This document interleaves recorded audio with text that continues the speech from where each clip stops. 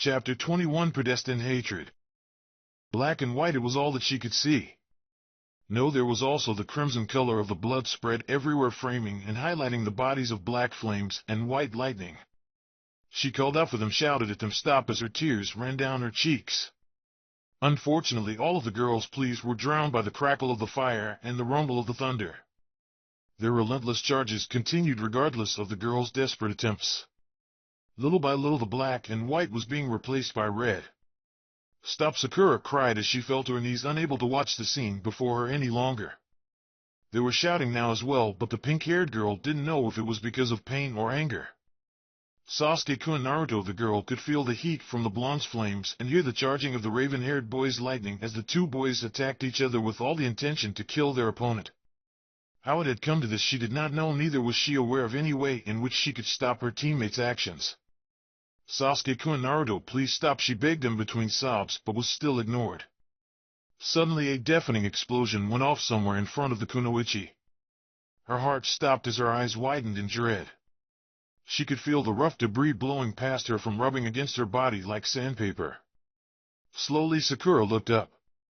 No, through her tear-stained eyes the girl could see the smoking crater where her teammates had been, and no trace of black or white left. No!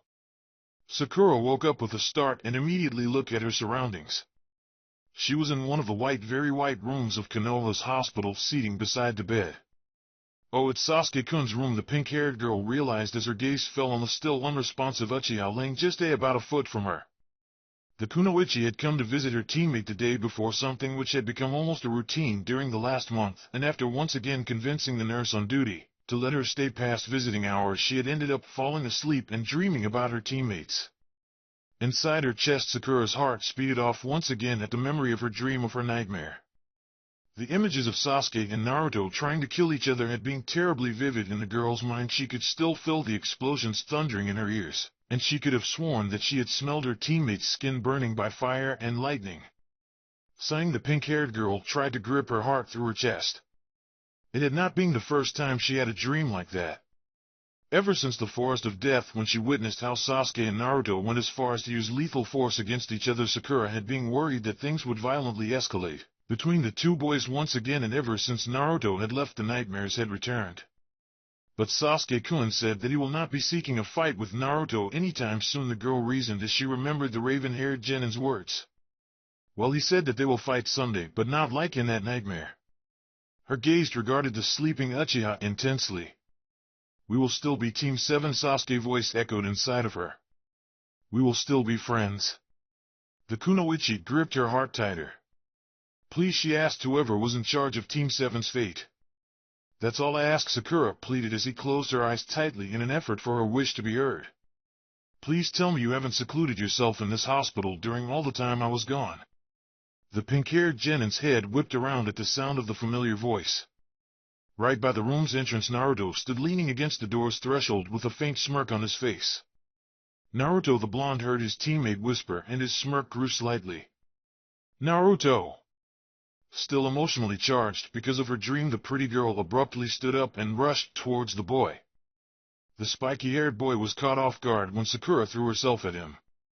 Sakura! The Sharingan user exclaimed. His cool demeanor from just a few moments ago had been completely shattered by the sheer surprise of his teammate's actions. The girl buried her face in the blonde's chest as her right fist started punching it lightly. You idiot! She shouted at him. The Jinchuriki gave a confused look at the top of the kunoichi's head. Is she crying? He wondered with concern. Sakura continued punching the stunned genin. How could you just leave me like that? She asked him. Why did you take so long to come back? She managed to yell at him between sobs. Naruto scratched his head in confusion. He did not know what to do because he wasn't too sure of the reason why she was mad at him. Is it because I left before being properly discharged from the hospital, or because I took a month to come back? The spiky-haired boy questioned in his mind as the pretty girl hitting his chest continued to call him an idiot. He wasn't even sure she was actually angry. Ooh, so this is why you were so desperate to get back to the village? The blonde's eyes moved from the top of Sakura's head to the smirking woman that was now standing behind him. Tsunade watched with satisfaction as the blushing boy clumsily tried to get the pink-haired girl to compose herself. Despite the Sharingan user's bravado and aloof attitude, he clearly had no experience dealing with the fairer sex. Mustering enough courage, Naruto placed his hands on Sakura's shoulder and gently pushed her back. "Sakura," he tried to get her attention. "This is Tsunade, one of the 3 Sannin, and she's here to help Sasuke," the spiky-haired genin informed. At the revelation, a fierce blush invaded the pink-haired girl's face as she gazed at the older woman. "Oh, it is an honor to meet you, Tsunade-sama." The girl gave a courteous bow. "My name is Haruno Sakura." She civilly presented herself. The healer smiled at the girl. "It's very nice to finally meet you," the Sannin informed. "Naruto talked a lot about you," she added, and stole a glance at the younger blonde to see his returning blush. Moving her eyes across the room, the medic's gaze fell on the unconscious Uchiha. Sakura watched quietly as the legendary Kunoichi walked past her and positioned herself by Sasuke's bedside. The pink-haired genin held her breath as the blonde woman took her teammate's medical file, her trained eyes moving between it and the sleeping young man. Several minutes of silences passed between the occupants of the room until Tsunade finally put the file down and moved her chakra-infused hands over Sasuke's body. The woman placed one hand over the raven-haired boy's forehead while the other hovered just barely above his chest. After a couple of minutes of intense concentration, the Sannin removed her hands from her patient and stepped back. The conscious members of Team 7 immediately gave anxious looks at the older Kunoichi. "He'll be fine," Tsunade informed, knowing that was what the 2 kids really wanted to know. "I have alleviated most of the trauma he suffered. He should wake up within a day or so." Letting out a heavy sigh of relief, Sakura instantly thanked the Sannin before moving to her teammate's bedside. The medic Nin turned to the younger blonde. "Well, I guess I'll go attend to your other friend. From what Jiraiya tells me, his situation is more complicated than this," she commented as she massaged one of her shoulder and moved to leave the room. "I'll go with you," Naruto said as he pulled his body off the wall he had been leaning against during his teammate's treatment. "I think you should stay," the soon-to-be-appointed Hokage stated. "You know, to give your teammates support and such," she added as she left the boy behind, not before sending a knowing look between him and the pink-haired girl. The Jinchuriki sighed in defeat as his gaze moved to look at Sakura's back hunched over Sasuke. Suddenly the blonde missed a light punching on his chest. Remembering the small bench just outside the room, the Sharingan user tried to make as little noise as possible while passing through the door's threshold on his way towards it. Gasp! "Naruto-kun!" At the sound of his name being said in surprise, the spiky-haired boy turned to look at the source. Searching sapphire eyes met widened lavender ones. Hinata's face was covered by a vicious blush under the blonde's gaze. "Now, Naruto-kun, you are back," she struggled to let out. A smile formed on the Sharingan user's face. "Yet just this morning." The Hyuga smiled brightly in response. "I am glad," she confessed the girl. "You took off all of a sudden, and Lee-san told me that you left with Jiraiya-sama, but it was so long ago that I was starting to get worried." Suddenly the blush in the pretty Kunoichi's face intensified as she realized what she had said. "You were?" Naruto asked as he tried to give the girl a reassuring smile to ease her blush. "I am sorry. I never meant to worry you." The young man's attempt to appease his former classmate failed as the Byakugan user became even more flustered. "You don't have anything to apologize for, Naruto-kun," she assured. It's just that last time you were and I did, and then you, the Hyuga, decided to stay quiet and look at the floor." Smiling once again, Naruto sat on the bench by the wall and motioned Hinata to take the seat next to him. Shyly the girl took the offered space on the bench. "So what are you doing at the hospital, Hinata?" the blonde asked. "You're not hurt, are you?" The girl immediately shook her head. "No, it's nothing like that," the blue-haired genin informed. "It is just that Niji-Nizan lost one of his shirts, and he has already looked everywhere in the Hyuga compound for it, so I told him that I would check to see if he left it here during his stay," she explained. A small laugh escaped the spiky-haired boy. "You would think that he would be able to keep better track of things with his Byakugan," he commented, earning a giggle from the Hyuga. "So was it here?" Hinata shook her head again. "No, I am starting to think he left it at the training ground or something." the girl said as her eyes drifted to the room where her former classmate had come out from. "How is Sasuke-kun doing?" she asked. The spiky-haired boy let out a sigh. "Well, I brought the Sannin Tsunade here to check him over. She did some medic stuff and said that he should wake up soon," the blonde informed as he glanced at the girl next to him. The Jinchuriki was surprised to find her with a shocked expression on her face. "What?" Fighting back the surprise, Hinata looked at the boy with sheer admiration. "So the rumors are true, someone really did brought Tsunade-sama back to the village to become the next Hokage, and it was you, Naruto-kun," she exclaimed. Naruto's astonishment increased. "Rumors? Already?" The Genin rolled his eyes. "News sure travels fast in this village," he commented. "But yes, she's here to become the Godame Hokage, if you can believe that." Hinata could not help but laugh a little at how her former classmate saw the appointment of who will be his boss and leader. "Anyway, she's now off to examine Lee," he informed, "and told me to stay here and wait for Sasuke to wake up," the blonde added, suddenly feeling exhausted from all of his travels during the last month. The blue-haired heiress regarded spiky-haired boy that was tremendously important to her. "Do you mind if I wait here with you and Sakura-chan?" she asked. Naruto managed a nod and a smile through his unexpected weariness. Hinata smiled back, moving slightly closer to the blonde and enjoying how easy it had become to simply talk to him. "Sasuke-kun!" Waking up with a start, Naruto immediately looked at his surroundings, expecting to find the arrow Sannin having one of his perverted dreams. Instead, the blonde's face became flushed at the sight of a pretty blue-haired girl sleeping with her head resting on his shoulder. "Sasuke-kun!" Hearing the sound that had woken him up again, the Jinchuriki's head whipped towards his teammate's room where Sakura was now standing over the raven-haired boy's bed. "What's hap?" Hinata started asking, but was unable to finish her question when she realized where her head was resting and how close she was to the spiky-haired boy. "I think Sasuke is waking up. Come on," the Sharingan user said as the two of them stood up and walked into the room. In his bed, the raven-haired boy had started stirring and grunting. As the three genin gathered around the raven-haired boy's eyes slowly started to open. Despite the deliberate pace in which the eyelids were coming apart, a month of darkness proved too much for him as they shut themselves again. "Sasuke-kun, you're awake!" Sakura exclaimed at the sight of the Uchiha's consciousness. Struggling to open his eyes again, the raven-haired boy tried to focus his returning eyesight on his teammates. "Sakura, is that you?" he asked, and assumed that the slight up and down motion of the blurry pink figure in front of him meant that she was nodding. "What happened?" "You're in the hospital. You've been out for a while," Naruto answered. Shifting his eyes towards the voice, Sasuke could now barely recognize his blonde teammates standing between Sakura and Hinata. Tired of the blurry images, the Uchiha decided to close his eyes again, rubbing them with his hand, and tried to open them once more. Before a noted improvement could have been made in his eyesight, the raven-haired boy suddenly found himself wrapped tightly in a pair of arms. "Sasuke-kun!" the pink-haired kunoichi cried. "I was so worried. You wouldn't wake up," the girl said as she buried her head in his shoulder. A red tint spread through Sasuke's face. I am sorry," he apologized, feeling guilty all of a sudden.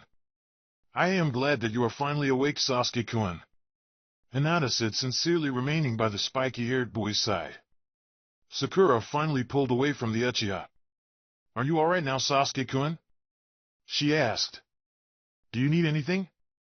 Still taken back by the raw display of concern and affection he had been presented with, the Sharingan user searched for an answer that would ease his teammates' worry.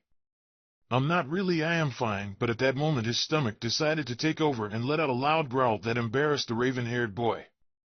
Naruto and Hinata snickered and giggled respectably in response, but the pink-haired girl gasped in surprise. "Of course you must be hungry after a whole month without eating anything," the kunoichi exclaimed.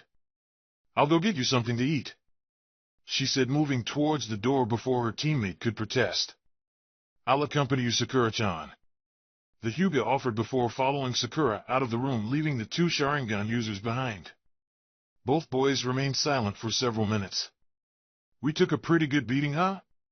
The blonde finally committed, through his eyes moved away from his teammate. Sasuke nodded numbly. He had regained full recollection of the events that landed him in the hospital. "I guess so." The silence returned between the two genin. You met my brother before the raven-haired boy did not ask. Naruto took several seconds before responding to his teammate's statement. Yeah, when? Sasuke questioned, his eyes set on his bed sheath just like his teammates were set on the window.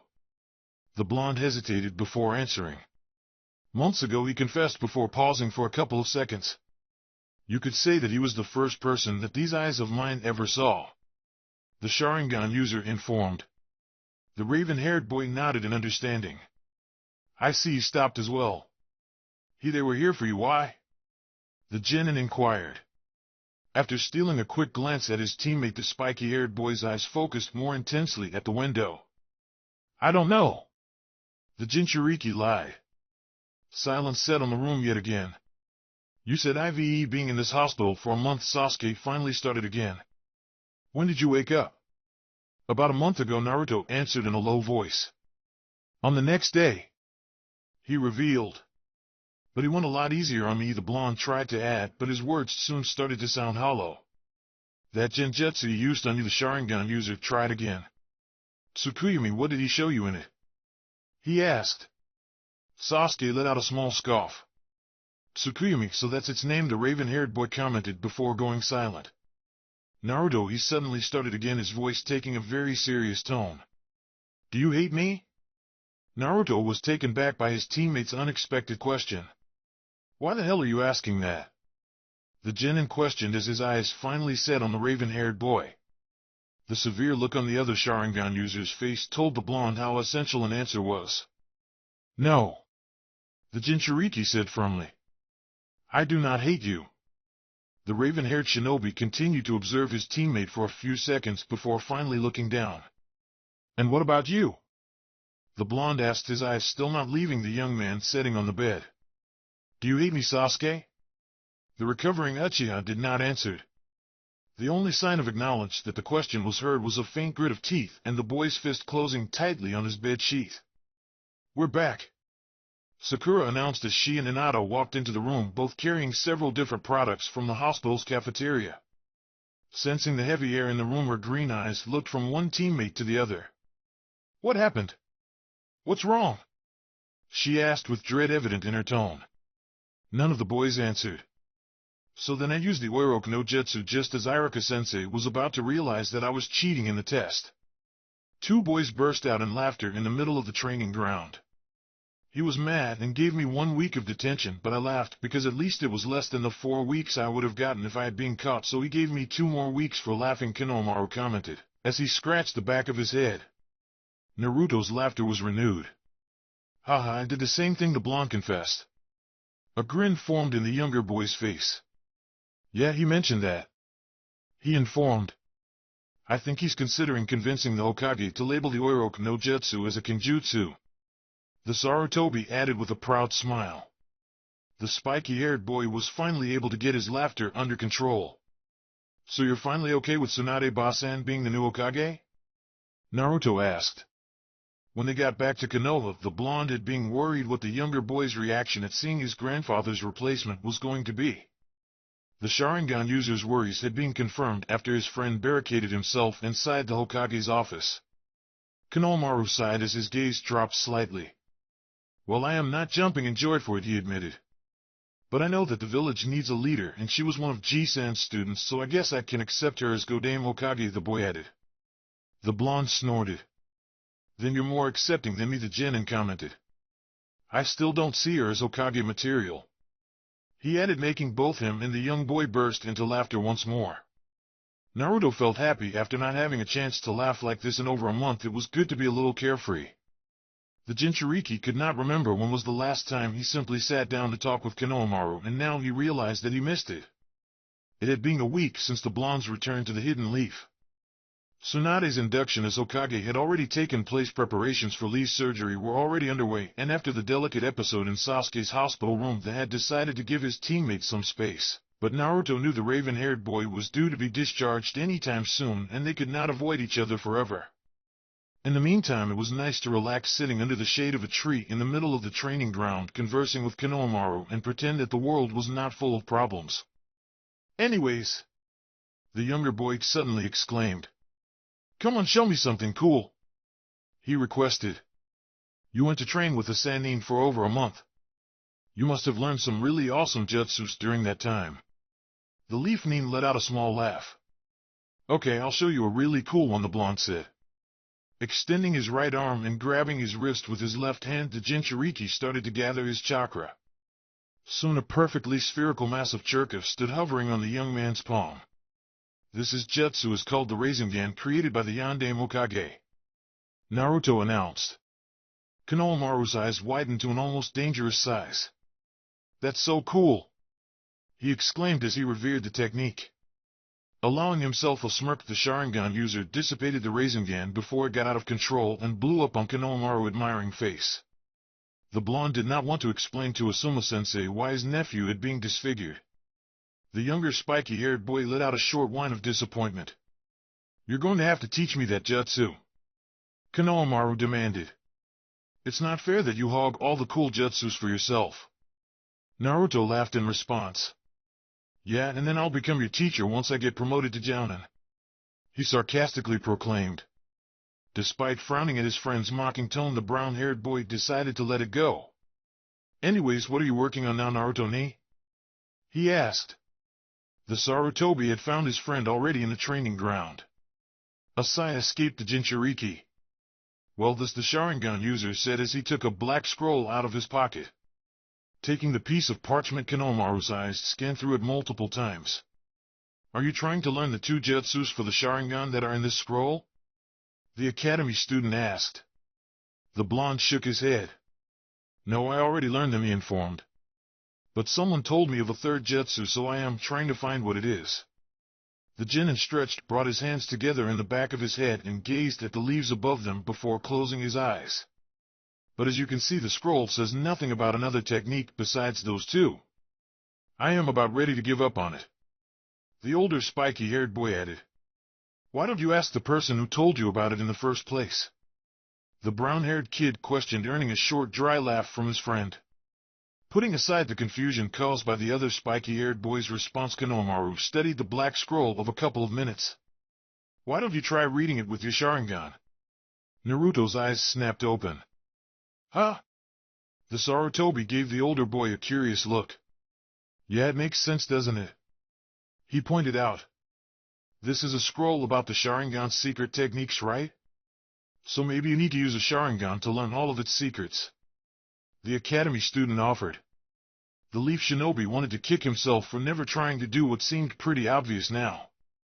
Worth the shot, the Sharingan user said as the Sora Sharingan appeared in his gaze.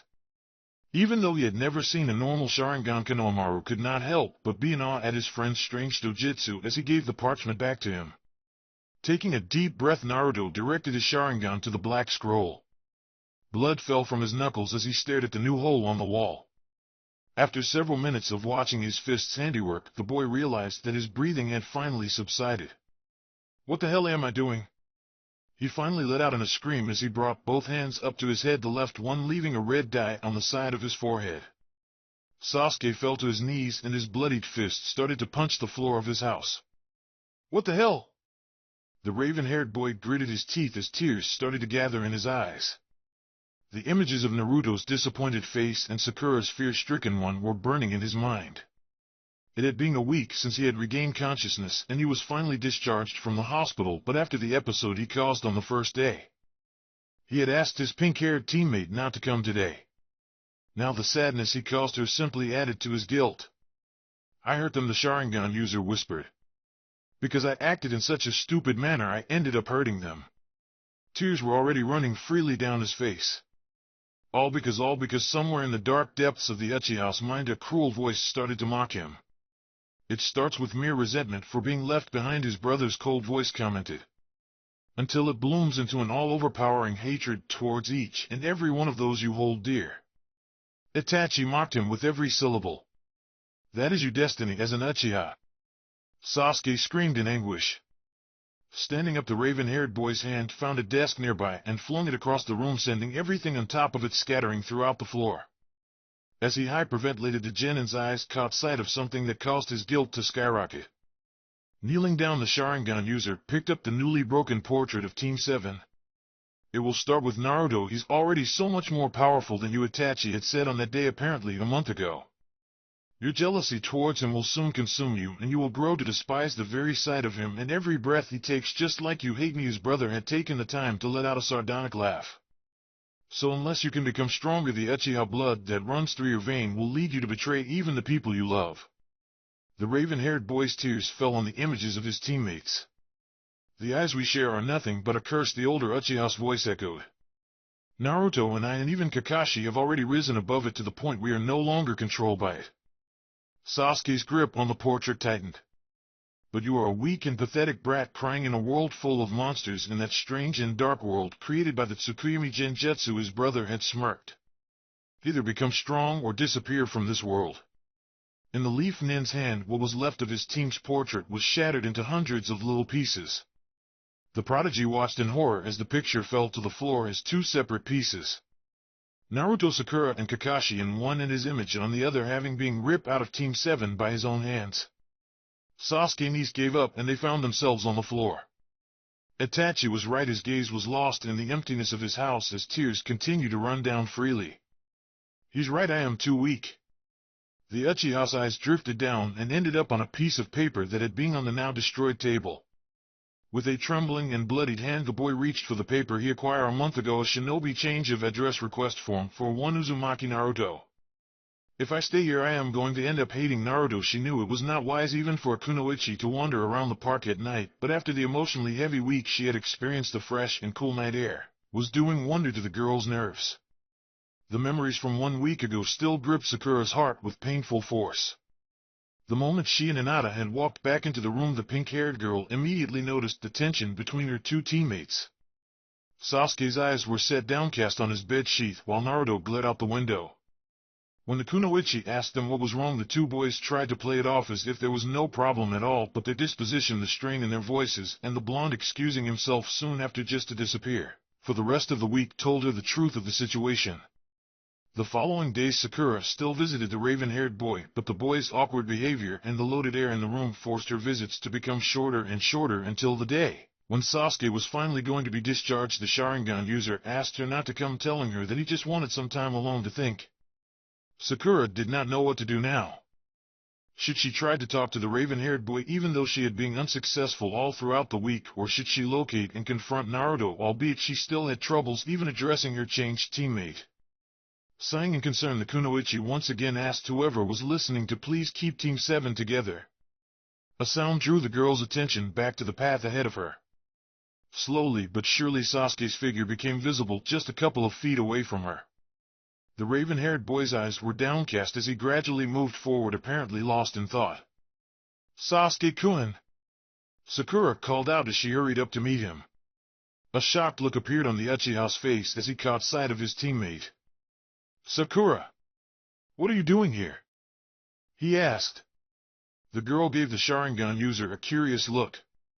"I could ask you the same thing, Sasuke-kun." She offered him a smile. "Didn't the doctors say that you should take it easy for the next couple of days?" Looking away from the pink-haired kunoichi, a pained expression appeared in raven-haired boy's face. Her teammate's odd behavior did not go unnoticed by the girl. Looking over his figure, Sakura saw the boy's backpack strapped to his shoulder, immediately raising some red flags in her head. "Sasuke-kun," she began. "Why do you have your—" The girl could not finish her question as she was caught off guard when the boy suddenly hugged her. "SAS Sasuke-kun?" The kunoichi yelped in surprise as her head. "Sakura," the slightly taller genin said. His voice and breath fell down onto the pink-haired girl's ear. "Thank you." Trying to control her racing heart, Sakura found the rest of her body frozen in place. "Why Sasuke-kun?" she managed to ask. The embrace around the girl's body became tighter. "For everything," the raven-haired genin responded. "For staying by my side even when I didn't deserve it, and never giving up on me." Slowly, Sakura awkwardly brought her hands to her teammate's back. "You don't have to thank me for that, Sasuke-kun. I will always—" The girl's sentence was cut short when she felt tears fall on her shoulder. She could not help but be reminded of trees burning in black flames during a rainy day. "I don't want to hurt you, Sasuke," in her desperate voice snapped the girl out of her thoughts. Sakura wanted to ease the boy's worries and tell him that he could never hurt her, but she was cut off before starring by his breaking voice. I am sorry. Chapter 22 Teammates. As all of you have been informed, Uchiha Sasuke left the village last night around midnight. There are no clues as to where he might be headed, and an official statement of the reasons behind his actions has yet to be made. Shikamaru said in an uncharacteristically serious tone as he regarded the group in front of him with equally solemn eyes. A snorting sound escaped Kiba. Great! The one day that they closed the gates late and that idiot picks it to run away from home, the Inuzuka whined. Just our luck. He added, receiving a bark of agreement from Akamaru, who lied on top of his head. Besides the brown-haired boy, a particularly pensive Neji stood. Sasuke had just been released from the hospital, so I doubt that he could have gotten very far in only 10 hours with his condition, he pointed out. The Nara nodded at the older boy's words. Yes, that is why the Godame Hokage Tsunade-sama has allowed the formation of this four-man team in order to search for Sasuke and return him here.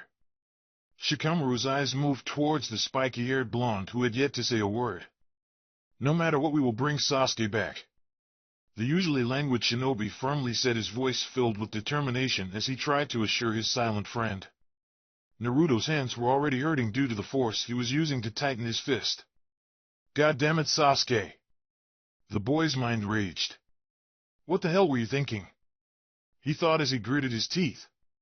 Knowing how the Uchiha are, he probably wasn't thinking at all. Kyuubi commented with a hint of amusement. A frown formed on the Jinchuriki's face at his tenant's words. Not now, you damn fox, the blonde said with as much disdain as he could manage. The anger in the Sharingan user's voice sent the Bijou into a fit of laughter. Haha, that's some intimidating temper you have there. It almost makes you seem fit to be my host. It seemed as though blood was going to start running down Naruto's hands at any moment as his fist tightened. I told you to shut it, Kyuubi.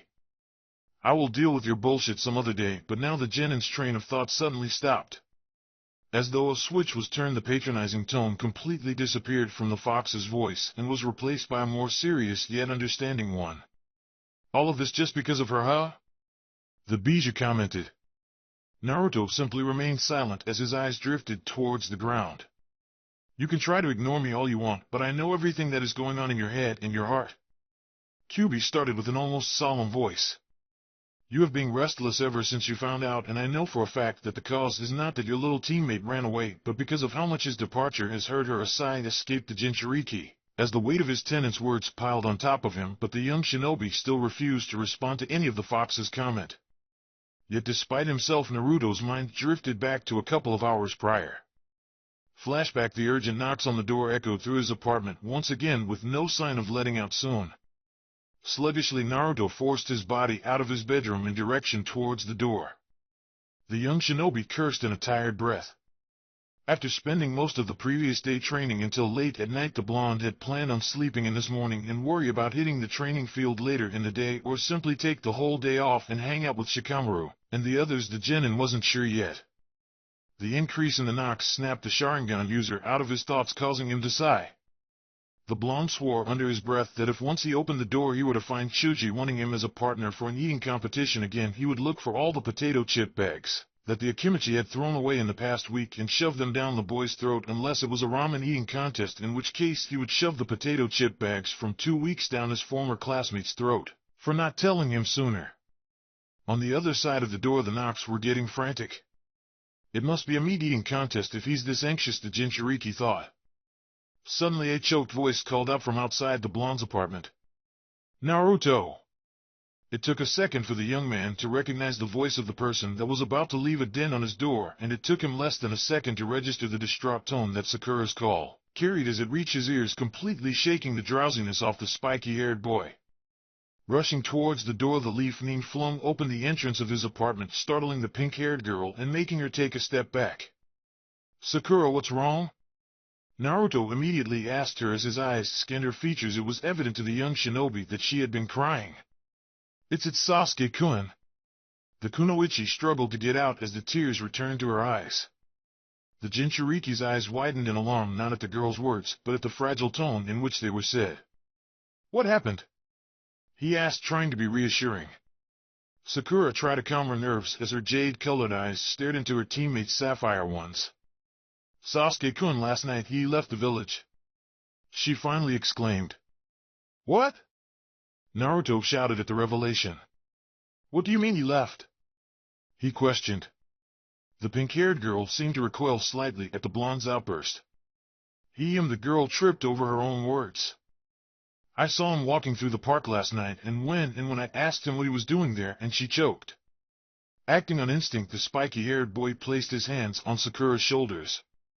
It's all right, he tried to appease the distraught girl. Calm down and tell me what happened, the young man requested. The kunoichi took several deep breaths in an attempt to calm her nerves. I asked Sasuke-kun what he was doing walking through the park at such a late hour, especially after just being released from the hospital, but instead of answering my question he started to apologize for all the trouble he has caused, she informed. Naruto tilted his head to the side in confusion at his newly estrayed teammate's behavior. Then he started saying that he didn't want to hurt either of us, and the blonde noticed that Sakura's lips started to quiver as she spoke. He said that he needed to leave the village before he did something terrible. Naruto could already see what was coming next, but even if he had all the time in the world, there was nothing he could do to help his friend. And then he apologized before Sakura crumbled at the moment, her body falling helplessly into her teammate's chest as tears ran freely down her cheeks. He knew the Jinchuriki knew what had occurred without the girl telling him. All of these events that he was being informed on had happened last night, and if Sakura was just dealing with it, meant that Sasuke had pulling her head off the young man's chest. The pink-haired kunoichi gazed at her teammate with tear-stained eyes. He knocked me out. Sasuke-kun knocked me unconscious so that I couldn't do anything to stop him from leaving, she exclaimed, her voice filled with desperation.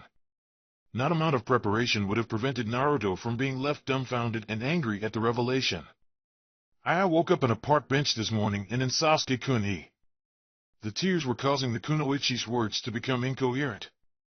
Naruto, I don't know what to do, she admitted as she looked pleadingly at the boy's sapphire eyes, searching for an answer to her cataclysmic problem. Something seemed to snap within the blonde, or perhaps something fell into place. A pair of shocked azure eyes hardened as the boy's grip on the pink-haired girl's shoulder strengthened. Please calm down, Sakura, Naruto said. His voice carried a peculiar mix of force and understanding that Sakura found oddly comforting. Finally managing to get her rampant tears under control, the kunoichi nodded at her teammate's request. Now the Jinchuriki started again after seeing the girl, and from him regained some sort of control over her emotions. You said that all of this happened last night, so Sasuke couldn't have gotten very far, the Sharingan user said as a way to reassure his teammate. Kakashi-sensei is out on a mission, so we cannot go to him, so I will go straight to the Hokage and inform her of the situation, he added. Instead of the relief that Naruto thought his words would bring to his friend, Sakura's eyes widened in horror. No! She screamed. You can't tell the Hokage. If you do, Sasuke-kun will get branded as a missing nin, the kunoichi exclaimed on the verge of hysteria. Sakura, calm down. The spiky-haired boy tried to get through to his teammate. The pink-haired girl simply shook her head. No, she repeated as she closed her eyes. Naruto sighed and proceeded to take a deep breath. Sakura! The sudden outburst successfully stopped the girl's panic attack. Sakura, I want you to listen to me. Sapphire eyes bored into emerald orbs. No matter what happens, I will never let Sasuke become missing nin. Grip tightened while eyes narrowed. I promise you, Sakura, with all my heart and soul, that I will bring him back to you, the young man vowed. Astonished at her teammate's words, all that Sakura could do was nod like a small child. Letting go of a heavy breath, the blonde released the kunoichi's shoulder. Now I want you to come in and lie down so that you can calm your nerves while I go talk to the Hokage, okay? He said. The pink-haired girl nodded once more and stepped into the Sharingan user's apartment. The Jinchuriki watched the still distraught girl disappear into his room before he turned around and stepped out of his apartment. Closing the door gently, Naruto swore under his breath his fists were dying to punch something, but the young man managed to refrain himself and instead started off towards the Hokage's office. End flashback. Realizing that Shikamaru had begun talking once more snapped Naruto out of his memories. So those are the official terms of our mission, Nara informed as he regarded his newly appointed teammates. Any questions? Instantly Kiba's hand shot into the air, gaining the attention from the others. Yeah, I want to know just how the hell they made you a Chunin? The Inuzuka inquired. The appointed leader of the makeshift squad sighed. I mean questions pertaining to our mission, he said with a hint of annoyance. The hooded boy brought his hands to the back of his head as a grin formed on his face. What's there to ask about? Kiba countered. The mission is simple to understand. We're going to find Sasuke and then drag his sorry ass right back to the village, he said with overflowing confidence, receiving a bark of support from Akamaru. The Inuzuka's words caused the word troublesome to be uttered by Shikamaru, though it lacked any sign of annoyance. Neji shook his head in an attempt to fight off the tug he felt at the corner of his mouth, and Naruto looked up from the ground, the blonde's fist finally relaxing. After releasing a sigh, the Nara decided to take back command of the team meeting. Well, if everyone understands, the black-haired boy addressed the group. I want the three of you ready by the village entrance in 45 minutes. The Genins nodded. I will say this once more officially, this is only a training exercise for the four of us, and so no one is to know about the true purpose of this mission, especially about Sasuke running away, Shikamaru stated, receiving one more sign of acknowledgement from his new teammates before the group broke apart. Sakura? Naruto called out as he opened the door to his apartment. Immediately the kunoichi sitting on the blonde's dining table stood up and rushed to the Sharingan user's side. Naruto! What happened? What did the Hokage say? Sakura asked right away. The spiky-haired boy tried to put on the most comforting face he could muster. It's alright, Sakura Tsunade Obasan, it's not going to brand Sasuke as a missing nin, Naruto assured the pink-haired girl. So what are we going to do? The Haruno asked anxiously. Sasuke-kun is still out there getting farther and farther away from the village, and then if he crosses the frontier of Fire Country. The Jinchuriki placed his hands on his teammate's shoulders once more. Didn't I say that everything was fine? He questioned and waited for the girl's emerald eyes to set firmly on him. The Hokage has commissioned a search party for Sasuke, the young man announced. Sakura tilted her head to the side. A search party? Naruto nodded. Yes, Shikamaru, Kiba, Hyuga, Neji, and me, we are setting out in half an hour, the blonde informed. A look of alarm took over the pink-haired Genin's face. But you are all Genins? She exclaimed. Isn't it dangerous to send all of you outside the walls of the village? Sighing, the Sharingan user tired to give his teammate a comforting smile. You know how the village is right now. Almost all of the Jounins and Chunins are out on mission or supervising the reconstruction efforts, the spiky-haired boy pointed out. Besides, we are not all Genins. Shikamaru was promoted to Chunin recently, if you can believe that. Naruto attempted to joke, but the humor was lost on his still worried teammate. Also, Tsunade Obasan said that as soon as any of our Jounin instructors return, she will send them to help us, he added to calm the girl down. The Kunichi's still troubled eyes dropped to the apartment floor. I guess it's okay then, she said, receiving a nod from the young man before he walked past her and started to gather his gear. Sakura's eyes drifted carefully around the small apartment. Despite having been there for a couple of hours, the girl had not taken the time to actually observe the place in which her teammate lived. Catching sight of a particular object, the kunoichi walked towards a small table where a small picture frame containing Naruto's copy of Team 7's photo stood. Looking over his shoulder, the blonde saw his teammate gently caress the small picture. Do you think that we will ever be able to return to this? Sakura suddenly asked. To how we were back then? Naruto remained quiet for a while. We have all changed a lot since that picture was taken. The spiky-haired boy went back to silence.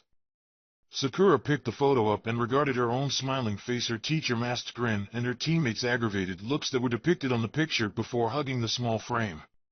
Naruto, I am sorry, the pink-haired girl said softly, slowly turning around, the blonde's eyes fixed on his teammate.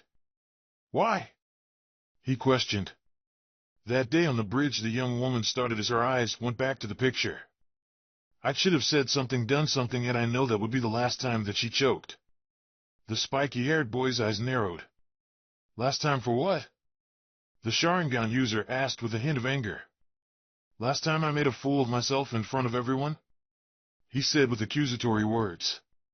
The kunoichi shook her head fervently. No, she answered gently. That was the last time I felt you emanate the warmth that until that day I had taken for granted. Sakura said as her eyes set on her teammate. And I am sorry I did nothing to help you protect it, she said before giving the spiky-haired boy a small bow. Naruto managed to keep his sight on the pink-haired genin for a couple of seconds before turning around and returning to his gear. You have nothing to apologize for, he said with a defeated tone. The two members of Team 7 remained silent for the next couple of minutes until the blonde's hand gripped the doorknob. Naruto, Sakura called out. Please be careful. The apartment door opened slowly.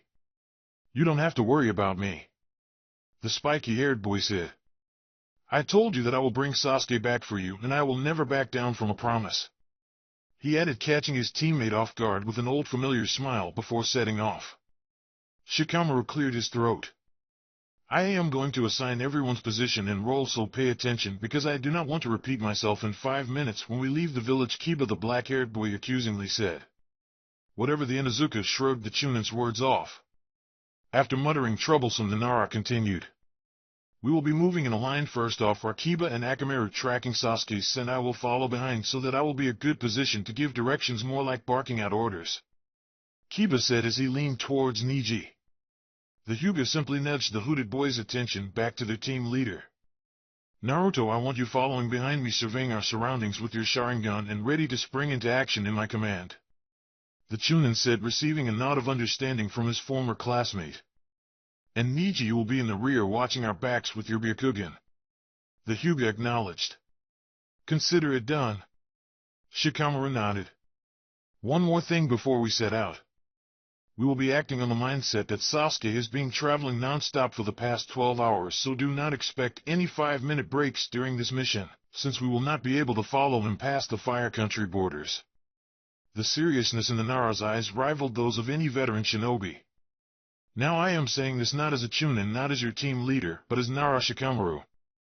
This is a mission that we cannot fail, the young man stated. Probably because otherwise Ino will be riding his ass for the next couple of years, the Inuzuka told Neji under his breath. Though now that I think about it, that's not such a bad idea, he added, receiving a far stronger push from the Hyuga to snap his attention back. Aware of his teammate's comment, the Nara shook his head. No, it is because this is the first time we undertake a mission concerning someone we know, a comrade, a friend. He looked at each of his teammates. If we fail and lose Sasuke, we will spend the next years unable to let this mission or our failure go. The Chunin's words silenced the hooded boy. We will not have to worry about that, Neji interrupted. Because you said it yourself, this is something in which we cannot fail. The way I see it, that only leaves one possible outcome for this mission, he pointed out. Smirking at the Hyuga's words, Shikamaru looked at Naruto, giving his blonde friend a reassuring nod. Well, if that is settled, let's go, the black-haired shinobi said. The sooner we catch up to Sasuke, the sooner we can beat some sense into him, he commented as the 4-leaf Nines crossed the village gate. Sasuke panted with his back against a tree. How long had it been since he left the village? Just a couple of hours? 12 hours? Or had it been days already since he committed the atrocity of knocking Sakura out before leaving Kanagakure? All that the Uchiha was sure of was that it had been about an hour since he found himself in this predicament. Come out wherever you are, a joking voice called out through the foliage of the forest. Immediately another voice was heard, this one several degrees angrier. God damn it, Kadamaru, just find that bastard already, a female exclaimed. Let's get this over with, I want to go back already. No way, the first voice whined. I got all wound up thinking about breaking into Konoha once more, and now we don't have to, so I have to find a way to spend this pent-up energy before going back, the man called Kadamaru proclaimed. A new voice joined the other two. You sound as if you are complaining about our good fortune, the third person said. This individual sounded a lot calmer than his companions, but his voice still carried an air of superiority with it. Days of planning and our target comes waltzing out of the protective walls of his village. Now we don't have to get into a pointless climatic battle in which Jirobo gets killed, the person commented. The female voice laughed. Well, if Kadamaru doesn't hurry out, Fatso here is going to die of starvation anyways, she said, earning a laugh from the first voice. Very funny, Tayuya, a deep fourth voice said sarcastically. Bite me, fat ass. The woman called Tayuya shouted. Ignoring his female companion, the one they called Jirobo addressed someone else. This is enough, do you not think so, Sakan? He asked. A sigh was heard before the owner of the third voice answered. Yes, I guess it is, he said. Kadamaru, did you find him already? The hidden genin's eyes widened at those words, and the amount of sweat running down his brow increased. The first voice that had spoken up laughed. Yeah, the idiot got too preoccupied listening to our banter that he forgot to keep moving, he exclaimed. Before Sasuke could react, the Sharingan user felt several spiders fall on top of his body. Shaking the small animals off, the raven-haired boy tried to move to a new hiding place, but his actions came into a halt when a rather large man appeared in front of him. The next second, the Leaf Nin's body was slammed against the trunk of a tree. Well, tag him and bag him, Kadamaru. The Uchiha heard as three people became visible among the trees. A pale blue-haired man, a red-haired girl, and a tan man with 6 arms. The strangest of the group, the man with the 6 arms, spoke up. Damn Jirobo, I hope the brat doesn't die before we get back. Sasuke recognized the voice as Kadamaru's. Not quite, the blue-haired man, Sakan said as he watched their target get back on his feet. Lifting a pair of Sharingan eyes, Sasuke glared at the large man in front of him. What is it, you idiot? Jirobo asked angrily as a smirk appeared on the raven-haired genin's face. Feeling burning sensation in his upper body, the older shinobi only had time to look down and see an explosive tag attached to his chest before the piece of paper detonated. The explosion echoed through the forest, sending debris in every direction. Kadamaru whistled. Ooh, it seems we have a fighter here, he commented. Laughter erupted from the redhead. Did you see Fatty's face when he realized he had an explosive tag stuck on him? Priceless. Tayuya mocked, earning a smirk from Sakan. The fact that they took the reality that their teammate had just been blown to smithereens so lightly unnerved the Uchiha. The raven-haired boy's fears were realized when he heard movement from the newly formed crater. You bastard! Among all the dust, Sasuke could see the large form of Jirobo standing up with no visible damage except for burned cloths. Suddenly, with a red glow, a strange triangular pattern spread through the large shinobi's body. At the sight of the strange markings, the Sharingan user immediately knew the true nature of his situation. Orochimaru, the young man whispered. Bingo! You got it, Kadamaru exclaimed. He's a sharp one. Orochimaru-sama sure knows how to pick them, he commented to his other teammates. Sakan took a step forward, his eyes settling on Sasuke. Well, if you know who sent us, then you must know the reason for why we are here, he commented, receiving a glare from the genin. So I will give you a choice: either come willingly and fully accept the gift that Orochimaru-sama has bestowed upon you, or we will simply beat you up to an inch of your life and drag your broken body back with us, the blue-haired man offered. The Otonin received his answer as the Sharingan user brought out a kunai and took a defensive pose. Oh well, the apparent leader of the Sound Squad muttered. Kadamaru, take care of him, Sakan ordered. The tan man cracked 3 of his knuckles as a sign of acknowledgement, his eyes looking at Sasuke with a predatory delight. Wait! Jirobo called out the moment his teammate took a step towards the younger shinobi. This little prick ruined my shirt. I will be the one who teaches him a lesson, the large man announced. By then his body was almost completely covered by the triangle pattern. Before Kadamaru could complain, the largest member of the Sound team lunged towards the Uchiha. Jumping up onto a tree, Sasuke could see the sizable crater that his opponent's palm strike had left right where the genin had been standing. Suddenly, several of the boulders created by the strike shot upwards in the direction of the raven-haired boy. Hausenka no Jutsu, the genin called out before releasing a barrage of small fireballs to intercept the rocks. The 2 volleys disappeared into a cloud of dust and smoke. Before the Uchiha could relax, Jirobo's form broke through the cloud, driving his shoulder into the genin's chest and sending him flying away. Sasuke was barely able to grab a hold of a tree branch to prevent himself from falling to the ground. As the Sharingan user tried to pull himself up to the branch, the older shinobi appeared standing over him and proceeded to smack the boy down towards the ground. The young man had no time to think about the pain his body felt as the growing shadow over him warned him of the impending danger. Pushing his body to the side, the Leaf Nin barely evaded Jirobo's feet as the older shinobi drove his own body into the ground.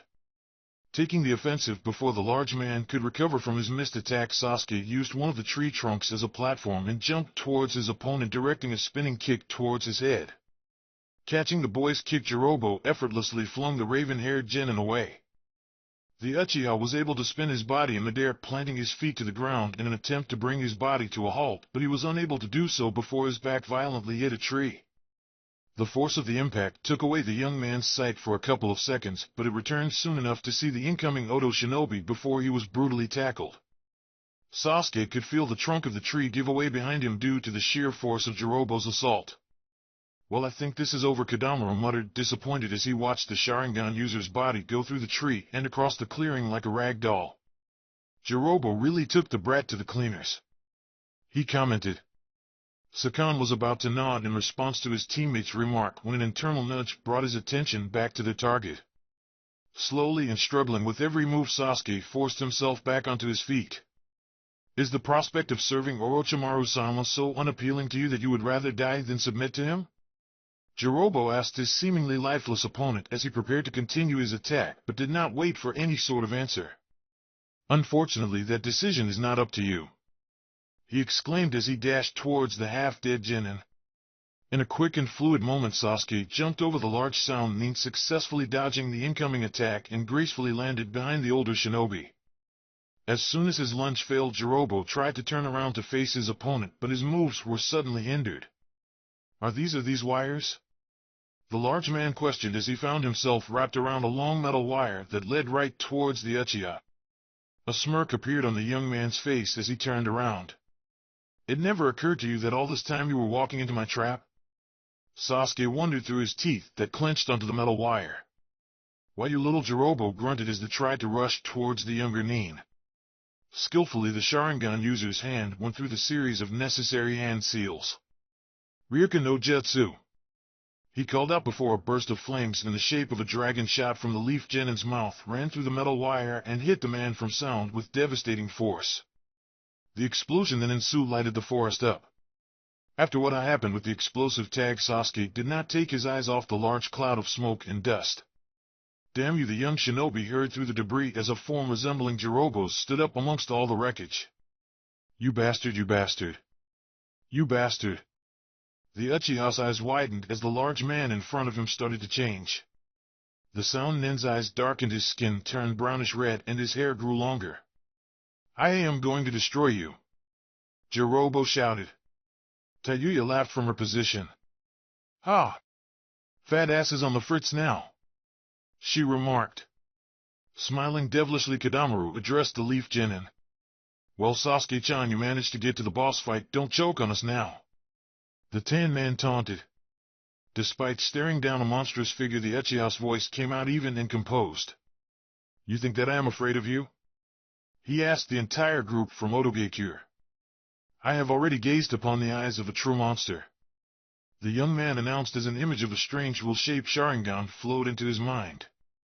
"So none of you are able to scare me now," Jirobo snorted.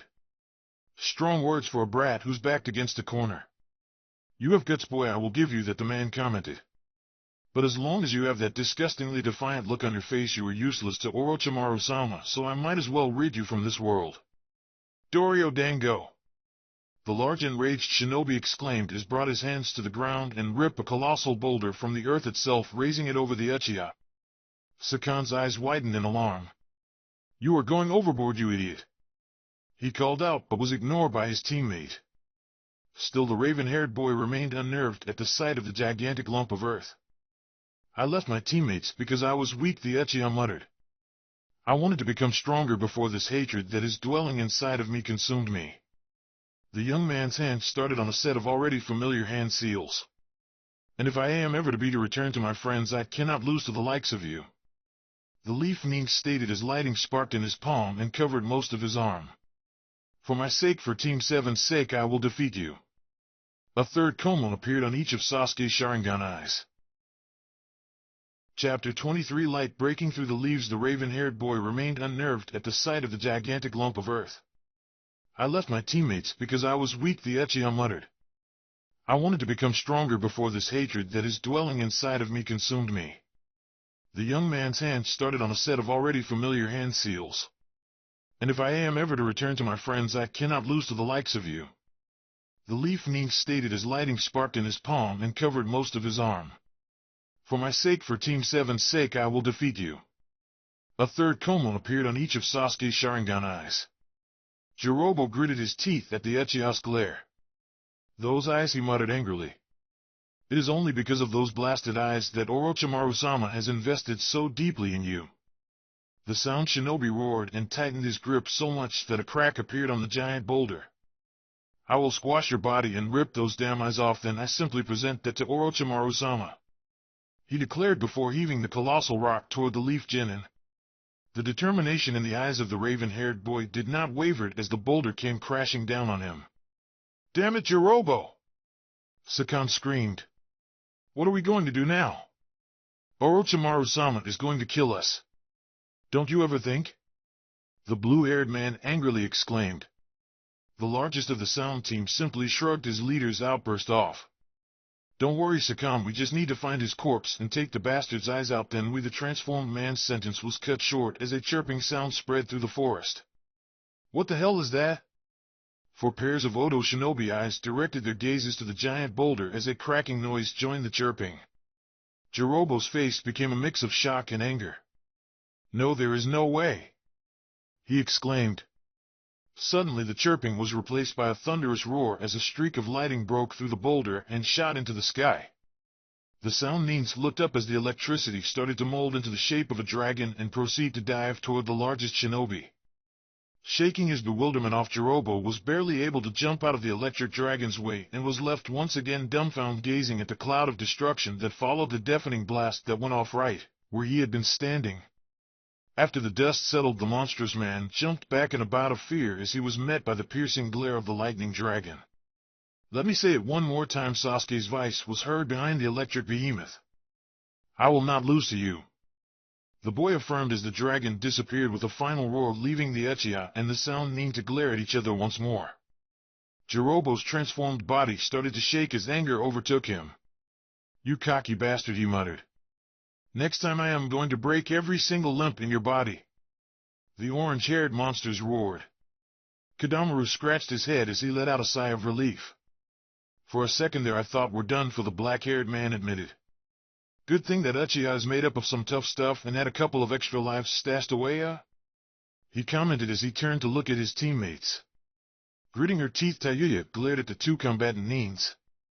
That fat bastard. He could have gotten us killed by Orochimaru-sama by pulling off stunts like that. The Kunoichi shouted. Sakan narrowed his eyes as he watched the mixture of frustration and anger that occupied Jirobo's face. Kadamaru, the sound leaders, called out. Make sure that the Uchiha is not killed no matter what, even if you have to take Jirobo out. The archer gazed at his blue-haired teammate before smirking and shaking his head. Acknowledged. He responded. Grart! Jirobo suddenly roared before lunging towards the leaf nin. Die already, you little bastard!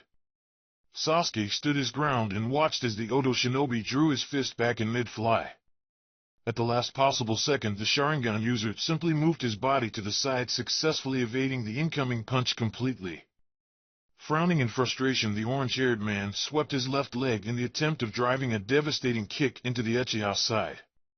The monstrous shinobi anger and annoyance grew when his young opponent not only was able to easily jump out of the kick's way, but was able to land one of his own, sending the larger man tumbling back. The raven-haired boy was amazed by his own prowess. Somehow it seems like he has gotten slower, or at least I can track his movements better, he reasoned. I can even predict what he's going to do next. Could it be that my Sharingan has matured?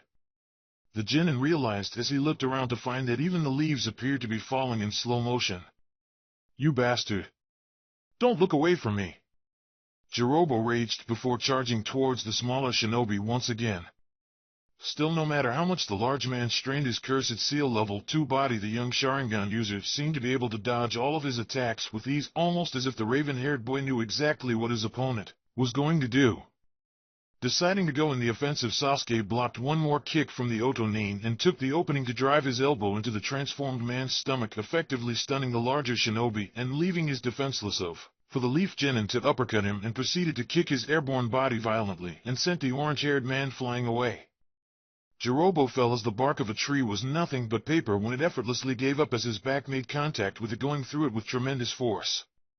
Damn it, the monstrous shinobi grunted as he pushed himself up using what remained of the tree's trunk as support. He hasn't gotten any faster yet, none of my attacks are landing. It must be because of that damn Sharingan. The sound shinobi complained in frustration, making the mistake of taking his eyes off his opponent for a few seconds. Gokaku no Jutsu, Sasuke called out before releasing a giant fireball towards the irritated Otonin. The transformed man failed to act quickly enough and was caught by the full blast of the Katan Jutsu, sending him flying back. The young Uchiha panted where he stood as the witnessed his handiwork. Have I become stronger? He whispered to himself just in time before the monstrous shinobi broke through the cloud of smoke created by his jutsu, lunging towards him. Blind rage was the only suitable term that could be used to describe Jirobo as he made a mad dash towards his target. The large man thrust his hands forward again and again, but to no avail as the leaf genin simple sidestepped, ducked, and jumped away from his grabs. Suddenly the orange-head man felt something hindering his movement. Immediately he realized that his body was wrapped in metal wire once again. To add to the man's horror, the sound of 1,000 birds chirping filled his ears once again. Taking advantage of the moment, Sasuke dashed forward with a Chidori charging in his left hand. Without thinking twice, the Sound Nin quickly formed the necessary hand seals to raise a wall of rock between him and the raven-haired boy. The stone barrier easily crumbled at the power of the Chidori, but it was able to cut off the Sharingan's line of sight and slow the Raiten Jutsu enough for Jirobo to catch it with his hand. The Oto shinobi flinched as the lighting chakra seared the skin on his hand, but the pain soon subsided as the chakra Kyuin Jutsu started to take effect. The man's mouth formed a smirk at the look of bewilderment in the leaf genin's face after his attack was successfully stopped. Closing his hand into a fist, the transformed man punched the raven-haired boy right in his face, sending him flying back. Not wasting any time, Sasuke jumped back to his feet the moment his back touched the dirt. Good, I thought this was getting a little too one-sided. The genin taunted his opponent while his Sharingan sent deadly glares at the larger man's direction. But I promise you will not catch the next one. The Uchiha exclaimed as he swiftly produced another Chidori and dashed forward. Jirobo stood calmly unaffected by the younger shinobi's declaration, and instead his hands were busy going through a set of hand seals. Dorodumu! He called out. Instantly the ground around the Sharingan user burst upwards, encasing the genin into a dome made up of rock and dirt. Hey, I don't need to catch it, the Sound Nin commented as he walked towards the newly formed stone prison. Standing before his creation, Jirobo was about to place both of his palms on the dome to use the chakra Kyuin technique when an already familiar sound was heard. By the sound of chirping birds, the Chidori broke through the rock as the dome started to crumble. You should keep in mind that earth techniques are weak against Raiten Jutsus, Sasuke commented as he directed his electrically charged hand towards the larger Nin. Suddenly, just as the lightning jutsu was only a hair away from the target, it stopped. Sasuke's scream filled the forest as an unbearable pain shot through his body, originating from the left side of his neck. The Oto shinobi watched with smug satisfaction as the genin crumbled in front of him. Ah! I was wondering when it would kick in, Jirobo casually said. Sharingan, eyes filled with anger, surprise, and increasing fear, looked up at the monstrous man before gazing at the left side of the leaf nin's body. Shock and dread grew inside of Sasuke at the sight of a dark flame pattern already covering his left shoulder. It seems that you have been letting Orochimaru-sama's gift go to waste, the Sound Nin pointed out. And for not embracing what was so graciously offered to you are going to lose, he proclaimed before kicking the downed boy in the stomach and sending him flying away in an arc.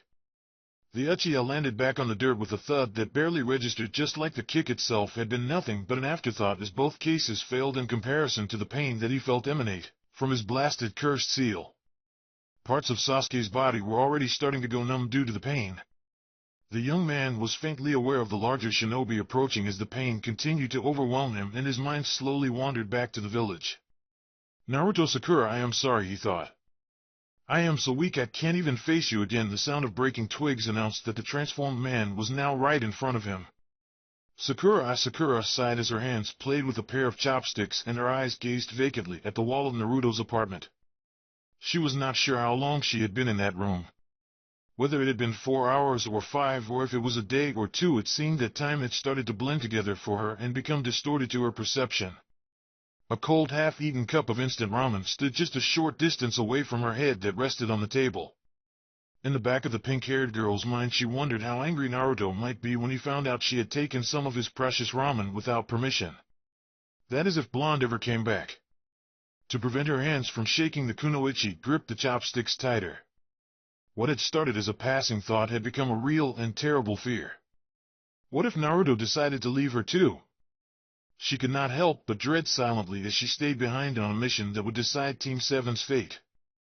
The worst part was that passing thought turned to terror led to an even greater one. What if Naruto and Sasuke fought and killed each other? Sasuke, the girl, had tried her best not to think of that name, but now that her mind had found its way back to the raven-haired boy, the kunoichi could feel new tears forming in her emerald eyes. Images from her teammates' goodbye kept replaying in her head. Maybe if she had not allowed herself to be taken in by the moment, she would have not been so easily knocked out, and she could have prevented all of this. Maybe if she had not been so infatuated with the Uchiha, she could have seen the terrible turmoil inside the raven-haired boy and done something to prevent all of this. Maybe if she would have acted on her fears for Team 7's future, she could have gotten Sasuke, Naruto, and Kakashi-sensei to sit down and talk things out, and none of this would have happened. Tears were already falling freely on the table. Suddenly a knock on the door snapped the kunoichi out of her thoughts. Standing up, Sakura rushed towards the door and quickly opened. She was slightly disappointed to find Tenten on the other side of the threshold. "Sakura-chan, I've been looking everywhere for you. Ino-chan told me you might be here." The older girl greeted warmly. The pink-haired girl tried her best to smile at her fellow genin. "Oh, hi Tenten," she answered back. "What did you need me for?" Tenten scratched the side of her cheek awkwardly. "Well, Lee made me promise that I would find you and let you know that he is about to undergo surgery," she revealed. Sakura's face brightened slightly. Yes, I've stopped by from time to time to check on him in the hospital while visiting." She stopped for a moment. "I asked Lee to keep me informed on his condition," the girl said as she tried to give the older kunoichi a reassuring smile. "Oh, thank God." Tenten let out a sigh of relief. "For a while there I thought it was one of Lee's fantas." The brown-haired girl cut herself off, shook her head, and proceeded to take a moment to compose herself before continuing. "Anyways, if you don't mind me asking, what are you doing in Naruto's home all by yourself? I don't hear him anywhere," she questioned. The younger girl bit her bottom lip for a second. "He's out on a mission." At those words, Tenten crossed her arms. "Him too, the weapons expert commented, earning a questioning look from the other kunoichi. "Well, I met with Hinata-chan before coming here, and she told me that both Niji and Kiba are out too," she explained. "It seems that they are all out on a boys-only mission," the brown-haired girl added with an indignant look. Guilt crept up on Sakura as her gaze found its way to the apartment's floor. Though Hinata-chan did say that Niji had a very serious look on his face, I mean more serious than usual, and that Kiba was acting uncharacteristically solemn. The older genin continued. "And Naruto has been pretty much all seriousness since I've known him, so I guess this must be a pretty important Missy." Tenten could not finish her statement as she caught sight of the pink-haired girl. The reality of how much Team 7's situation was affecting others had started to dawn on Sakura, and if something happened to any of their friends and comrades that were currently on the other side of the village's wall, the pink-haired kunoichi would not be able to forgive herself. Tenten had gathered enough to infer the gist of the situation. Walking towards her shaking comrade, she placed one of her hands over the younger girl's shoulder. "But then again, they are our boys. Whatever it is that they are doing, they can take care of themselves and will soon come back to us." She offered a reassuring smile. "We just need to have faith in them," she added. Sakura looked into Tenten's eyes before closing her own and silently praying. "I do have faith in you, Naruto." Sasuke Kunjirobo's foot hovered barely 2 feet above Sasuke's head, its heel ready to crush the genin's head. While aware of his dire predicament, the Uchiha had no control of his body. His limbs felt like lead, and his chest had trouble breathing. Am I going to lose here?" He wondered through the pain as he felt the cursed seal's pattern sear even more of his skin. "I won't even have a chance to keep the promise." Amongst all the turmoil, a certain memory found its way into the raven-haired boy's mind. It felt almost like a lifetime ago when the young man carried his teammate's unconscious body and placed her carefully on a park bench. Somewhere in the present, Jirobo's leg twitched right when it was about to come down, but all that Sasuke could think about was the words he had spoken as he wiped away the single tear that had escaped Sakura's eye. I promise someday I will come back. The sound Nin's heel was a hair away from crushing the genin's head. To Jirobo's heel came down with thunderous force, but all it caused was a new crater in the ground as the Leaf Shinobi managed to push his body away in the last second. What? The large man exclaimed as he felt the ground crack beneath the sole of his foot. Several feet away, Sasuke stood glaring at his opponent with a defiant Sharingan blazing in his eyes. Every member of the sound team watched dumbstruck as the young genin from Konoha willed the flame-like pattern that had spread through most of the left side of his body to recede back to his neck. Impossible was all that Kodamaru managed to say. Anger grew inside of Jirobo. Did you see that, Sakan? He called out. He completely rejected the cursed seal. He's useless to Orochimaru-sama already. The monstrous shinobi added as he got into a fighting stance. How many times do I have to repeat myself? Sasuke said in a low yet clear voice. I will not lose to you, I will defeat you. The Sharingan user proclaimed as he reached into his already battered bag and pulled out a full shuriken. Now behold my power!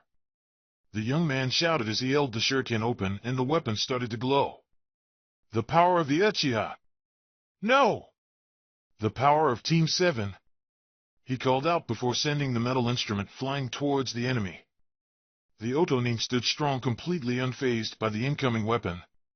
This is nothing, he stated as he sidestepped the sharpened blades and let the shuriken fly past him. Immediately the large man felt something was wrong. Despite Jirobo's certainty of having fully evaded the Fuma shuriken, a cut had appeared on the side of his body, but as the orange-haired shinobi soon found out that was not the real problem. What is going on? The Sounding grunted as he felt jolts of electricity running up and down his spine, paralyzing his transformed body. This is lightning chakra?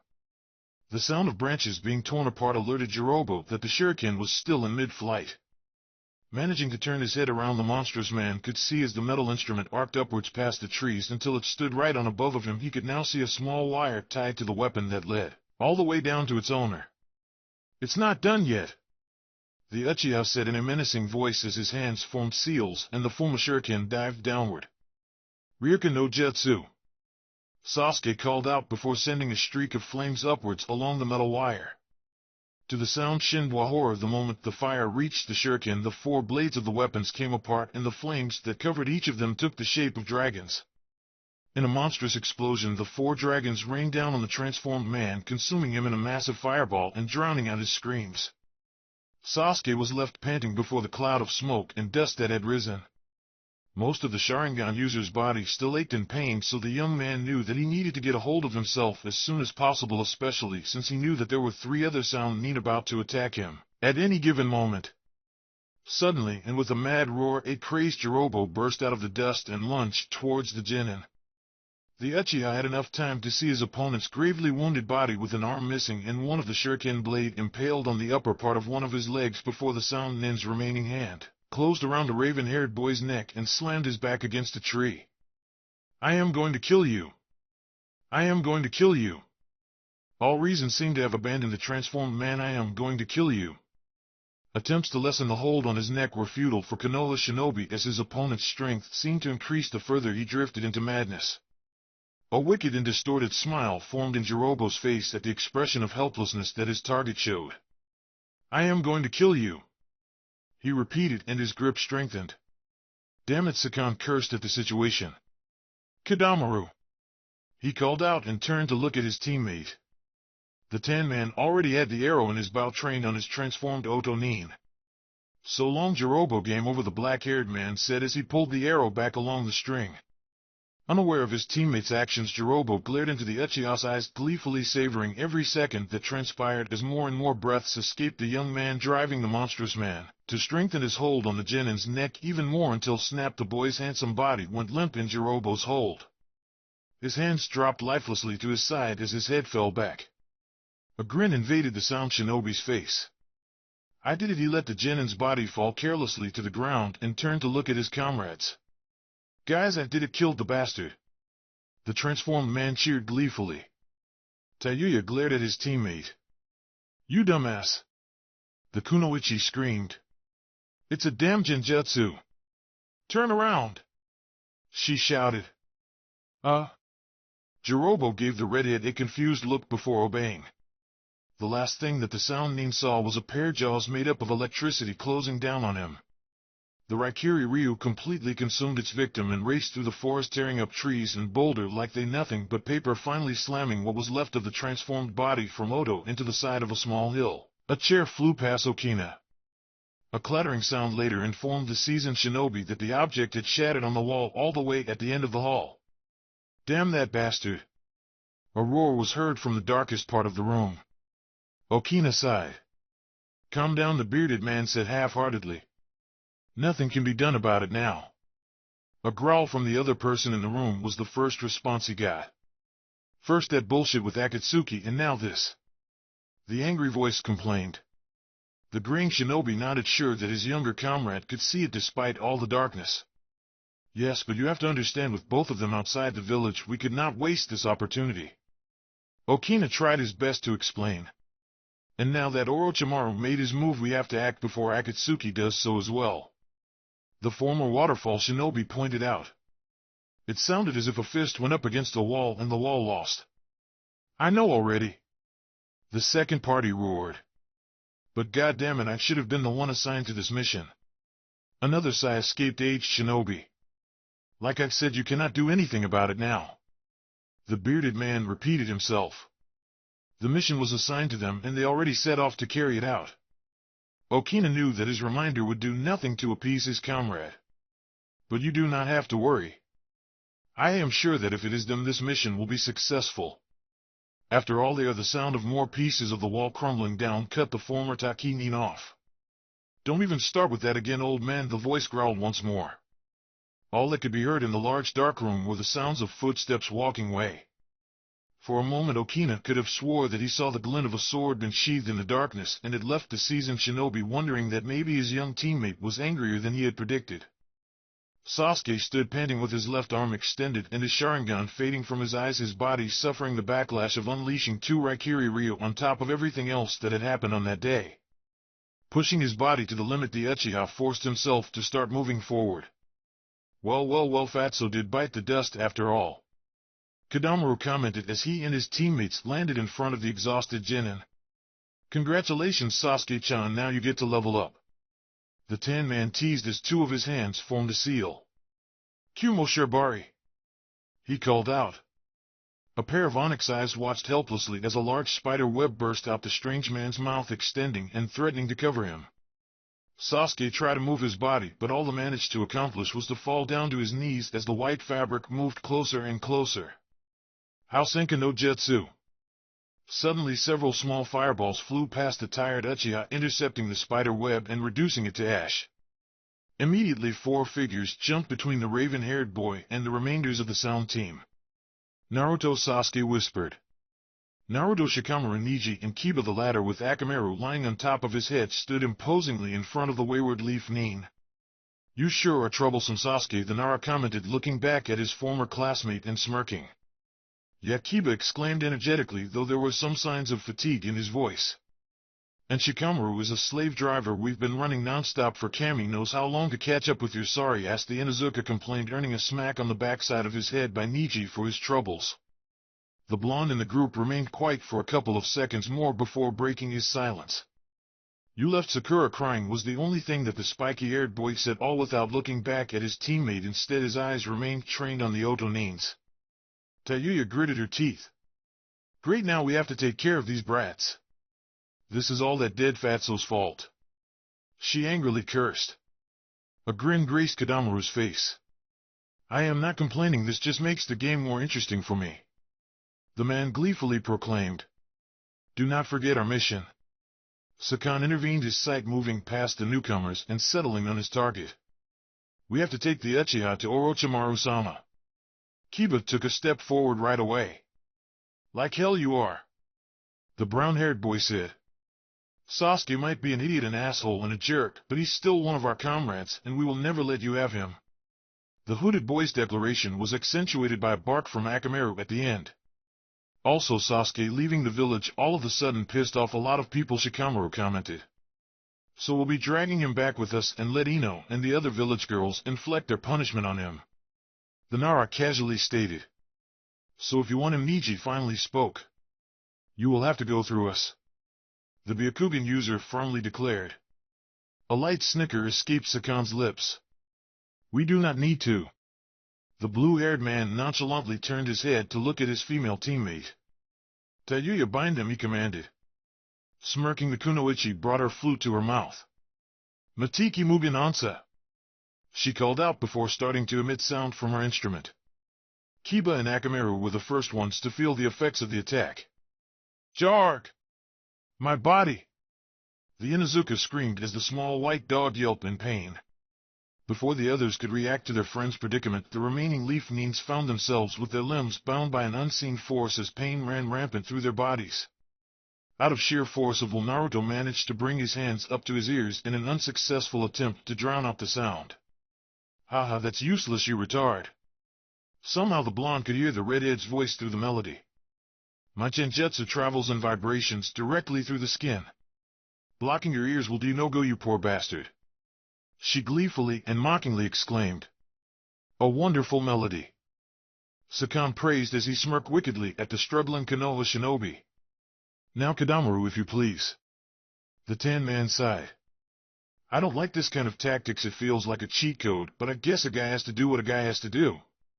He said before forming hand seals and taking air in. Kumo Shibari. Kadamaru shot another spider web towards the Uchiha. Before the net could approach its target, it was caught by a sudden powerful gust of wind that tore it apart. I told you that you would have to go through us to get to Sasuke, Niji said with a low but firm voice as he stood up, apparently no longer affected by the sound-based jutsu. There was a small hiccup on the melody. What? How is it not affecting him? Tayuya's voice shouted through the music. The kunoichi increased the tempo of her genjutsu and concentrated it on the insolent genin. Still the Hyuga remained standing, staring down the three Oto neens and seemingly unhindered by the genjutsu. Your sound, Niji said as his body started to glow. I can't hear it. Chapter 24. Let the caged bird sing. So if you want him, Niji finally spoke. You will have to go through us. The Byakugan user firmly declared. A light snicker escaped Sakan's lips. We do not need to. The blue-haired man nonchalantly turned his head to look at his female teammate. Tayuya, bind him, he commanded. Smirking, the kunoichi brought her flute to her mouth. Matiki Mugen Ansa, she called out before starting to emit sound from her instrument. Kiba and Akamaru were the first ones to feel the effects of the attack. Jarg! My body! The Inuzuka screamed as the small white dog yelped in pain. Before the others could react to their friend's predicament, the remaining leaf neens found themselves with their limbs bound by an unseen force as pain ran rampant through their bodies. Out of sheer force of will, Naruto managed to bring his hands up to his ears in an unsuccessful attempt to drown out the sound. Haha, that's useless, you retard. Somehow the blonde could hear the redhead's voice through the melody. My genjutsu travels in vibrations directly through the skin. Blocking your ears will do no go, you poor bastard. She gleefully and mockingly exclaimed. A wonderful melody. Sakan praised as he smirked wickedly at the struggling Konoha shinobi.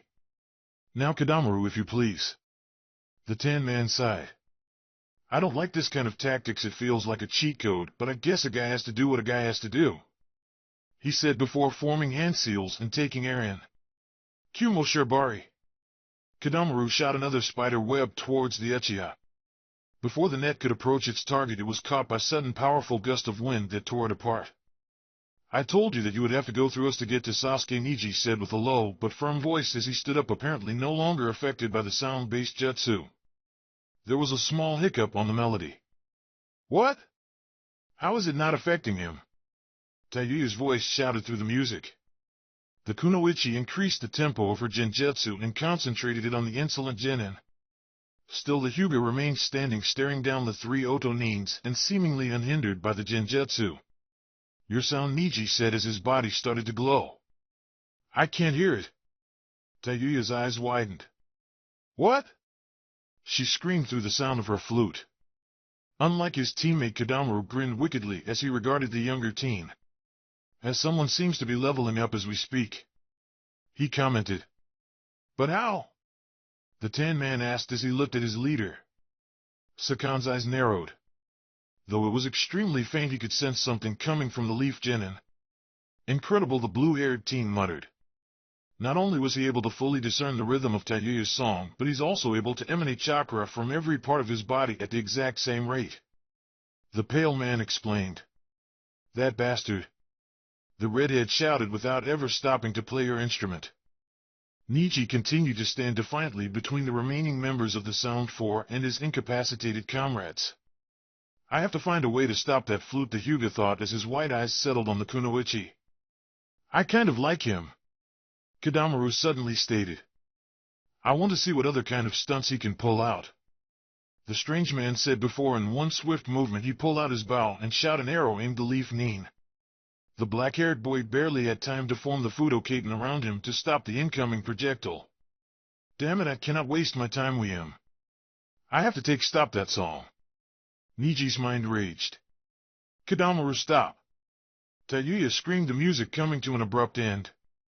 That guy spat in my face by mocking my genjutsu, she exclaimed, sending daggers at the Hyuga through her eyes. I am going to teach that pretty boy not to make a ridicule of my music. Panting heavily, Shikamaru got back on his feet. The Nara looked his teammates over. As soon as I give you guys the signal, we'll make a run for it. I'll use explosive tags to cover our escape, the team leader informed. Asai escaped Sakan. Very well, step down, Kadamaru, he ordered, earning a look from his teammate. Oh, come on, you know that she'll just get worse and worse if she doesn't get her way. Just make sure that none of the other brats tries anything funny during. Finally, Tan Man sighed in defeat.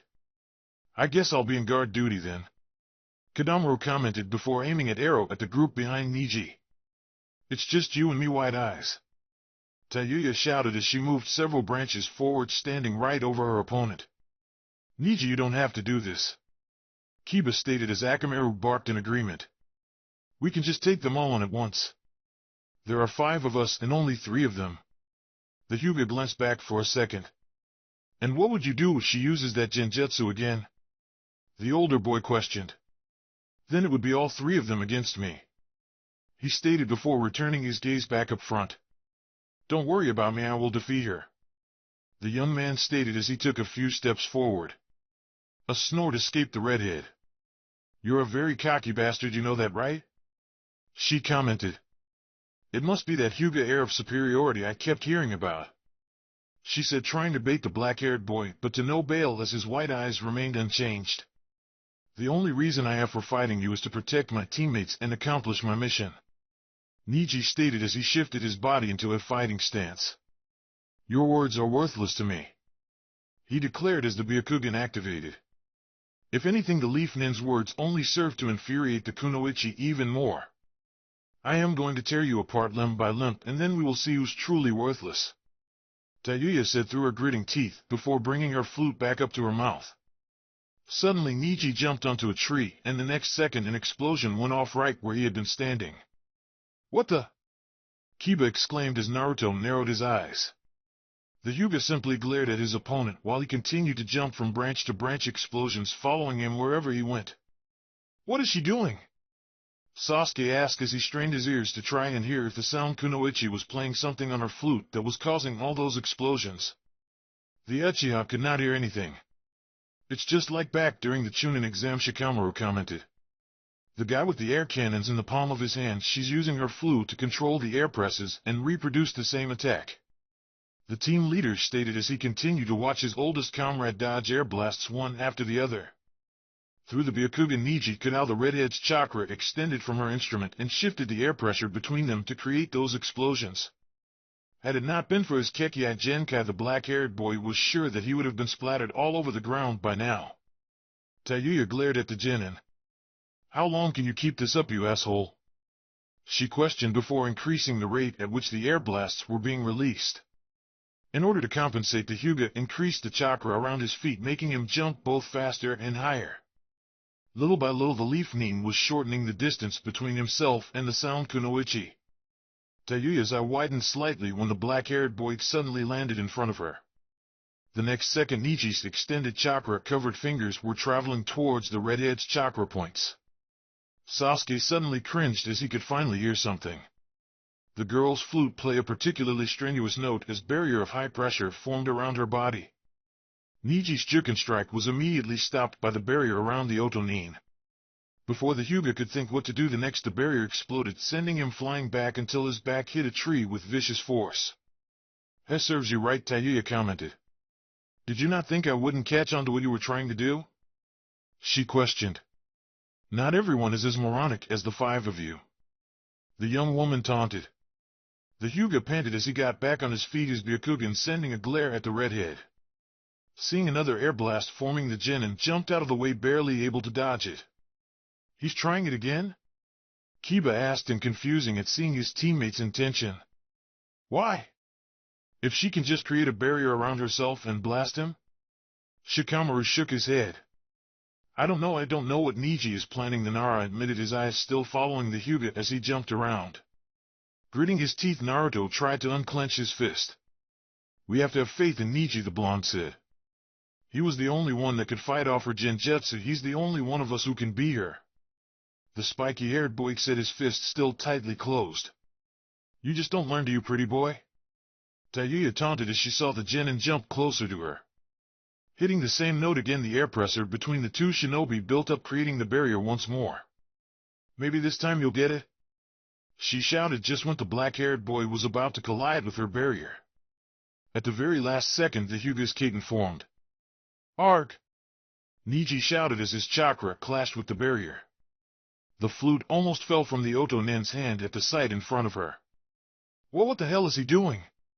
she questioned as her skin could feel the friction emanating from the colliding forces.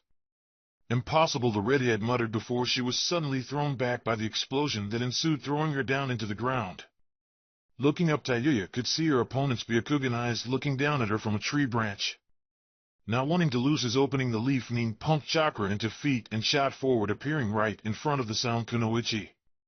Before Tayuya knew what hit her, her opponent had already delivered several Juken strikes on her chakra points. Just barely, the redhead was able to block the black-haired boy's attack and immediately jumped as far away from him as possible. "Damn you," she muttered, trying to catch her breath. Niji remained silent as he simply returned to his fighting stance and continued to watch his opponent with the Byakugan. The genin's silence only served to infuriate Tayuya even more as she glared back at his wide eyes. "You're still mocking me, you bastard!" she exclaimed. "I'll teach you to respect me, no to fear me," the young woman stated in anger as a dark crack-like pattern spread across her pale skin.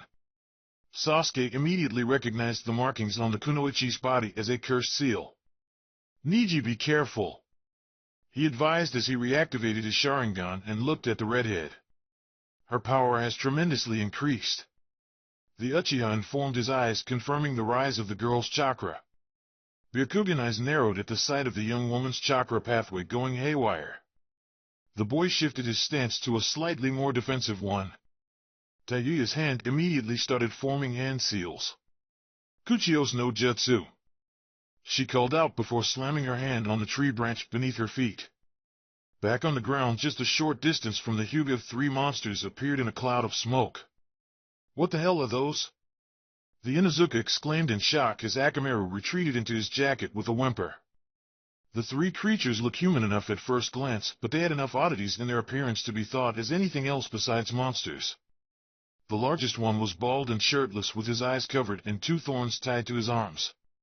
The second one had a green full bodysuit hair that seemed to completely hide his face and carried a large metal club.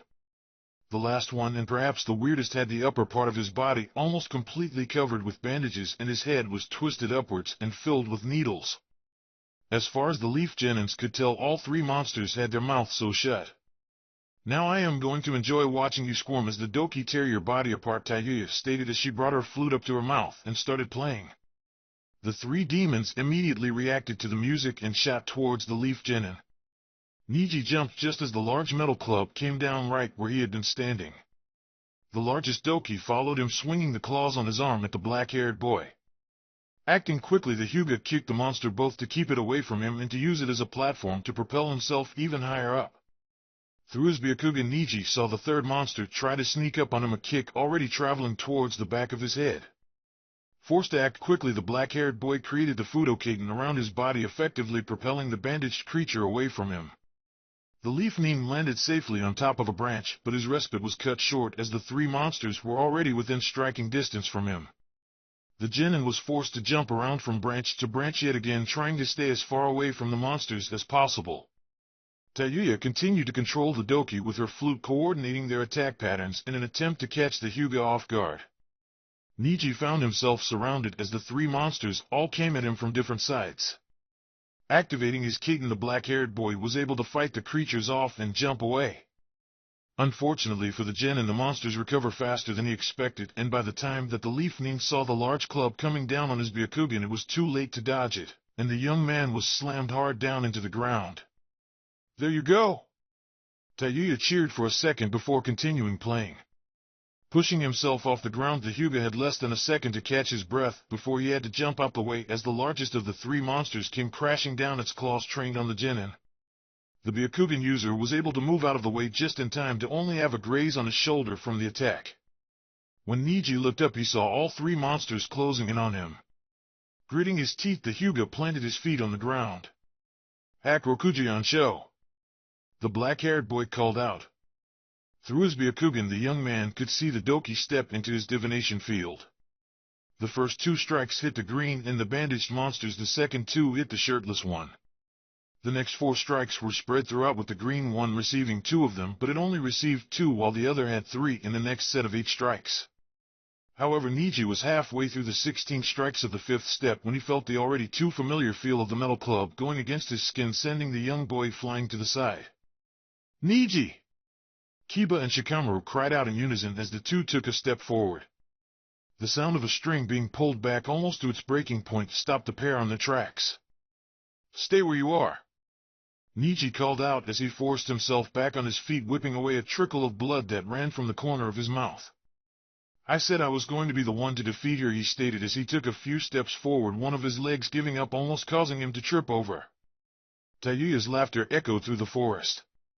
"That's a better look for you," she exclaimed.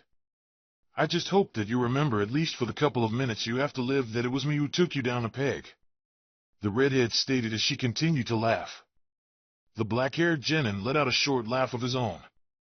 "I am very sorry to inform you, but I was knocked down off my high horse a long time ago before I had the misfortune of meeting you," the Hyuga informed, taking a second to look at the spiky-haired boy that stood on the sidelines. And also Niji lowered his body back into a fighting stance. "I am not planning to die anytime soon." He glared at the three monsters as a smirk appeared on his face. "In the next attack I will take them down." The sound Kunoichi growled at the defiance she witnessed. "Then I'll just have to prove you wrong on that," the young woman called out before she started playing her flute again, this time at a faster tempo. The Doki immediately responded, charging forwards at the young shinobi. "Haku and Juhachi Sho," Niji muttered. It was almost as if a chakra explosion went off in the forest as dust was pushed to every direction, preventing anyone from seeing what was happening within the young man's divination circle. Even with their respective Sharingan, all that Naruto and Sasuke could see were countless of chakra streaks shoot out of the dome of dust that encompassed their teammate and the three monsters. Suddenly the Doki came out flying out of the cloud of smoke, falling lifelessly by the tree where Tayuya was standing on. "What?" the girl said in disbelief.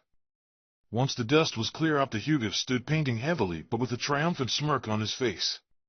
"You can play your flute all you want, but I doubt that their bodies will respond to it anymore," he stated. The redhead started shaking in anger. "How dare you?" the Kunoichi struggled to say through their building rage.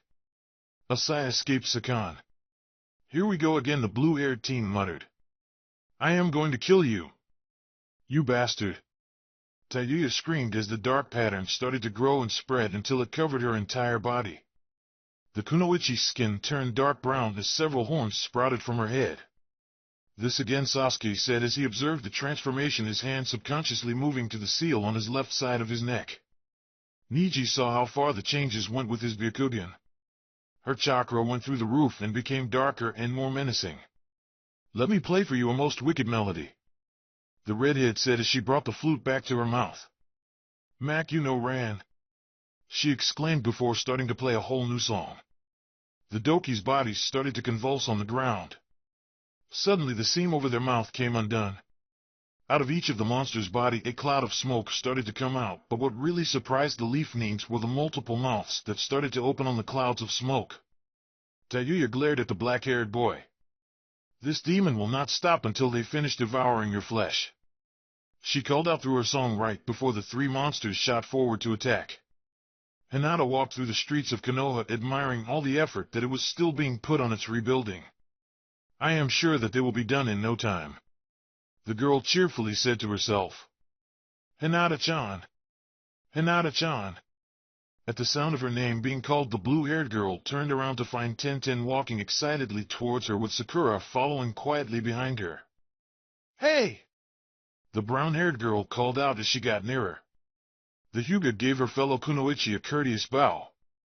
Tenten-san, Sakura. She greeted them. The older girl smiled. It's surprising to bump into you twice in one day, she commented. Nodding, Hinata returned the smile. Well, since Kiba-kun and Shino-kun are both out on missions of their own, I did not feel right staying the entire day at the Hyuga compound, the girl informed. So I decided to take a walk through the village. I have not done so since before the attack, she added. Oh, I see, Tenten said in response. Ah. Now that you mentioned it, she suddenly exclaimed. Remember that you told me that Niji went off with Kiba on the mission? Well, according to Sakura, Naruto and Shikamaru accompanied them as well, the older girl informed. A pair of white eyes widened. Naruto-kun and Shikamaru as well? The girl repeated, receiving a nod of confirmation from the other kunoichi. Then it must be something really important if that many were sent to be, a Kugen user pointed out. It seems that way, Tenten commented as she crossed her arms. A boy from each of our teams was chosen. Sakura mind trailed off after hearing the brown-haired girl's comment. Yes, one member of each of their young teams was sent off on that mission, but it was all to bring back the third member of her team.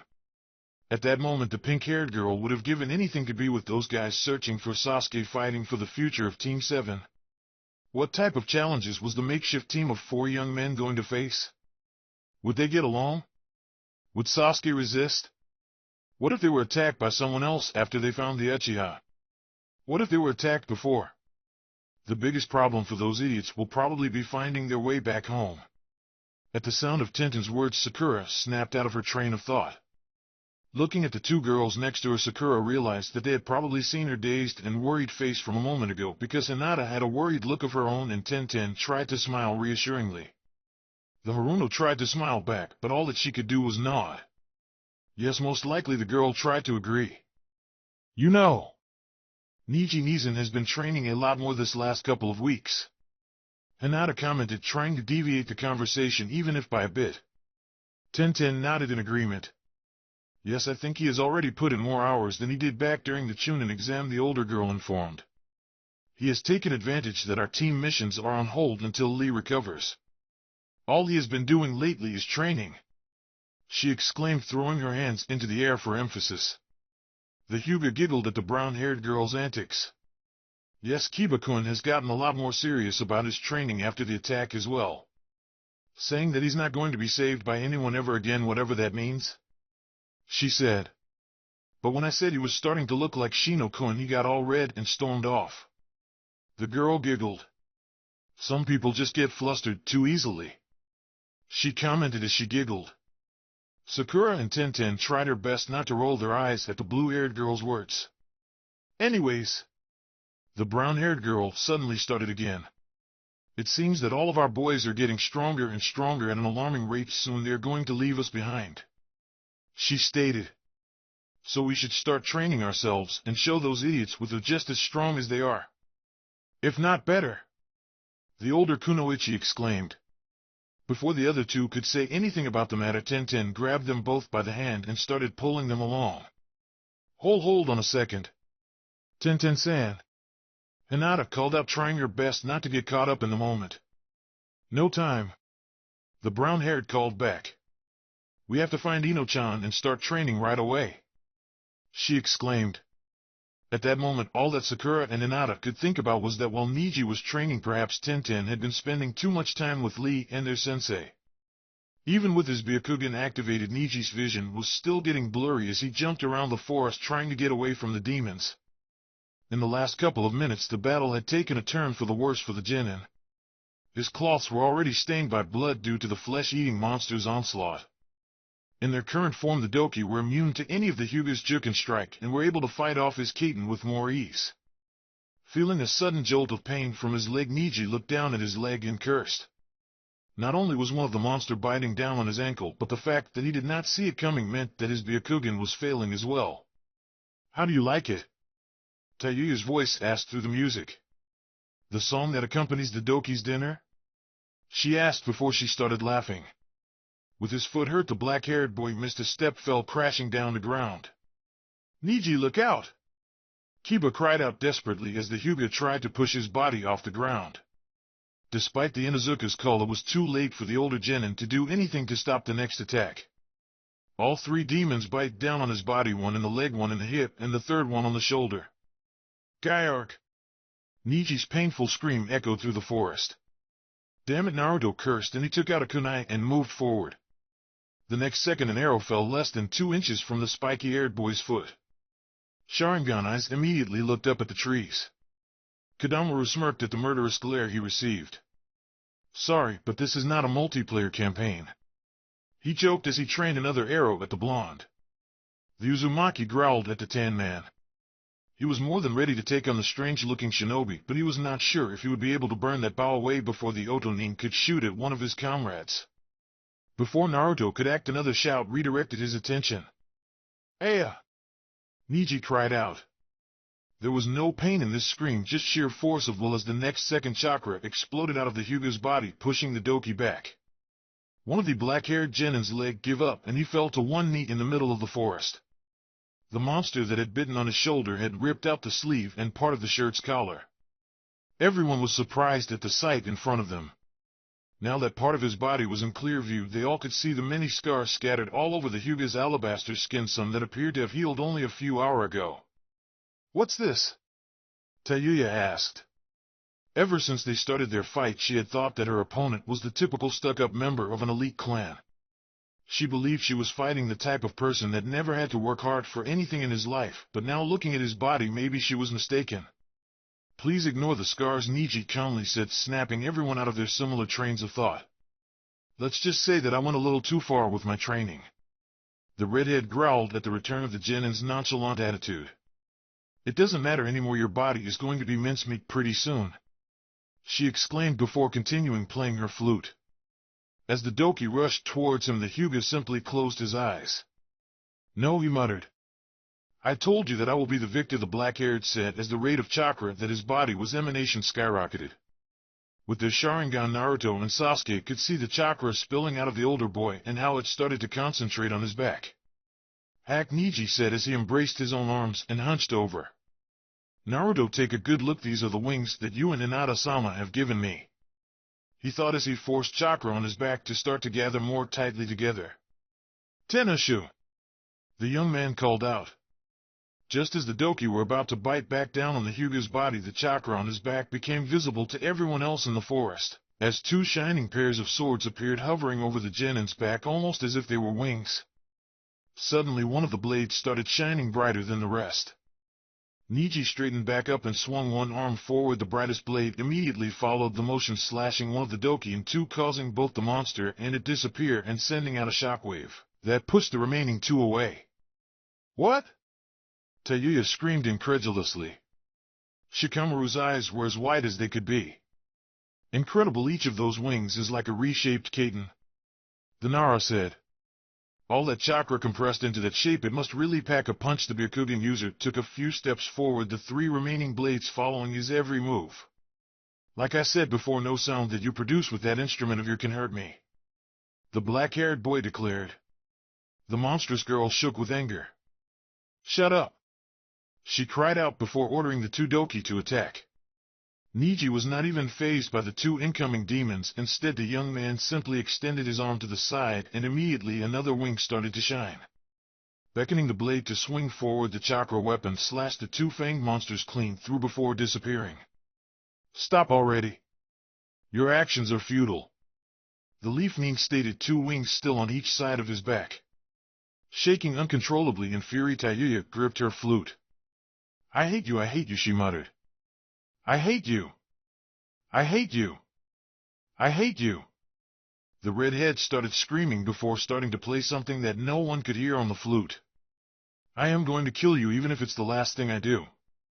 Sensing something was off, Shikamaru looked up at the trees and gasped in surprise. To the Nara, it appeared as if something invisible was growing among the trees, pushing leaves and branches out of the way as it expanded. Air pressure, the black-haired boy said as he realized that a giant wall of pressure was being built up in the trees. She's planning to drop that thing down on herself and Niji, he exclaimed. The Hyuga looked up, and the only sign of acknowledgement he gave to the building air pressure was a narrowing of his eyes. Wordlessly, the Byakugan user jumped onto a tree and rushed towards the sound kunoichi. Die! Tayuya cried out as the wall of air above their heads started to come down. Now closer to the redhead, the last two wings on Niji's back began to glow. Just as he started to feel the air pressure above him, the black-haired teen brought both of his hands together in front of him, causing the blades to follow suit and combined into a single concentrated mass of chakra. Niji swung his arms downward, releasing a potent blast of chakra that hit the Otonin across her body. The air pressure disappeared as Tayuya was propelled through the forest, flying through branches and tree trunks until her body fell limply onto the dirt. Back on the ground, the younger leaf genins breathed sighs of relief as the panting Hyuga straightened back up, turned to face them, and presented a knowing smirk. The next second, their eyes widened in horror as an arrow flew drilling through Niji's chest, leaving a gaping hole behind as the teen fell with a silent scream caught on the boy's throat, blood already falling, spilling freely from the wound and his mouth. Niji! Naruto and Kiba shouted in unison as they rushed forward. The blonde was just barely able to catch his teammate's falling form before it hit the ground. I am your next opponent. Kadamaru called out from a tree, an arrow trained on Uzumaki and the Inuzuka, as a delightful smile formed on his face in response to their murderous glare. So who's going to step up to the challenge? The teen with the 6 arms asked. Chapter 25, Over the Moon. Niji! Kiba shouted. Get your ass out here right now, or I swear I will leave without you. The Inuzuka added with a growl, while next to him Akamaru barked, giving his support to his partner's words. The young brown-haired boy went back to pace back and forth in front of the Hyuga compound, and every so often he would send a glare at the door as Akamaru barked again. Soon enough, however, the genin lost his patience again. Niji! Hurry up! He shouted. Kiba-kun, the Inuzuka, suddenly heard a soft voice called out to him, causing him to immediately tense up and a blush to spread all over his face. What's the matter? Why are you shouting? Hinata asked as she poked her head out of the compound's door. Do we have a mission? She asked, confused. The hooded boy tripped over his own words, all reasoning having abandoned him. I am waiting for Niji Hinata-chan, he finally said. We're supposed to go on a mission right now, Kiba explained. Akamaru barked, confirming the genin's words. The blue-haired girl eyed her teammate curiously. Oh? She completely stepped outside of the compound and stood before the Inuzuka. How come you are going with Niji Nizan? She asked. Kiba visibly tensed up at the question. Oh, nothing really, it's just that we have to leave as soon as possible, but the mission is nothing more than a fetch quest, as he said that the young man's eyes looked at everything except his teammate. The look the young Hyuga gave to the Inuzuka made it clear that she didn't know by his explanation for 1 second. Tell me the truth, Kiba-kun, what are you going to do? The kunoichi insisted. Is it dangerous? She added as her voice changed to a worried tone. Berating himself for worrying the girl in front of him, the brunette tried to find a way to appease her worries. No, it's nothing dangerous, he assured her. Like I said, we just have to go out, track this thing down, and bring it back to the village, Kiba explained, putting a cheerful smile on while Akamaru barked in agreement. It's just that the more time we take to set out, the longer it will take us to find it. I bet Shikamaru and Naruto are already waiting for us at the gate, and we just have to immediately. The young man knew he had screwed up. Naruto-kun and Shikamaru-kun are going as well? Hinata repeated in surprise. The 4 of you? Kiba-kun, this cannot possibly be as trivial as you are making it out to be. Her lavender eyes gave her teammate a determined look. Tell me what is going on, she asked again.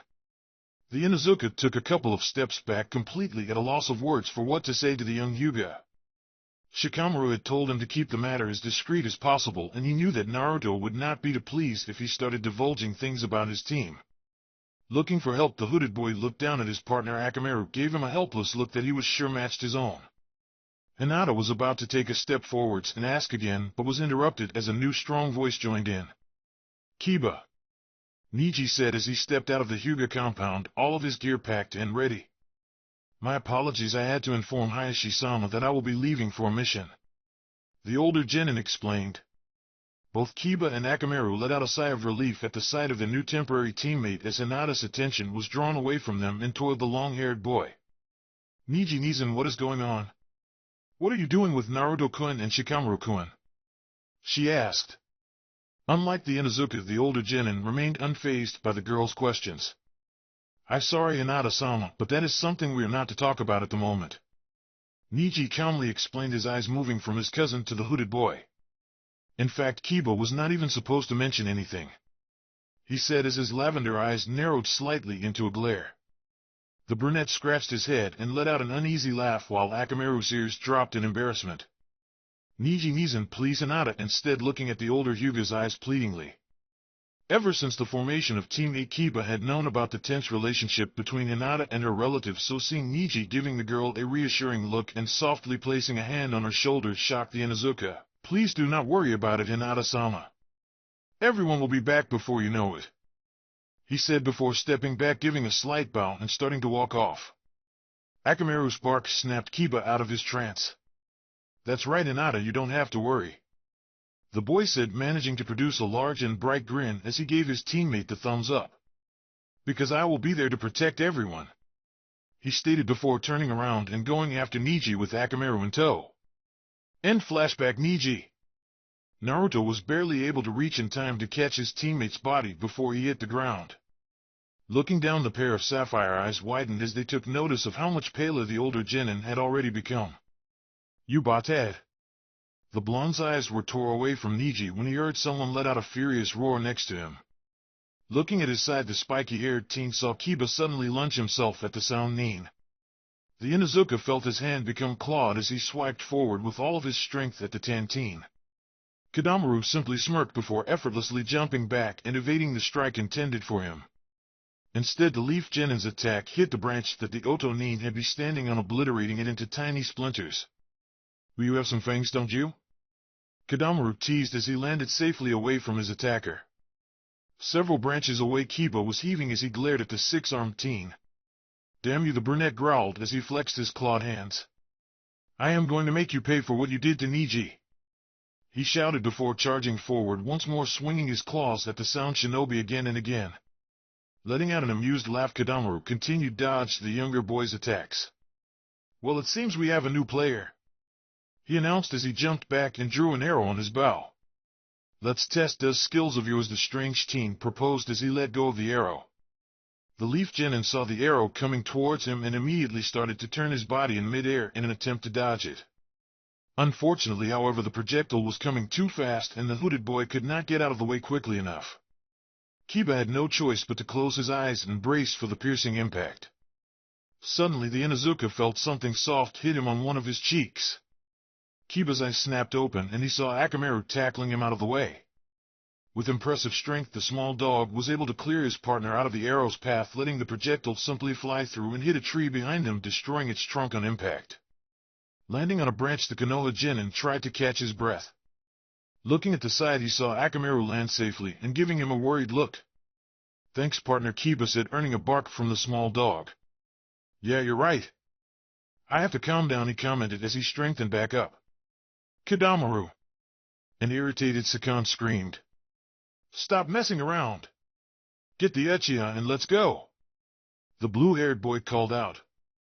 Sakan tightened his fist as he surveyed the situation.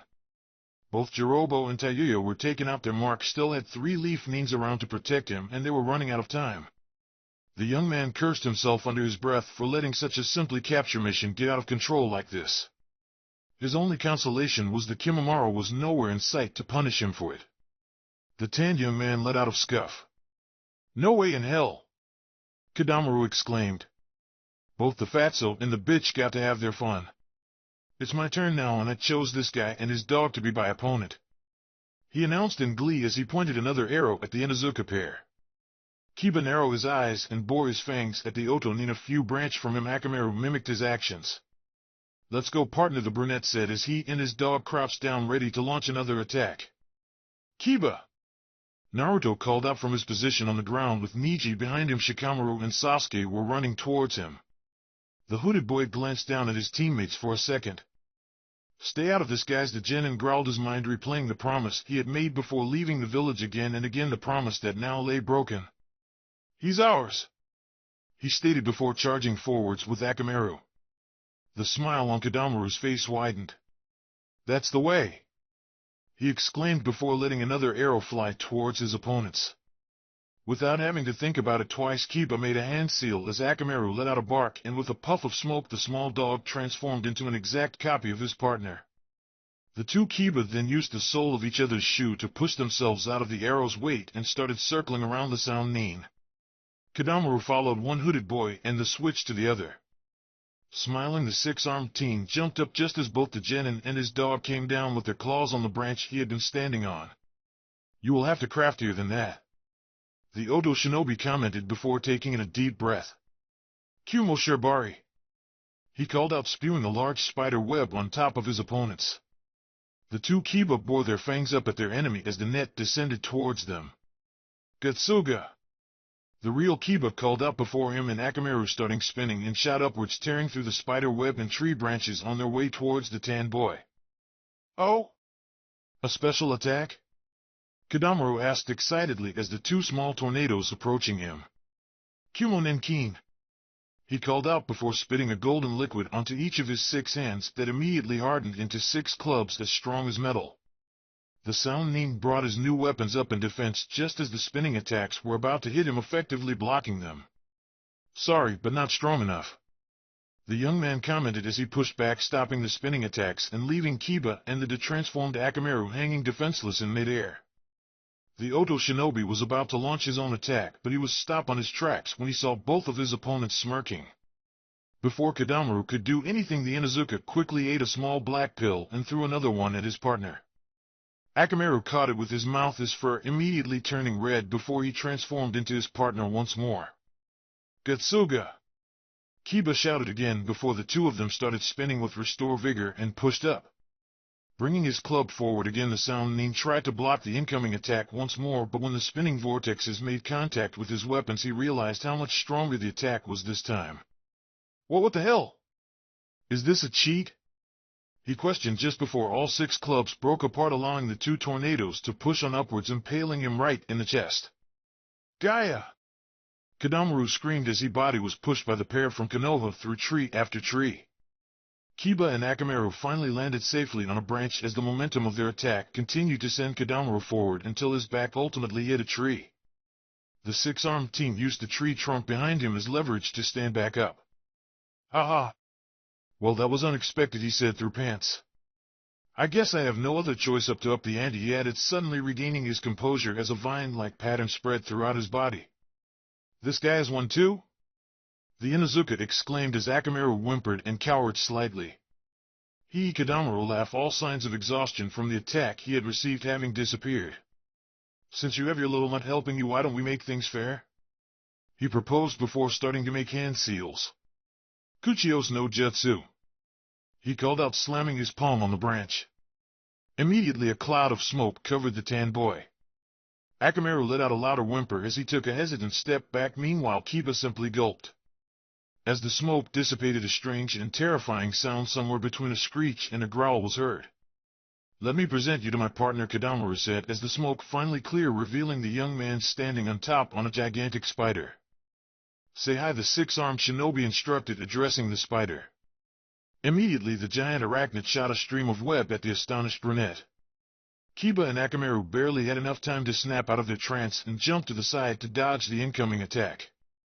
The giant spider continued shooting its web at the two, forcing them to continue jumping from branch to branch, dodge the web streams. Kadamaru watched in amusement as his opponents exhausted themselves trying to dodge the spider's attack. Seeing an opening too good to pass, the Otonin spat out several golden clumps, sending them flying towards the hooded boy. As they flew through the air, the golden masses hardened into razor-sharp blades that caught the preoccupied Inuzuka off guard. Arg! The leaf nin screamed as he fell onto a large branch. The spider saw its opening and instantly shot a stream of web at its downed prey. The Canola Genin was trying to get the blades out of his body when he looked up and saw the approaching attack. He tried to push his body back up, but the blade impaled on his legs prevented him from it. Waff! Akamaru barked as he jumped in the way of the web, getting carried away by it and hitting a tree behind his partner. The web immediately started to harden, sticking the small dug to the tree trunk as his fur returned to its normal color. Akamaru! Kiba exclaimed, yanking the blade out of his leg and turning around to face his trapped partner. The genin was about to jump to his dog's aid when his back was hit a new stream of web. Kadamaru smiled wickedly. Gotcha! The six-armed teen shouted in glee. Guys, dinner is ready, he added. Immediately Kiba turned his head to look back, his eyes widened at what he saw. The web attached to his back led all the way to Kadamaru and the giant spider, and on it dozens of smaller spiders were crawling towards him. Gritting his teeth, the brunette quickly reached for one of his pockets and took out another soda ration pill. Akamaru, you know what to do, the young man called out, throwing the pill at his trapped partner. The small dog caught and ate the pill again, and immediately his fur turned red once more. Akamaru let out a surprisingly strong bark before his body was suddenly covered in flames that burned the webs binding him. Still covered in fire, the familiar jumped forward, biting the web off Kiba. As the smaller spiders fell off the falling web and onto branches, Kadamaru was left genuinely surprised at the turn of events. What the hell was that? He asked. Instead of answer, the Inuzuka simply smirked as his clawed hand suddenly started to emanate large amounts of chakra. Akamaru, let's go! Shiroga! He exclaimed. The red dog jumped one to the next branch as Kiba swiped his clawed hand forward, releasing a powerful gust of wind. Akamaru let out another powerful bark as the wind coming from behind him seemed to feed the fire on his body, causing it to grow and shoot forward. The flames suddenly took shape, a large wolf speeding through the air and burning down branches, webs, and spiders alike on its path towards Kadamaru and the giant arachnid. What that? Hurriedly, the Tan Shinobi instructed the spider to jump out of the way right before the fiery wolf came crashing down where they had been standing. From their location, Kiba let out a short laugh. Impressive, isn't it? He said as Akamaru barked in agreement. After I got knocked out of the Chunin exam, my mom and my sister put the both of us through a very intense chakra manipulation training, the brunette revealed. Unfortunately, I still haven't gotten the hang of shape manipulation, but Akamaru here is kind of a prodigy at it, even if his chakra reserves are not that large. The small dog barked in agreement again. And that's where we lucked out, since my elemental chakra affinity ended up being wind. Back on the ground, Shikamaru's eyes widened after hearing his teammate's revelation. That's brilliant, he whispered. What is it? Naruto asked from even further below as he used the small medic equipment they have brought with them to at least stop Niji's blood loss. If what he said is true, then they can bypass Akamaru's limitation by using Kiba's wind chakra to feed Akamaru's fire one, who can then control its shape like in the jutsu we just saw. The Nara explained as a small smirk appeared on his face. I thought that those two were a good match before, but now I know that they are perfect for each other, he commented. However, as his eyes traveled from the Inuzuka to the six-armed teen, the Chunin's face became serious again. But if this guy is like that girl, then he must have one more transformation left, the team leader reasoned. Kiba continued to smirk as his claws started to emanate chakra again. Let's go, partner, he exclaimed before charging forward with Akamaru. A scuff escaped Kadamaru. Well, I admit it was a nice combo, he commented. But all I have to do to beat it is keep you two separate. The Otonin pointed before spitting more golden blades at the small dog while the spider shot its web towards the leaf genin. With his wind chakra enhanced claws, the Inuzuka did not have to bother to dodge the streams of web coming at him, as he could just rip them to shreds with his hands. Even after the monstrous spider sped up the rate of shots, the genin continued to have no trouble fending them off. Unfortunately, that was not the case for Akamaru, as his fire chakra could not affect sticky gold fast enough and had to dodge the incoming projectiles. Kadamaru soon became aware of this and shot a long stream of the gold substance, catching the red dog in midair. "Gotcha now!" the sound shinobi exclaimed as he was about to reel his prey in. "Akamaru!" Kiba yelled for his partner, and in that moment of distraction one of the spider's shots caught the genin on his forearm. However, instead of worrying, the brunette smirked as he moved to the side and swung his trapped arm around, causing the long strip of web to get tangled with the gold one that had his partner trapped. "Here we go! This is our own variation," Kiba called out as he started making hand seals. Back with the rest of the leaf, shinobi Sasuke recognized the seals. "Ryuka no Jutsu," the young man said before sending a vast amount of chakra down the spider web. The moment the chakra reached Akamaru, the small dog let out another powerful bark, shooting a giant dragon head-shaped stream of fire through the rest of the web. Kadamaru was caught by surprise and had no other option but to let go of the sticky gold and jump out of the way. Looking down, the Tantine saw how the dragon head seemingly consumed the giant spider. With a screeching wail, the monstrous creature fell to the ground with its body still covered in flames. By the time Kadamaru tried to undo the summoning, the spider was already dead. "Tch, now I am angry," the Otonin said as he glared at the younger boy and his dog. "I am getting sick and tired of this game. Let's skip to final level already," he declared as the markings around his body started to glow and expand. Just like his teammates before him, Kadamaru's body took a demonic shape, with his hair turning white and increasing in volume, his skin turning to a dark maroon color, a pair of horns emerging on his head, and a third eye opening on his forehead. "Well, that's certainly an ugly look," Kiba tried to joke, but he could not ignore the sensation of dread that his opponent's chakra was giving off. Looking down and seeing the worry look on Akamaru's face, the brunette fought off any hesitation from his voice. "Let's hit him with the big one, partner," he said. Looking up, Akamaru followed his friend's lead, shaking off his own hesitation and barking in agreement before transforming into Kiba once again. "Shugaroga!" Kiba called out as both he and his doppelganger started spinning, and one of them ignited in flames. The two small tornadoes shot forwards and began to intertwine, forming one massive vortex of flames that destroyed anything on its way to the sound shinobi. For his part, the transformed Kadamaru simply planted his feet on the branch he was standing on and braced himself for the incoming attack. The blazing fang hit the six-armed monster square in the chest and drove his body through trees and branches with immense force. Finishing their attack, both the Inuzuka and his partner stopped spinning, landed on a branch, and watched as the momentum of the technique continued to push the Otonin. However, they were boy surprised when the transformed teen simply landed on a branch and held his ground. "Well, that was a little spicier than I predicted," Kadamaru commented offhandedly as he looked down at his chest. A hole had been burned on the young man's clothes, revealing a patch of seared skin. "But I think that the armor held up okay," the sound shinobi commented as the burned skin turned gold and broke off his chest, leaving behind unscathed maroon skin. "Damn it," Kiba cursed at the realization that their attack had been useless. A gleeful laugh escaped Kadamaru. "Now don't beat yourself up over it," he commented as he cracked 3 of his knuckles. "I was way out of your league from the very start," he stated before charging forwards for the first time. Kiba and the still transformed Akamaru jumped out of way as the monstrous shinobi came crashing down where they had been standing. The two then circled around the six-armed teen before closing in to strike. Unfortunately, despite of their impressive speed, Kadamaru dodged their attack with ease. "It's my turn now," the sound nin commented. Before the Inuzuka could react, 3 fists connected with his body, sending him flying through branches. Out of the corner of his eye, the genin could see Akamaru being sent flying as well. Naruto and the others watched their teammates struggle against his opponent.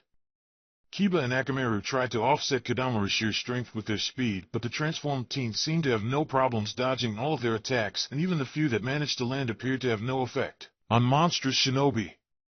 The Sora Sharingan appeared on the blonde's eyes as he prepared to jump in at a moment's notice. The Konoha genin watched in growing dread as his enemy seemingly phased out of existence just as his claw was about to hit him. The next thing he knew, a powerful kick connected with the back of his head, sending him flying straight at Akamaru with enough force that both of them fell down to the ground. "We can't keep going like this," Kiba muttered as he pushed himself off the ground. Glancing at his side, he saw Akamaru also trying to get back up. "What do you say, partner? Are you up for one more?"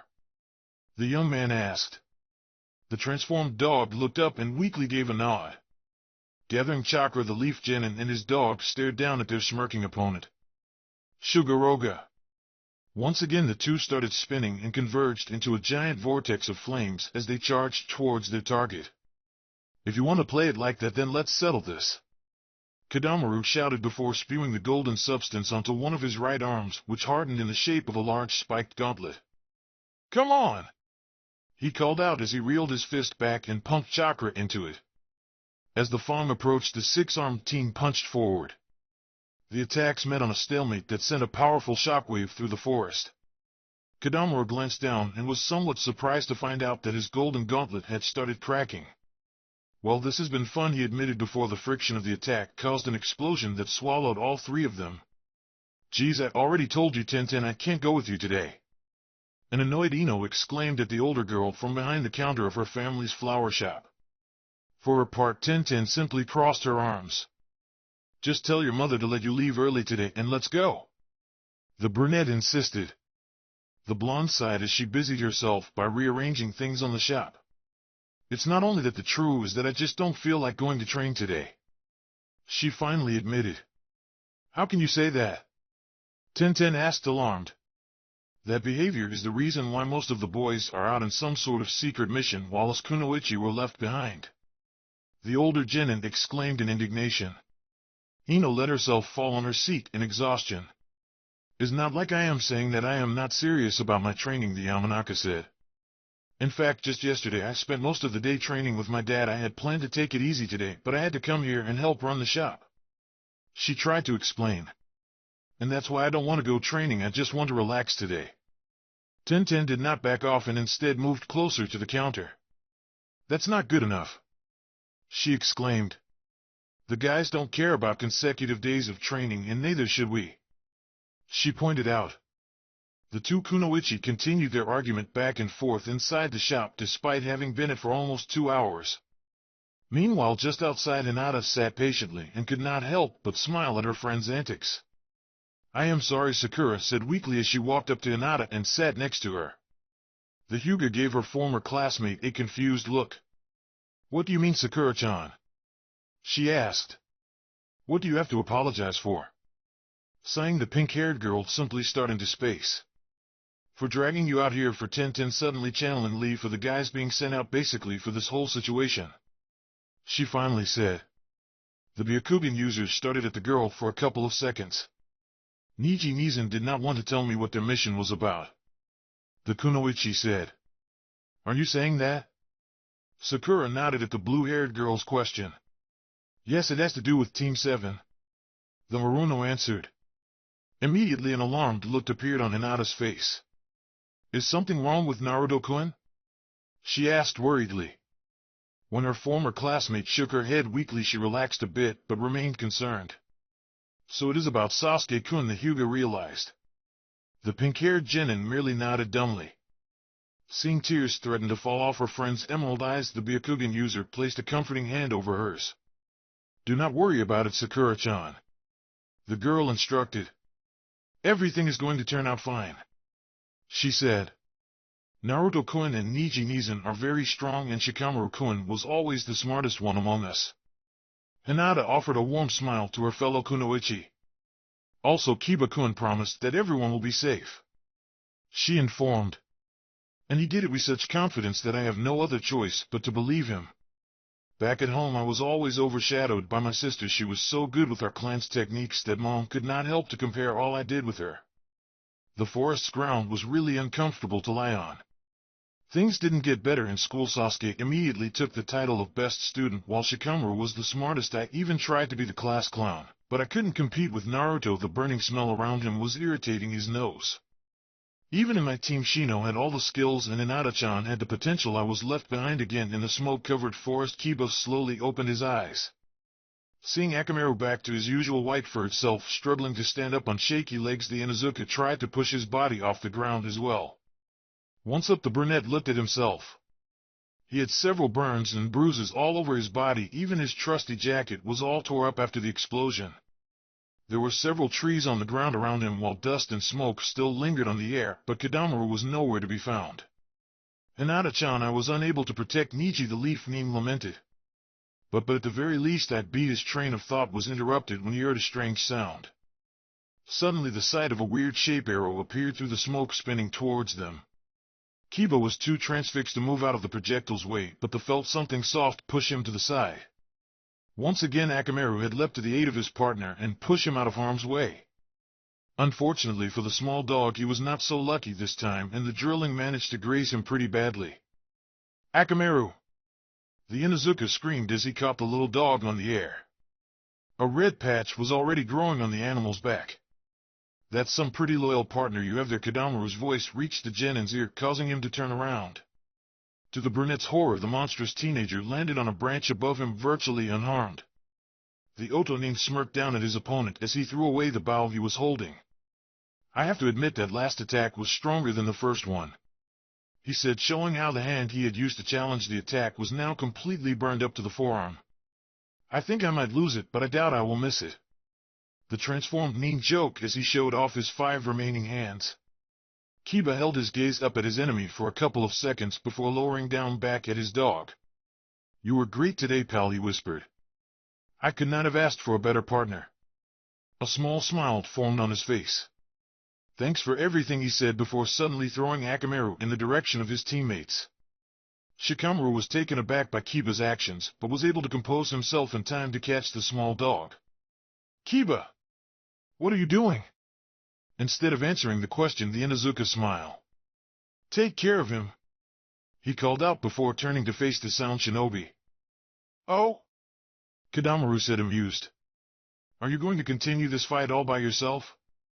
He asked mockingly. Kiba sent a glare up. I have one more trick, he revealed before reaching for his pocket. Shino was always going on, and on that one should always have a trump card hidden. The genin took out 3 soldier ration pills. I think this is what he was talking about, he commented before swallowing all 3 of them at once. What the hell are you doing? Shikamaru repeated his question with more urgency this time. The Nara and the rest of his team could only look as the Inuzuka seemed to gag on the pills for one moment before composing himself. Their eyes widened as large amounts of chakra started to pour out their teammate's body. Closing his eyes, the Inuzuka started to concentrate, changing his chakra into wind chakra as leaves started to circle around him. Let's go, Kiba said, opening his eyes. Kadamaru smirked as he prepared for an attack. The Otonin was surprised at the speed of his opponent. One moment the younger boy was standing below him, and the next he was right in front of him. The transformed teen sent a powerful punch forward, but all he hit was air as the leaf nin disappeared.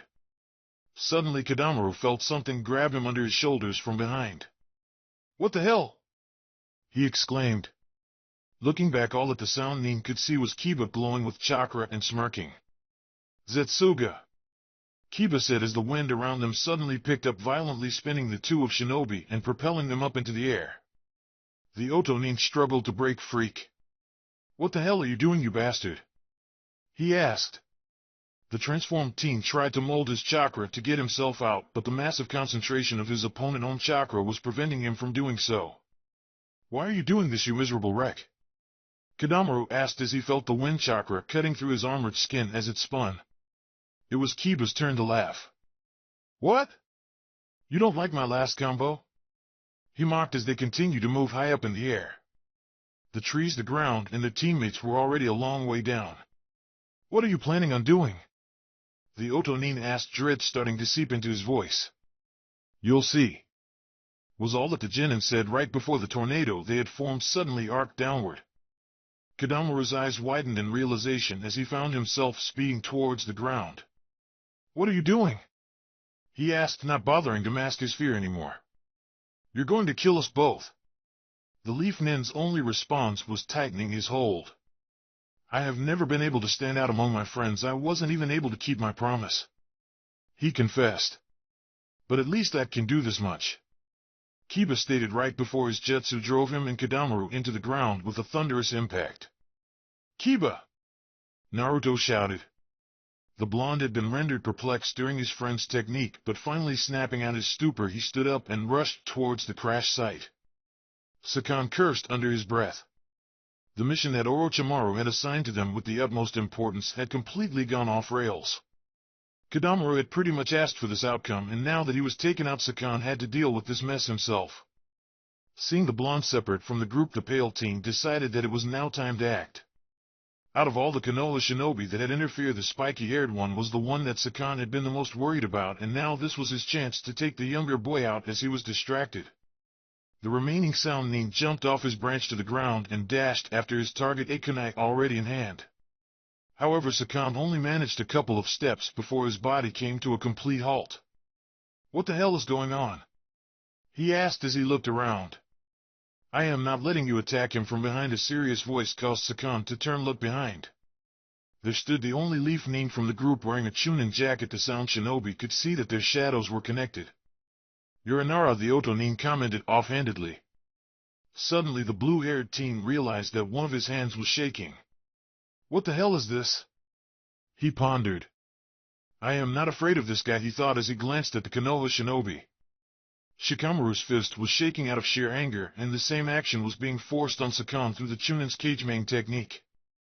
"I will be your opponent," the Nara stated as his eyes narrowed menacingly. Chapter 26. As a leader. Sakan cursed under his breath. The mission that Orochimaru had assigned to them with the utmost importance had completely gone off rails. Kodomaru had pretty much asked for this outcome, and now that he was taken out, Sakan had to deal with this mess himself. Seeing the blonde separate from the group, the pale teen decided that it was now time to act.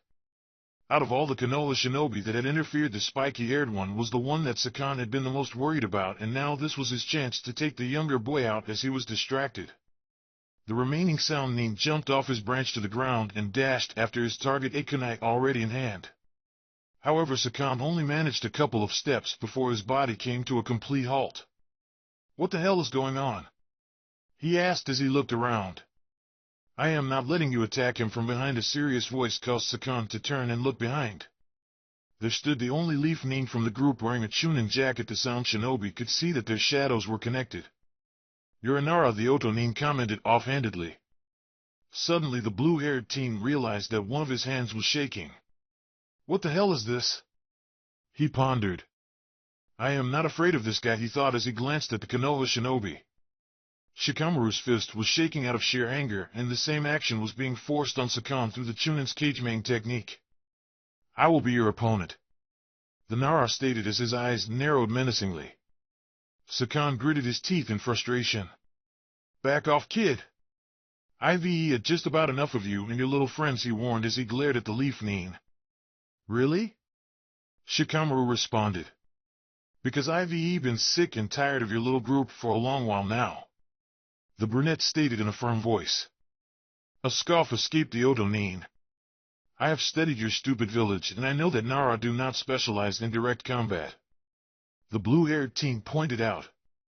"You are more suitable for stalling just one big clan full of hindrances," he taunted, trying to get a rise out the Chunin so that he would break his concentration, allowing Sakan to free himself from the Kagemain jutsu. Shikamaru, for his part, simply shrugged off the comment with a smirk. "You let me worry about that, but first," the young man said as he raised one of his fists, forcing the sound nin to do the same. Suddenly the Konoha shinobi drove his fist right towards his face with tremendous force. "There," Shikamaru said with the smirk still in place as he watched Sakan recoil back from his own self-inflicted attack. "If I didn't punch you in the face soon, I wouldn't be able to think clearly." "Damn you!" the humiliated Sakan growled at his opponent as a trickle of blood ran down the side of his mouth. Smirking a little wider, the leaf nin charged. The Kagemain technique forced Sakan to do the same. The young man tried to fight off the control of the jutsu, but to not avail. As the two shinobi got closer, Shikamaru made a thrusting motion with his left hand, causing the blue-haired teen to send the kunai he had been carrying flying forward, but with very little strength. The Nara kept his arm extended as he compelled his opponent to move towards him, grabbing onto the traveling kunai as it flew close to him. At the very last moment, when the two ninjas were about to collide with each other, Shikamaru ended his shadow jutsu and swiftly spun his body around the Oto nin, getting a clear shot to drive the kunai right into Sakan's spine. "Gotcha," the Chunin said as he directed the blade to its target. Suddenly a pair or arm shot out of Sakan's back and stopped the kunai just before its tip could puncture the blue-haired teen's back. "What?" It was all that Shikamaru could let out before the hands holding his arm threw him across the field with surprising force. The brunette's flight continued until his back hit a tree and his body fell to the dirt. Trying to recompose himself, the young man glanced at his opponent. The sight that greeted him caused his eyes to widen in a mixture of shock and horror. A second identical body was sprouting out of Sakan's back. Well, my dear Sakan, it seems that you have some problems dealing with the trash. The second body said as it twisted around and to look at the leaf Nin. A low growl escaped the main body. I had everything under control, Yukon, he said as he glanced at the perfect replica of his face that peered over his shoulder. Not from where I was standing, little brother, which is right where you are, Yukon said in a mocking tone as he patted the main body on the head. If you had listened to me from the beginning, we would have been done with this mission, but no, instead you end up getting captured by Nara's technique. The older brother complained. He got lucky, that's all, Sakan muttered in a strained voice. He won't do it again. A smirk appeared in Yukon's face. Yeah, and I will make sure of that, he said before his expression suddenly turned serious. We cannot fail this mission, Orochimaru-sama does not tolerate failure, he added. The younger brother nodded. You're right, let's finish this, he declared as a black spotty pattern spread throughout his and his brother's body. As Shikamaru got back on his feet, his eyes were glued on the figure in front of him as it split into two separate but completely identical forms. The Konoha Nin had not finished processing what he was seeing when the two sound shinobi charged forward. The young Chunin was unable to fend off the attacks from two fronts.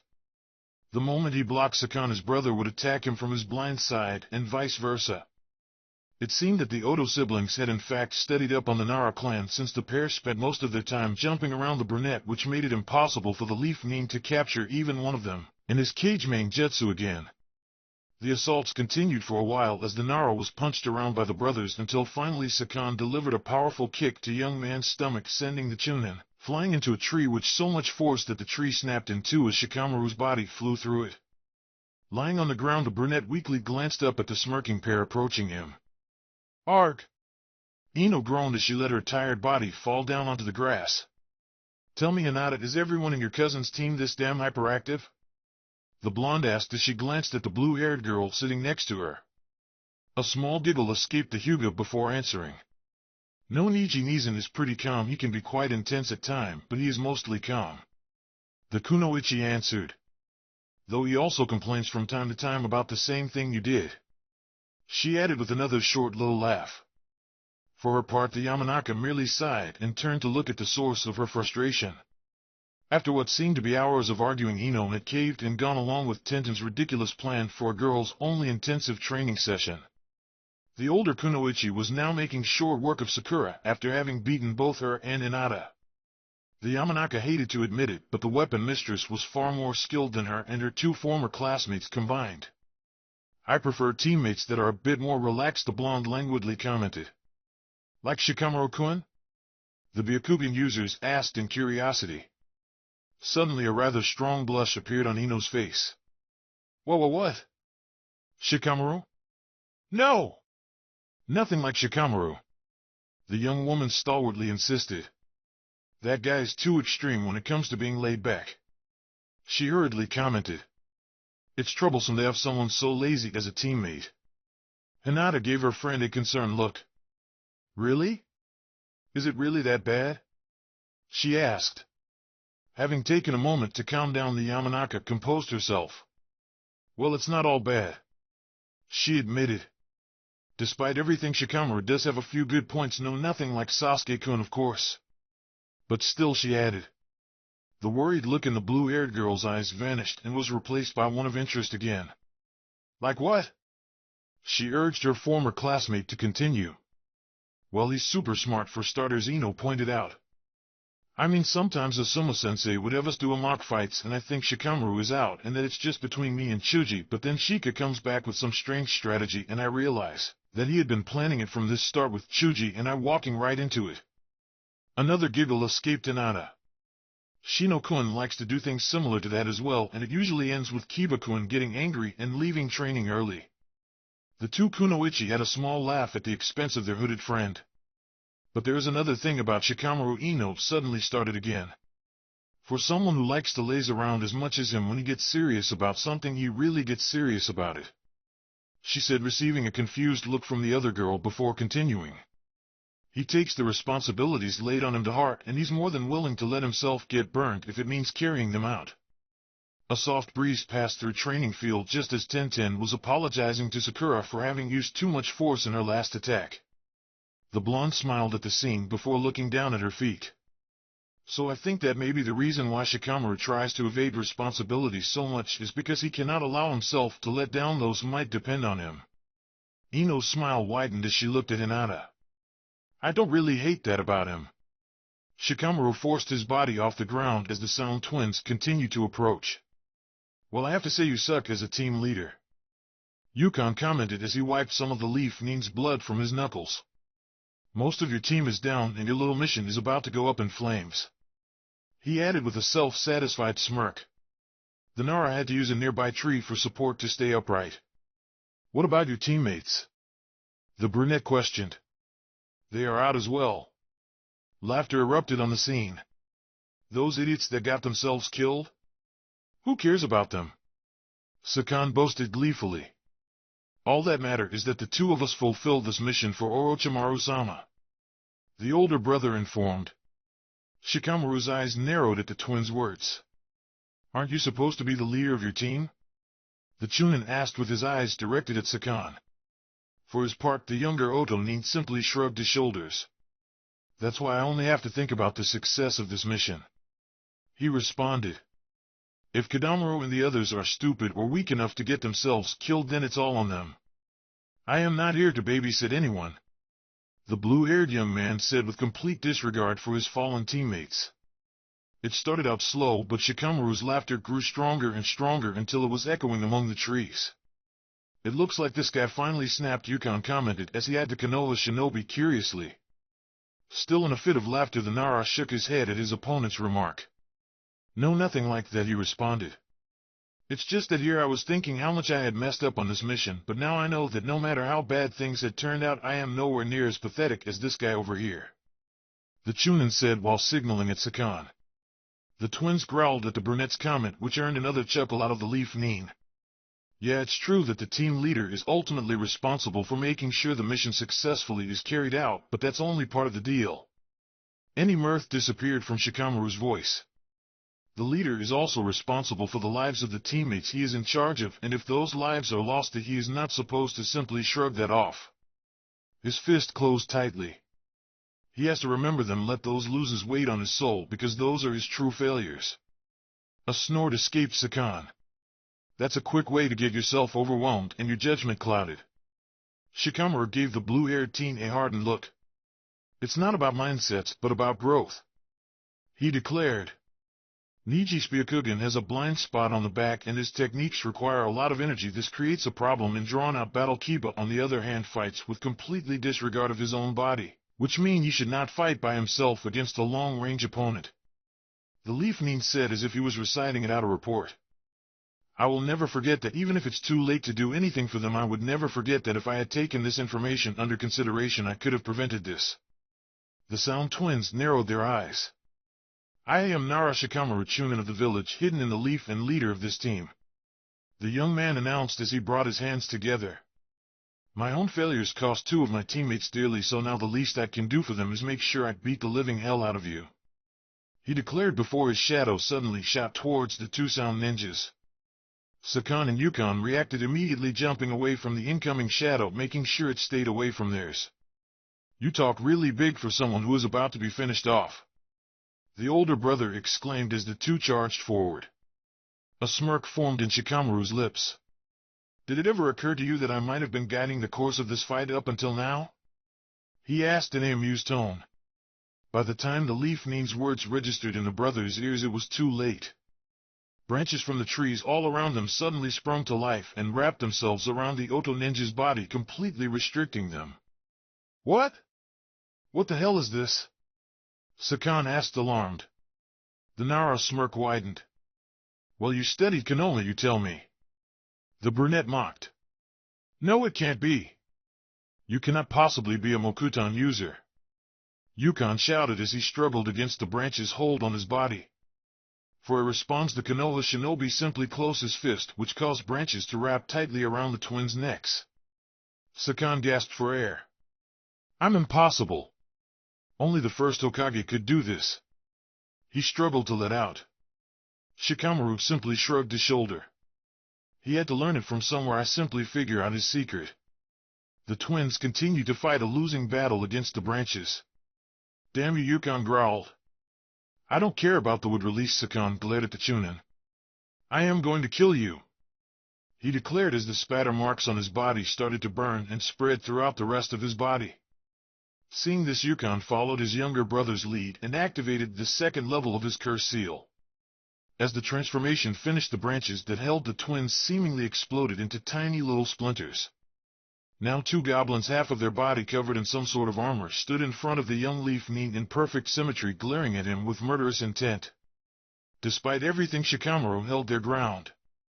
Do you think that little show was enough to take on what's considered to be one of the most powerful abilities in the Shinobi world? The Chunin asked. Instead of answering, the monstrous brothers charged forward with tremendous speed. For his part, the Nara brought his hand together, and immediately a new set of thicker branches sprung towards the Sound Nins. Sakan and Yukon clawed at the waves of branches that came at them. However, no matter how much they destroyed, more branches moved in to attack them. Eventually, the two had to jump back. This isn't working, the older twin pointed out. Then let's focus on one point and force our way through. The other teen suggested, receiving a nod of approval from his brother. Shikamaru was a little taken back when he witnessed how the lower side of Yukon's body merged again with Sakan.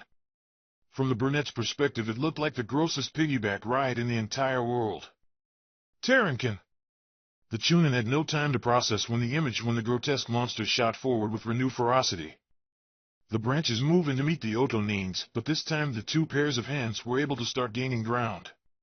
Pretty soon the brothers had punched their way through the foliage and were standing right in front of Leaf Shinobi, forcing the Nara to jump back to a safe distance. The fight continued like that for a while. Shikamaru would get a few hits in with the tree branches, but for the most part the two-headed Shinobi kept gaining ground and making the brunette retreat more and more. Wait! Yukon suddenly called out from over Sakan's head. You shrew bastard, he commented, eyeing maliciously at his opponent, who narrowed his eyes and tightened his fists. What are you on about? The younger twin questioned. I've been observing this piece of trash for some time now. The transformed teen revealed. Did you notice that his little Mokutan completely stops every time he jumps away from us? He asked as a smile formed in his face.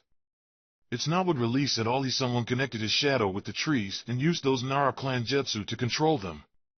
Yukon revealed in glee. The Konoha Nin swore under his breath. I called it Kanashitayami no Jutsu. The Chunin said, trying to maintain a confident look. It combines the Nara clan's techniques with earth and water chakra to create a very believable foe would release. He revealed. A short laugh escaped Sakan. That was pretty ingenious of you, the young man admitted. Just for that I'll kill you a bit quicker, he announced before charging with full strength. Shikamaru did not bother with branches anymore and instead opted to simply jump away from his opponents. Not so fast, Yukon called out as he preformed hand seals. Doria Hiki! The transformed teen shouted. Suddenly a large stone walk rose right behind the Nara, blocking the brunette's retreat as he hit it with his back in midair. The Leaf Ninja only had time to give a quick glance at the obstacle that had stopped him and then back to his opponent before he was met by a flurry of fists and kicks. By the time the Chunin's body hit the ground, he was already reduced to a bruised and bloodied mess. Now die! The monstrous twins called out in unison as their fists traveled down towards their wounded opponent with the intention of crushing his skull. The sound of chirping birds suddenly filled the forest, and the next thing Sakan knew was a sharp searing pain running from his shoulder to his spine before his part of his arm was sent flying away from the rest of his body. Shikamaru looked wide-eyed as Sasuke had suddenly jumped in and swung a Chidori-covered hand between him and the Oto Nin's fist, cutting the latter clean off. Gyark! Sakan screamed as he held what was left of his arm with his remaining hand. You bastard! He cursed. The Uchiha stood between the Nara and the Oto ninjas with his Raiten technique died out in his hand. Despite everything, I am still a Leaf Nin, and I am not going to let you hurt my friends, the raven-haired boy said between breath, still panting from his own bout against the Sound Four. Growling, the brothers glared at the Sharingan user. It's only because Orochimaru-sama wants your damn body that we don't kill you on the spot, Yukon declared. Instead of replaying, the genin simply smirked at his opponent's remarks. Sensing danger, Yukon glanced upward. "Look out!" he shouted, separating from his twin as the two brothers jumped to opposite directions. The next second, the place where they had been standing was blown up by arrival of a Rasengan-wielding Naruto. The dust eventually settled, revealing an angry-looking blonde. "We'll take care of things from here, Shikamaru," the Uzumaki announced as Sasuke walked towards him. The two members of Team 7 turned to look at a twin each. Shikamaru watched his former classmates trade blows with the transformed brothers. The Nara had no problem admitting that their taijutsu was vastly superior to his, as little by little Naruto and Sasuke were gaining the upper hand. Still, however, there was no telling when the fight would end. The battle could go for a long while, but the Nara knew that it needed to end soon. The Soundnins realized how they were losing ground and tried to put some space between themselves and the two genins. Rasengan! Chidori! Not relenting on their assault, Naruto and Sasuke charged as they readied their attacks in their hands. The twins immediately bite down on their thumb and slam their hands on the ground. Kuchios Rashomon! They both called out before a large demonic-looking wall rose between them and their opponents. A large dent appeared in the giant gate as the two techniques hit it. "Ha! How do you like Orochimaru-sama's ultimate defense?" Sakan questioned. "Try as much as you want, nothing you can dish out can destroy it," Yukon challenged in glee. "Really? Nothing can destroy it?" Shikamaru repeated as he sat up, causing the Sound brothers to turn their head to look at him. "Thanks," he added before making a hand seal. Suddenly the ground beneath them turned pitch black. The brother immediately panicked, but they soon realized that their movements had not been bound. A short laugh escaped Shikamaru. "Kejutui no Jutsu," the brunette weakly informed. "It makes sure that you see only what I want you to see," he added as the shadow over the ground started to retreat back to the Chunin. "I have to say, for a while there I thought all of this would be for nothing until you put up that wall. Now I can use it without worrying about hurting my friends." Sakan narrowed his eyes. "What are you talking, Abo?" the transformed teen started to say, but stopped as his eyes registered the state of the ground they're standing on. "What the hell is this?" The forest floor was completely littered with explosive tags that had been hidden by the brunette's technique. When did you?" Yukon stuttered his words as he looked around in panic. The Nara simply smirked. "From the start, I've been stringing you along since the battle began," Shikamaru said as his shadow finished retracting. "Didn't I tell you already?" he asked before throwing one more to the ground, which triggering all of the other explosive tags. A powerful and colossal explosion detonated, consuming the three of them. On the other side of the wall, Naruto felt the explosion go off as demonic structure protected him and Sasuke from the blast and flames. "What the hell happened?" the blonde questioned. Moments later, the Rashomon gate sunk back into the ground and allowed the two members of Team 7 to see the blast zone. "Shikamaru!" the spiky-haired teen shouted before dashing towards his friend's burnt form. "Now, Naruto," the brunette managed to say through cough as his teammate approached. The blonde knelt beside the Chunin. "What the hell were you thinking?" the Sharingan user asked with concern. Shikamaru gave the genin a cheeky smile before starting on another fit of cough. Get back to the village right away." He managed to get out. "Kiba and Niji need help," the brunette added weakly before losing consciousness. The Uzumaki tightened his fists. "You idiot, you need help just as much as they do," he said. Suddenly another set of coughs got the blonde's attention. Turning around, Naruto saw one of the Oto twins moving back in his human form. "You bastard, you killed him," Yukon muttered as he lamented as clutched his brother's body. A furious growl came from the blonde as he glared at the last remaining Soundnin. Shaking in anger, Naruto stood up with every intention to put a definite end to this battle. However, the moment the young man took a step forward, an incredibly potent and suffocation killer intent spread throughout the forest. "What is this?" Sasuke asked as he looked around for the origin of the incredibly dark aura. Naruto searched for source as well. This killer intent, it's stronger than Zabuza's and even Gaara's, he thought. The only one that could compare was that Kisame got. For his part, the grieving Yukon started to shake in fear. As he continued his search, Sasuke's eyes suddenly widened. "Naruto!" Watch out! He screamed, but all the Uchiha could do was stand and watch as his friend turned around right before he was ambushed by a purple blur. The next thing the raven-haired teen knew, his teammate stood several feet away, impaled to a tree by what appeared to be two white stakes, one in the chest and another in his leg. Looking at where Naruto had been standing moments ago, Sasuke could now see a pale young man dressed in loose purple clothing with a skinny body that donned the unmistakable marks of a cursed seal. "Are you Uchiha, Sasuke?" Kimimaro inquired with a cold voice as he let the large barrel he was carrying drop to the ground and took a step towards the raven-haired boy. Before the Sharingan user could react, the newcomer appeared in front of him, grabbing him by the neck and picking him up with ease. "Well, are you?" he asked. Chapter 27: Savage Beasts Collide. "What is this?" Sasuke asked as he looked around for the origin of the incredibly dark aura. Naruto searched for source as well. This killer intent, it's stronger than Zabuza's and even Gaara's, he thought. The only one that could compare was that Kisame guy. For his part, the grieving Yukon started to shake in fear. As he continued his search, Sasuke's eyes suddenly widened. "Naruto! Watch out!" He screamed, but all the Uchiha could do was stand and watch as his friend turned around right before he was ambushed by a purple blur. The next thing the raven-haired teen knew, his teammate stood several feet away, impaled to a tree by what appeared to be two white stakes, one in the chest and another in his leg. Looking at where Naruto had been standing moments ago, Sasuke could now see a pale young man dressed in loose purple clothing with a skinny body that donned the unmistakable marks of a cursed seal. "Are you Uchiha, Sasuke?" Kimimaro inquired with a cold voice as he let the large barrel he was carrying drop to the ground and took a step towards the raven-haired boy. Before the Sharingan user could react, the newcomer appeared in front of him, grabbing him by the neck and picking him up with ease. "Well, are you?"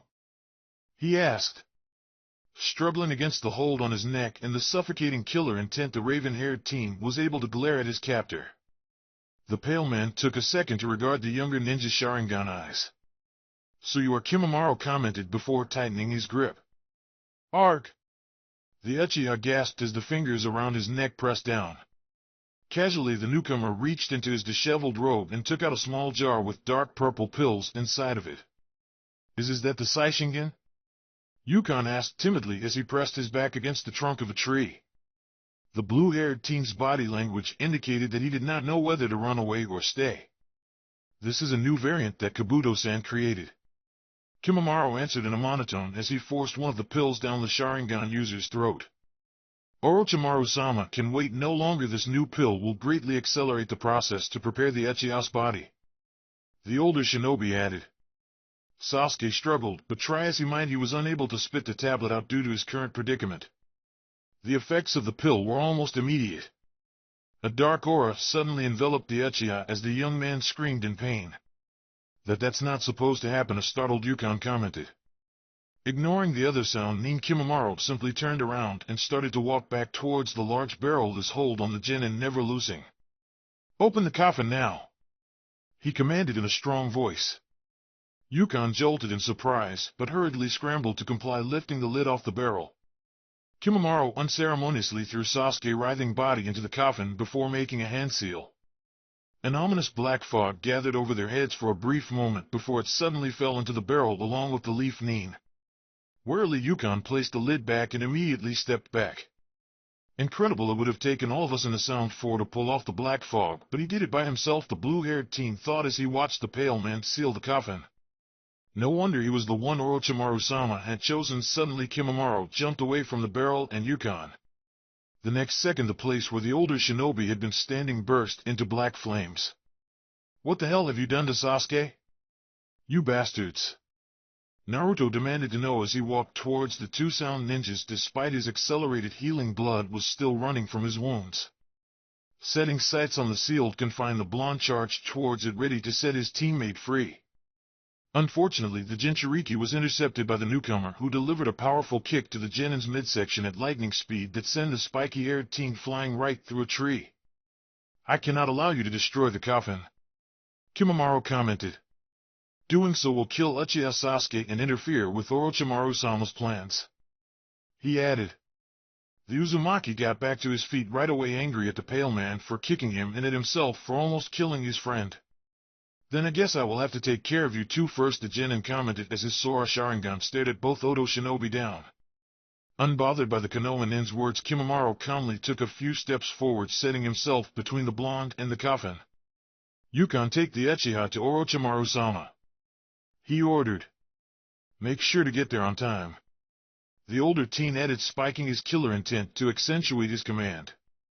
Visibly affected by the malevolent aura emanating from his comrade, Yukon needed a second to compose himself before nodding and grabbing the barrel, strapping it to his back.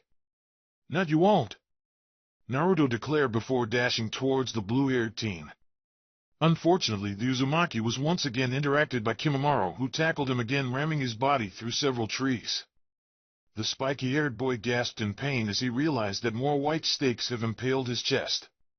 Looking up, the Genin was surprised when he saw several bones sticking out of his opponent's body. The Otonin did not seem to be any pain despite his own body's condition. Does it surprise you?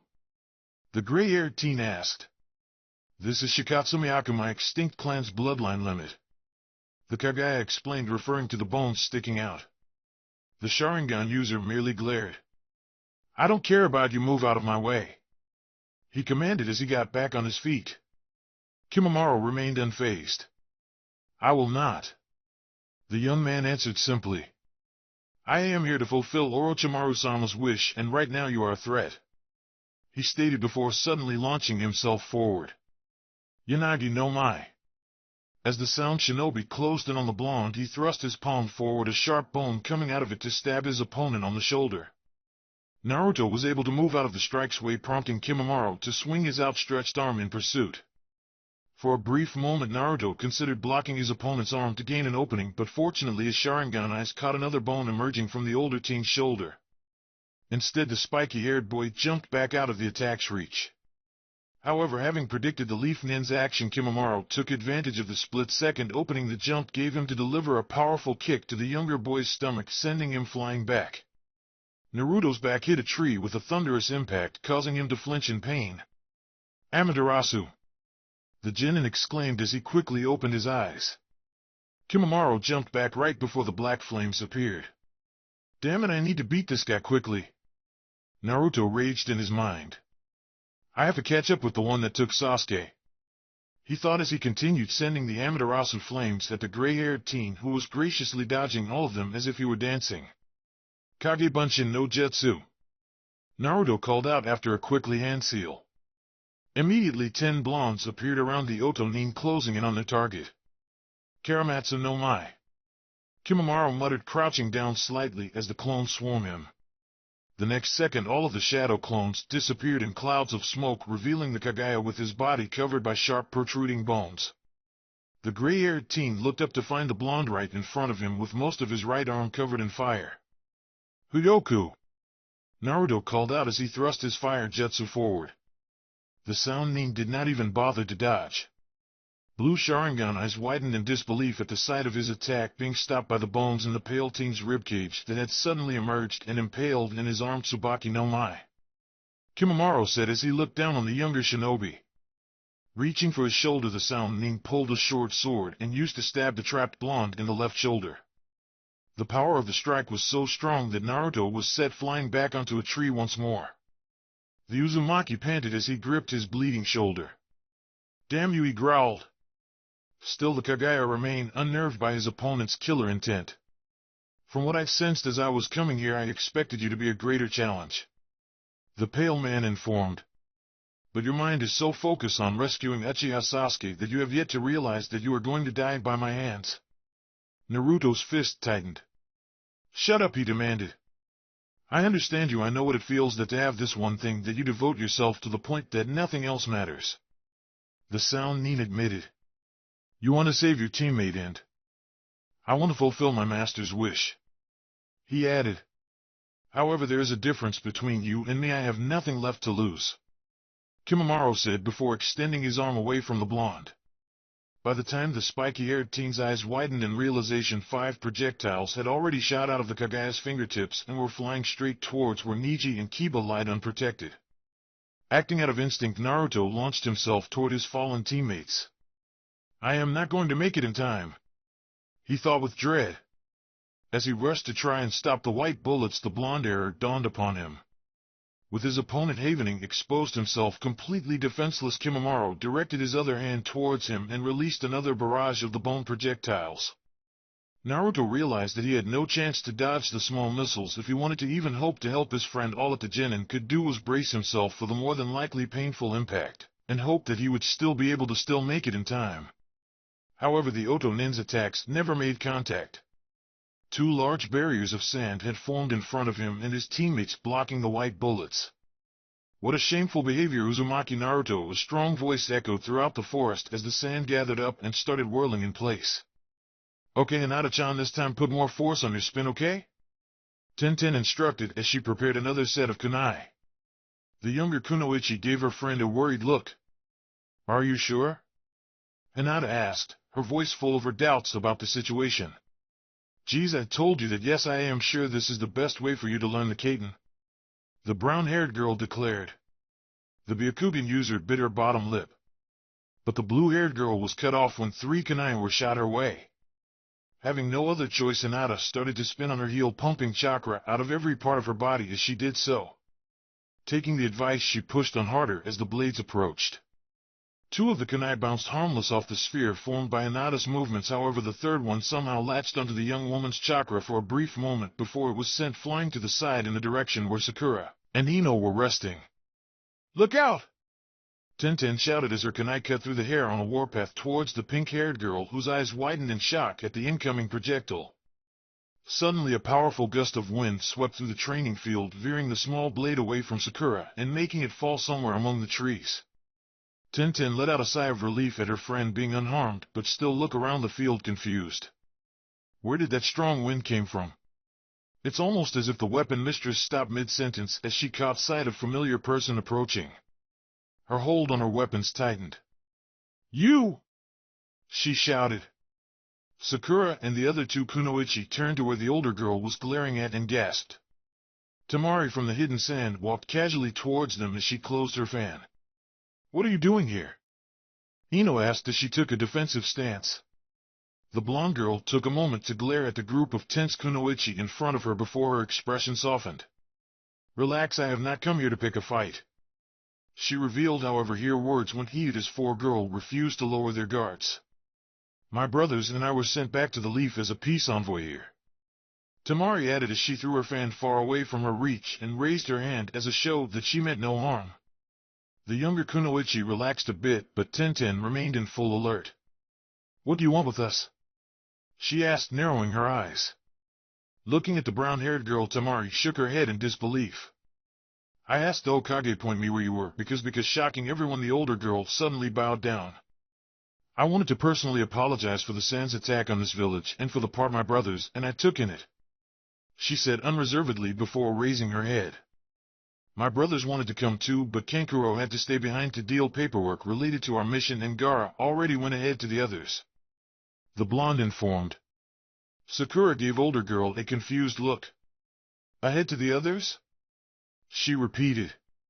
What do you mean? The Haruno asked. To meet with your teammates, Temari revealed.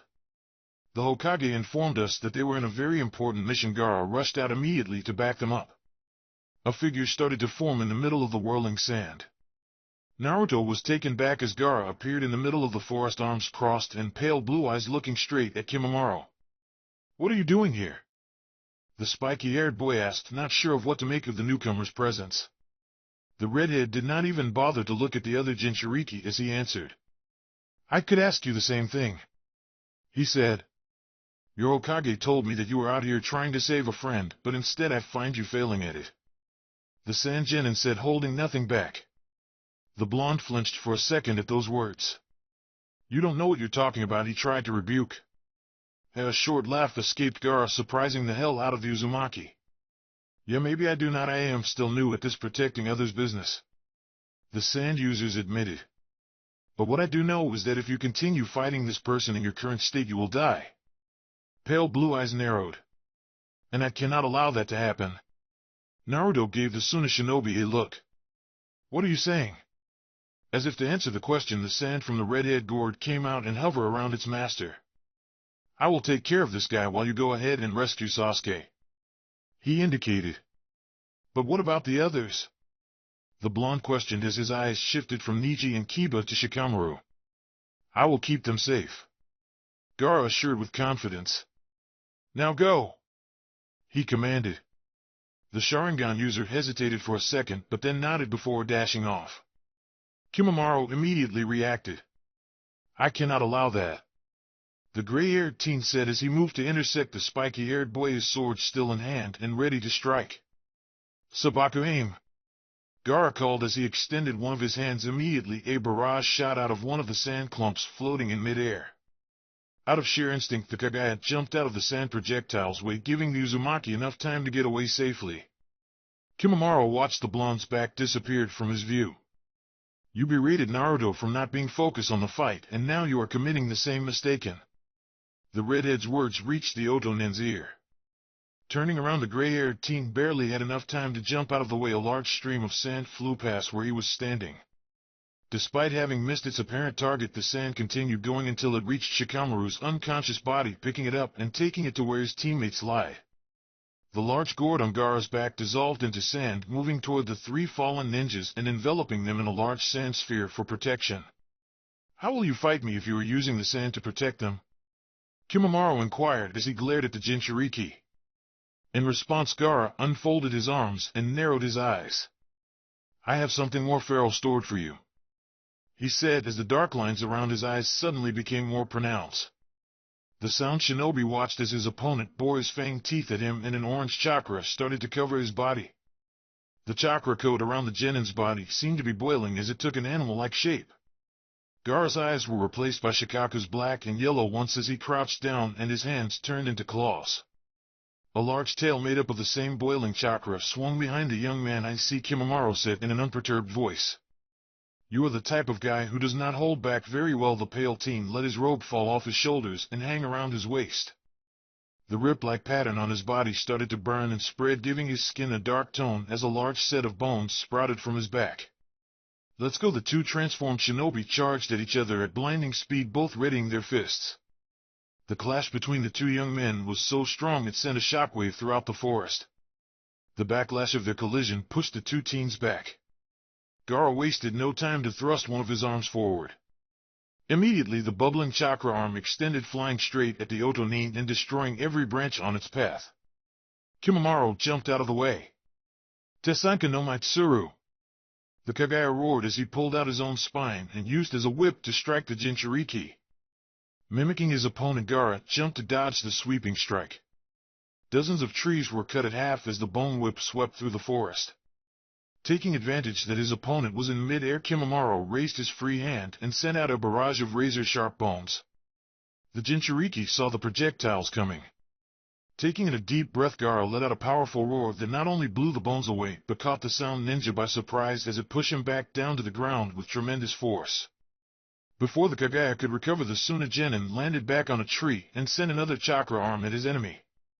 The transformed teen managed to dodge the incoming attack, but failed to see the chakra hand grabbing on a tree behind him. Using the extended hold as a slingshot to quickly shorten the distance between them, the redhead delivered a powerful punch on the sound nin, sending him flying far back, going through trees and rocks like they were nothing. By the time Kimimaro regained his composure and stood up, the sand nin was already in front of him, ready to strike again. Tesanka no Mahana, the gray-haired teen quickly called out before large bones came twisting out of his left arm, forming a large drill-shaped structure. The Kagaya brought his left arm up, using the large bone cone as a shield to block the Jinchuriki's fist. Kimimaro took the chance and wrapped the whip around the redhead's ankle. With his hold on his enemy, the sound nin immediately flailed the redhead's body, trying to slam him onto the ground. However, just as Gaara's body was coming down, the chakra limbs extended downwards, slowing him down and letting him land safely. Not wasting any time, Kimimaro took a page out his opponent's book and propelled himself at the Suna Genin with his whip. Despite his enhanced senses, the Jinchuriki was only able to partially dodge the older teen's drill-like weapon that managed to catch the side of his stomach with enough force that to send him crashing back several feet. Gaara got back on his feet as he held his bleeding midsection. Physical pain, he panted. I have not been acquainted with this concept for too long, the young man admitted. Kimimaro regarded his adversary for a second. I, on the other hand, have known it all my life, he said before a small trickle of blood ran down the side of his mouth without any notice from the tan monster. Tell me, you are a shinobi for the hidden sand, why are you involving yourself with this matter? The Kagaya questioned. The official word is that I am doing this a show of cooperation from my village's way of apologizing for our involvement in the attack your master orchestrated, Gaara responded. But really I simply owe a debt to someone that I can never hope to repay, and this is the least I can do. The Red answered firmly as he took his hand away from his side, showing that the wound that was openly bleeding moments ago had now closed. The gray-haired teen narrowed his eyes. It is really too bad, Kimimaro suddenly commented with a sigh. The redhead was slightly taken back. What is? He inquired. You and I both fight for the sake of someone who we owe far too much to. The Otonin started. I wish that you would have been the last opponent I ever got to face, he revealed. A battlefield shared with you does not sound like a bad place to finally rest. Unfortunately, you let that guy get away from me. Gaara could feel as a new sudden wave of killer intent swept through the forest. I still have to track him and kill him lest he continues to interfere with Orochimaru-sama's plans, Kimimaro said as he took a much more aggressive stance. So I have to kill you quickly first. The Jinchuriki remained quiet for a couple of seconds. You can try, he said in a grave tone. Suddenly the bubbling chakra around his body started to boil violently. I will not let you harm Uzumaki Naruto. Gaara grunted as his fangs became more pronounced and the ground beneath his feet started to shake. Kimimaro had heard before about the power that a Jinchuriki held, but witnessing it was completely different. The skin seemed to be tearing off the Genin's body as he emanated wave after wave of pure killer intent. Graph! The Sand Ninja roared as all the chakra around him seemingly exploded. As the dust settled, the Kagaya was greeted by the sight of a strange and menacing red figure swinging its single tail. There were no facial features except for its mouth and eyes that appeared as mere empty white voids. The creature took a step forwards, and dust around it seemed to dissipate as if it was trying to run away. Suddenly it thrust one of its claws forwards, which extended as it flew towards the sound shinobi. Though Kimimaro was able to dodge the attack, the dark red arm was able to graze him, immediately burning his skin with the mere touch. Seeing the creature's other arm coming his way, the gray-haired teen jumped into the air. The two appendages followed in quick pursuit. Swinging his whip, the Otonin cut down the two incoming limbs, but his efforts were useless as they instantly grew back and continued their chase. The gray-haired teen was forced to jump between branches as the red limbs pursued him. No matter how many times he cut them down, they would return as if it were nothing. Eventually, the creature's arms got a hold of their prey, wrapping themselves around the dark-skinned monsters, searing his skin. Sawarabi no Mai! Kimimaro exclaimed through the pain as he forced his body down to slam his restricted hands onto the ground. Immediately, several large bones emerged out of the dirt, severing the creature's arm. More and more bones started sprouting all around the forest. Beneath the red beast's paws, more bones began rising, forcing it to jump out of the way. The Kagaya took this chance to close in on his opponent, but the creature had already recovered and charged forward to meet the Sound Nin's attack with one of his own. The fight between the two monsters continued for a while, and very soon the forest was unrecognizable. Giant bones spread throughout, trees snapped like twigs, bone fragments scattered, and burn marks could be found everywhere. Kimimaro landed some distance away from his opponent, bringing one of his hands up as he started to cough. Looking down at his hand, he saw it covered in blood. My time is running out, he commented, glancing ahead at his adversary. Despite not showing any sign of slowing down, the beast seemed to be heaving. The extended use of the Biju's chakra must be taking a toll on him. The Oto shinobi reasoned, realizing that their battle was coming to a close. I have to finish this now, he said as he panted. I still have to protect Orochimaru-sama's plan, the Kagaya said as he aimed the large bone drill on his left arm. A large amount of dark chakra started to emanate from the young man's body. The creature seemed to understand its opponent's intentions as it let out a menacing growl before suddenly opening its mouth wide. A monstrous amount of chakra started to gather in front of the red beast in the shape of a sphere as the ground beneath it started to give, as if the creature had suddenly become a lot heavier. Jarg! Kimimaro let out a primal roar as he charged forward with his drill faster than he had ever moved before. Naruto, the look you had in your eyes, Gaara's consciousness thought from inside the creature as it reeled back. That look of worry for someone else's well-being, I want it too. The chakra sphere was ready. Naruto, am I capable of protecting the people I care about? He pondered as the red beast pushed its body forward, releasing a devastating blast at the incoming Kimimaro. A colossal explosion detonated in the forest, consuming both monsters and their torn battlefield in a blinding light while the earth shook. Kakashi jumped from branch to branch at an impressive speed. The Jounin's mind raged with thoughts about his students. He had truly let things get out of control. His own damn pride had almost destroyed one of his students, and then it had kept him from making things right. Due to his own hesitation, the Hatake had let down every important person in his life, from the third Hokage and his own teacher to even Guy, who still refused to speak to him about anything that was not mission-related. Who would have thought that the silver-haired man would miss the constant youthful challenges from his fellow Jounin? I have to fix things, Kakashi muttered to himself. Things are about to go over the edge for Team 7, and for the sake of my students and all those people that place their trust in me, I have to prevent that from happening, the copy ninja stated. He knew that things were nearing its boiling point when he left for this mission, so now as Kanagakure appeared in his view, the silver-haired man could only hope that it was not too late. As soon as he was done with the paperwork for the mission he had just finished, Kakashi would call for a long-overdue meeting for Team 7.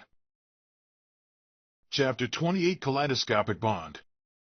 Naruto pushed his body to move as fast as it could. With each branch he jumped off of, the blonde tried desperately not to think about what he had to leave behind, about his severely injured friends, about the insanely powerful shinobi from Sound, or about the gigantic explosion he had felt a while back. All that Genin could allow himself to focus on was catching up with the blue-haired teen and save Sasuke, otherwise all that he and his friends had gone throughout would be rendered meaningless. I swear after I bring him home I am going to beat Sasuke within an inch of his life, Naruto said to himself between jumps in order to keep his mind off more unpleasant matters. Or better yet, I will just let him face the wrath of the village girls while I just sit back and enjoy the show, he added. Focusing back on the chase, the Sharingan user had forgotten how long he had been running after Yukon for quite some time. The silent threat issued by Kimimaro had seemingly done its job, as it lit a powerful fire under the blue-eared shinobi.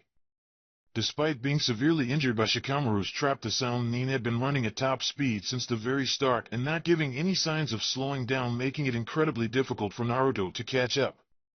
Finally, after what had to be at least several hours of chasing, Naruto was able to make up Yukon's and the wood container's figures in the distance. You bastard, I've got you now, the spiky-haired teen said to himself, managing to muster a bit more speed thanks to the elation at the sight of his target. Sensing a power spike behind him, Yukon looked over his shoulder. The Oto-nen's eyes widened in shock when he saw the blonde right on his tail. How did you get past Kimimaro? The young man exclaimed in surprise and bewilderment, but to his credit did not slow down. Little by little Naruto started to reduce the distance between him and the Sound Ninja. Just a bit more and he could bring this whole crazy mission to an end. Yukon started to panic. The spiky-haired boy was going to catch up to him at any minute, and even if he dropped the Uchiha and made a run for it, it would not be long before Kimimaro or Orochimaru himself found him. Suddenly the sight of a river appeared in front of the blue-haired teen, filling him with hope. I am almost at the border, the Oto-nin whispered to himself. If I can just make it down the waterfall, it'll be a straight shot right out of this hellhole, he said, feeling a bit of energy returning to his body. Quickly closing the distance, Yukon jumped off the waterfall's edge, and for a second he could already picture himself reaching Orochimaru's hideout. The next second, however, the wooden container exploded and large dragon mouth made out of electricity engulfed the blue-haired teen completely. By the time Yukon's body finally landed on the ground, it never moved again. Sasuke! Naruto shouted when he watched the explosion and the Raiten Jutsu disappear over the edge. Reaching the waterfall, the blonde jumped into one of the two statues and glanced down, his eyes widening and surprised by what greeted them. At the foot of the waterfall, a strange figure was panting. The creature had dark skin and long, messy, dark gray hair. Then slowly the skin began to clear up and the hair to recede, and gradually that figure started to resemble Sasuke once again. What the hell? Naruto whispered to himself before shaking off his bewilderment. Sasuke, are you alright? He called out. The Uchiha was glancing down at his own body, trying to make sense of what had just happened. It had been like his first experience with the cursed seal back in the Forest of Death, only about 1,000 times stronger. He had felt incredibly powerful and eager to take on the world once again, The only difference then and now though was that the raven-haired teen knew better this time. His teammate's voice snapped the genin out of his thoughts. I think I am, he responded. Sighing in relief, Naruto decided that it would be better to deal with whatever had just happened once they were both back in the village. That's great, let's go. If we hurry we can make it back before Ichiraku's closes, the blonde stated. Also Shikamaru and the others probably need medical attention, he added with a small hint of humor as he was about to turn around and set out back to Konoha. No, Sasuke responded in a low voice just barely audible by the blonde on top of the waterfall. What? The Jinchuriki asked incredulously as he turned back around and looked down at his teammate. The Uchiha held his gaze at the spiky-haired teen. I am not planning to go back to the village, he clarified. Sure, whatever the sound ninjas had done to him did make the raven-haired genin feel stronger than he ever felt before, but Sasuke knew too well that his newfound power would be meaningless. What the young man truly wanted was to become strong enough to suppress any instinct that genetically might drive him to destroy the things he valued the most, as Itachi had claimed he would, and for that what he needed above all else was control, and his experience in the Forest of Death had made it clear that he had no control over whatever power the cursed seal gave him. At least not for now, Sasuke added, finally dropping his gaze. Are you crazy? Naruto screamed, not bothering to hide his anger. Shikamaru and the others risked their lives for you. Sakura was left completely devastated because of what you did, he shouted. And despite all that you still want to continue with this stupidity. The blonde's word echoed throughout the entire valley. Sasuke gritted his teeth, but he was unable to stop the anger that was rising inside of him too. It's exactly because of them that I am doing this, he shouted back. We're both Uchiha. Our blood will try to get us to kill each other. Do you want to put Sakura and the others through that? The raven-haired teen asked. You don't know that, the Jinchuriki rebutted. The only time I've ever wanted to kill you is right now. And not because of the Uchiha blood, but because you're acting like a colossal moron, Naruto shouted, closing his fists so tight that blood started to run down from them. Trying to calm himself, Sasuke shook his head. You just don't understand, he whispered as his gaze dropped down. From the edge of his line of sight, the young man could see his reflection on the water. The two genin remained silent for several minutes, Naruto glaring at Sasuke while the raven-haired teen continued to look at the ground. Fight me, Naruto, Sasuke finally said, taking his teammate by surprise. If I win, that means that I should be strong enough to hold back whatever power the Uchiha blood has over me, and I can return to the village, the young man pointed out. But if I lose, you have to let me leave, he added. The blonde shook his head. Just when I thought you couldn't say anything stupider, he commented humorlessly. I am not going to fight you, Sasuke, the Jinchuriki stated firmly. The Uchiha's eyes narrowed. Yes, you will if you want to finally put an end to his whole ordeal, the young man declared. Fight me, and fight me with all you have so that we can finally find out who is stronger. You know, I'll be able to tell if you hold back.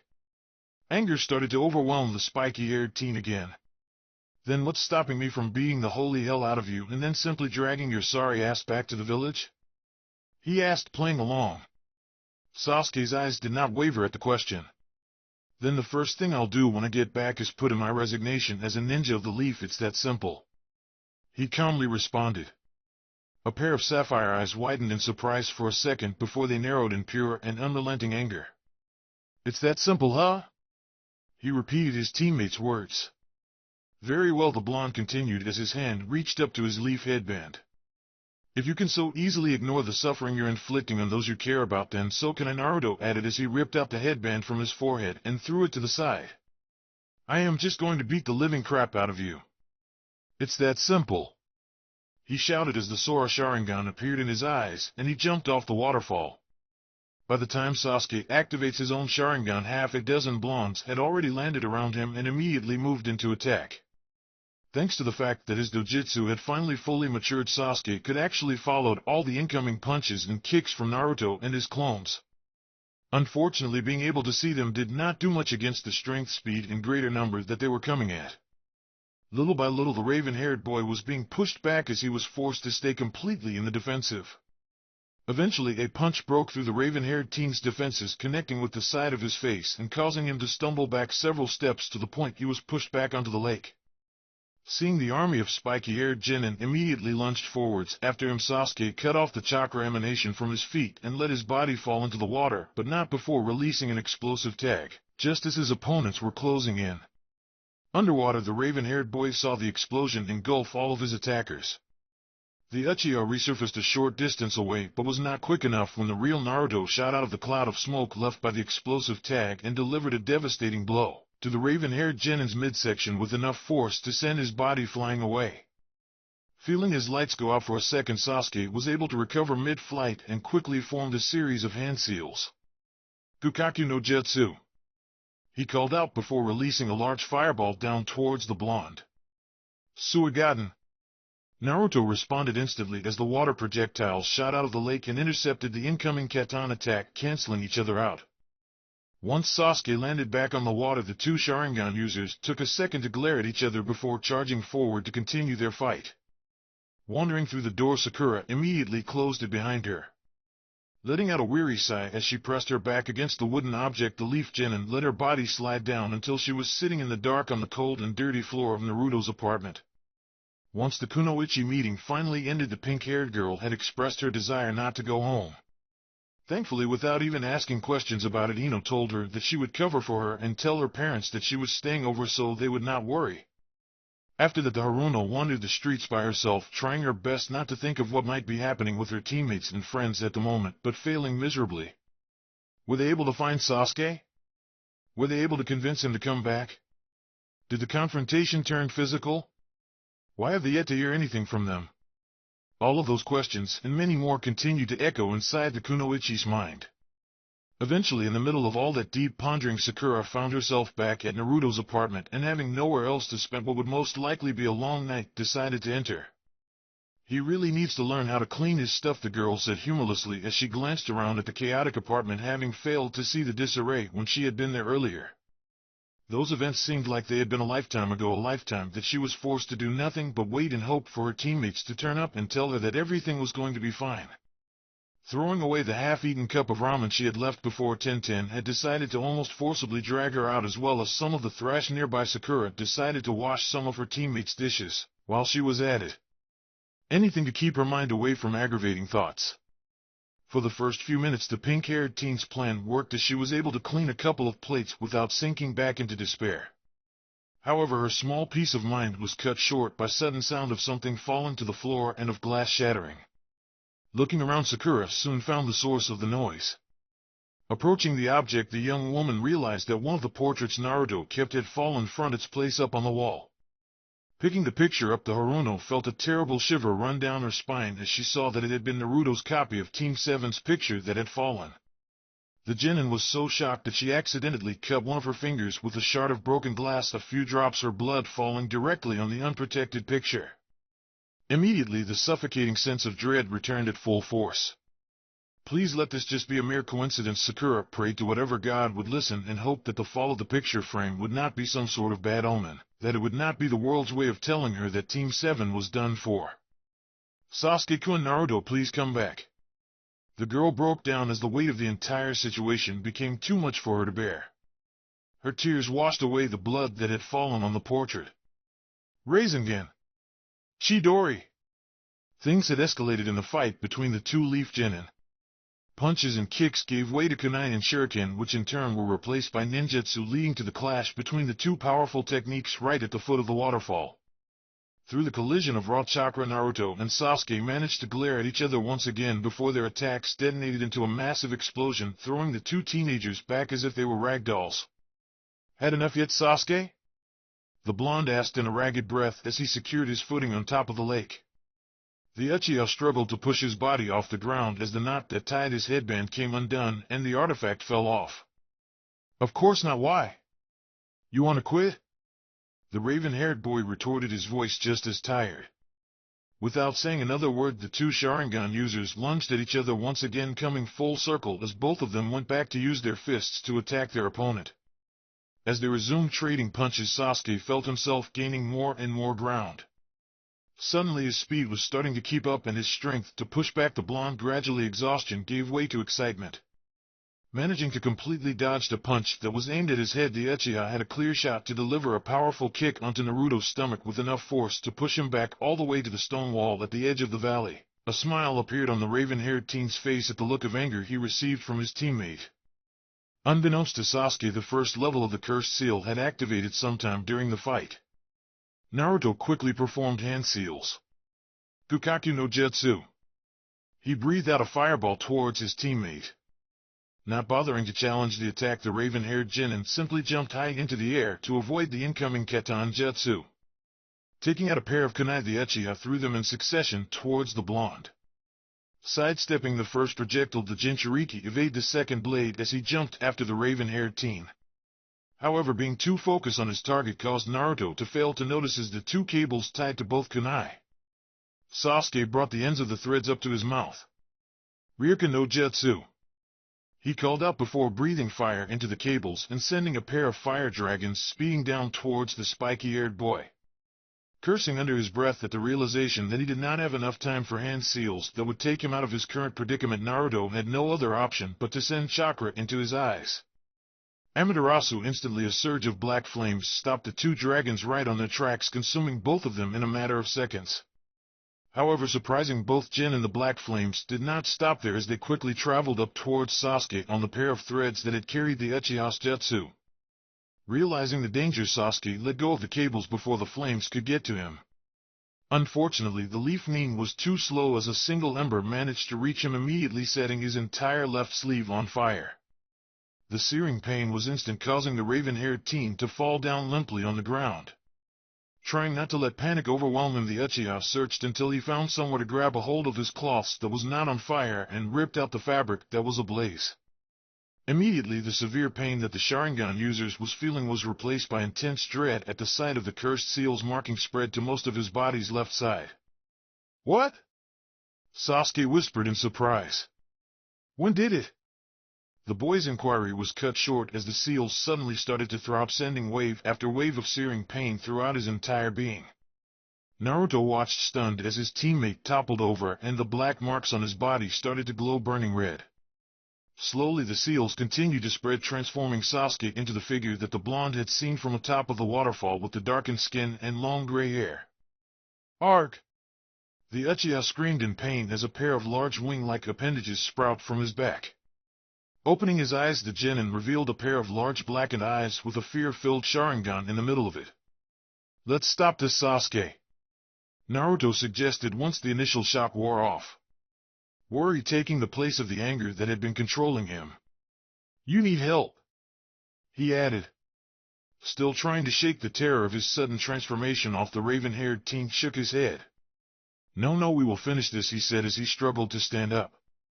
Even though all the pain his body was in had been replaced by more energy and strength that the young man had ever felt, Sasuke still felt extremely unsure of himself as the shock had yet to wear off. "You just want to quit because I was starting to gain the upper hand," the Genin said, trying to still his nerves. "Damn it," the Jinchuriki exclaimed as the anger started to return. "Would you quit acting so stupid? Things are getting way out of hand already, and yet you still want to continue?" The blonde raged as he gripped his fist tightly. Sasuke shook his head. "I have to keep going. We have to." The transformed teen's body wavered the slightest. "We have to settle this one and for all," he stated before charging forward. Cursing once more, Naruto lunged forward to meet his teammate head-on, pumping chakra into his arms to keep up with his opponent's transformed state. The collision between the two Genin was strong enough to cause a small wave to ripple through the lake. Both Sharingan users were pushed back by the backlash of their attack, and as soon as they landed, the two started making hand seals immediately. "Suigaten. Housekin no Jutsu." A pair of water twister rose out of the lake from the blonde's jutsu, but they were immediately ripped into droplets of water by the barrage of small fireballs released by the raven-haired teen. Naruto was forced to jump back to dodge the incoming attack. Sasuke took advantage of the split second that his opponent was preoccupied with dodging to charge forward at top speed, a Chidori soon chirping in his left hand. Moving on instinct, the Jinchuriki made a series of seals. "Kakugen Kengoku no Jutsu." he quickly declared before several stone walls rose between him and the incoming Raiton-wielding Uchiha. The Chidori smashed through all the barriers easily, but it was still enough time for Naruto not only to make a clean getaway, but also position himself behind his opponent to counter with a roundhouse kick. Seeing his teammate's leg approach, the raven-haired boy moved one of his wing appendages up to block it. Though the wing managed to absorb most of the impact, the kick still carried enough force to push the transformed team back. The two Sharingan users caught each other's eyes for a single second before instantly charging at each other again, their fists colliding with each other once more before they both jumped back to put some distance between them. Looking at each other, both members silently came to an agreement to go all out in their next attack, and each started to pull massive amounts of chakra.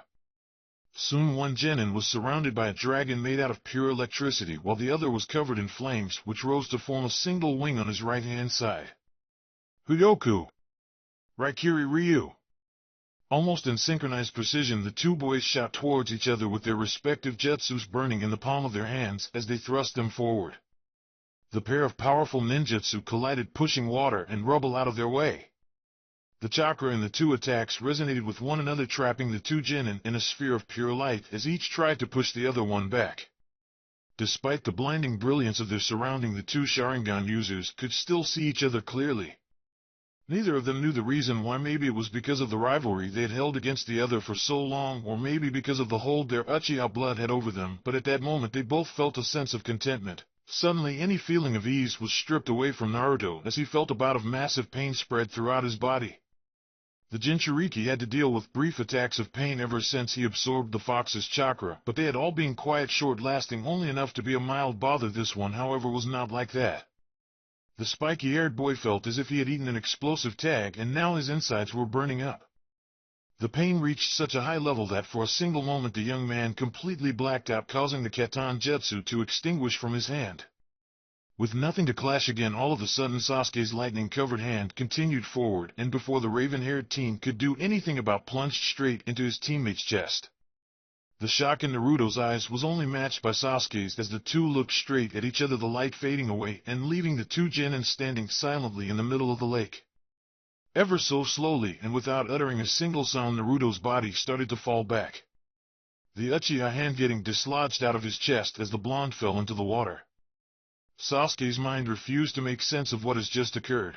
Instead, his eyes simply followed his teammate as he disappeared into the blood-stained waters of the lake.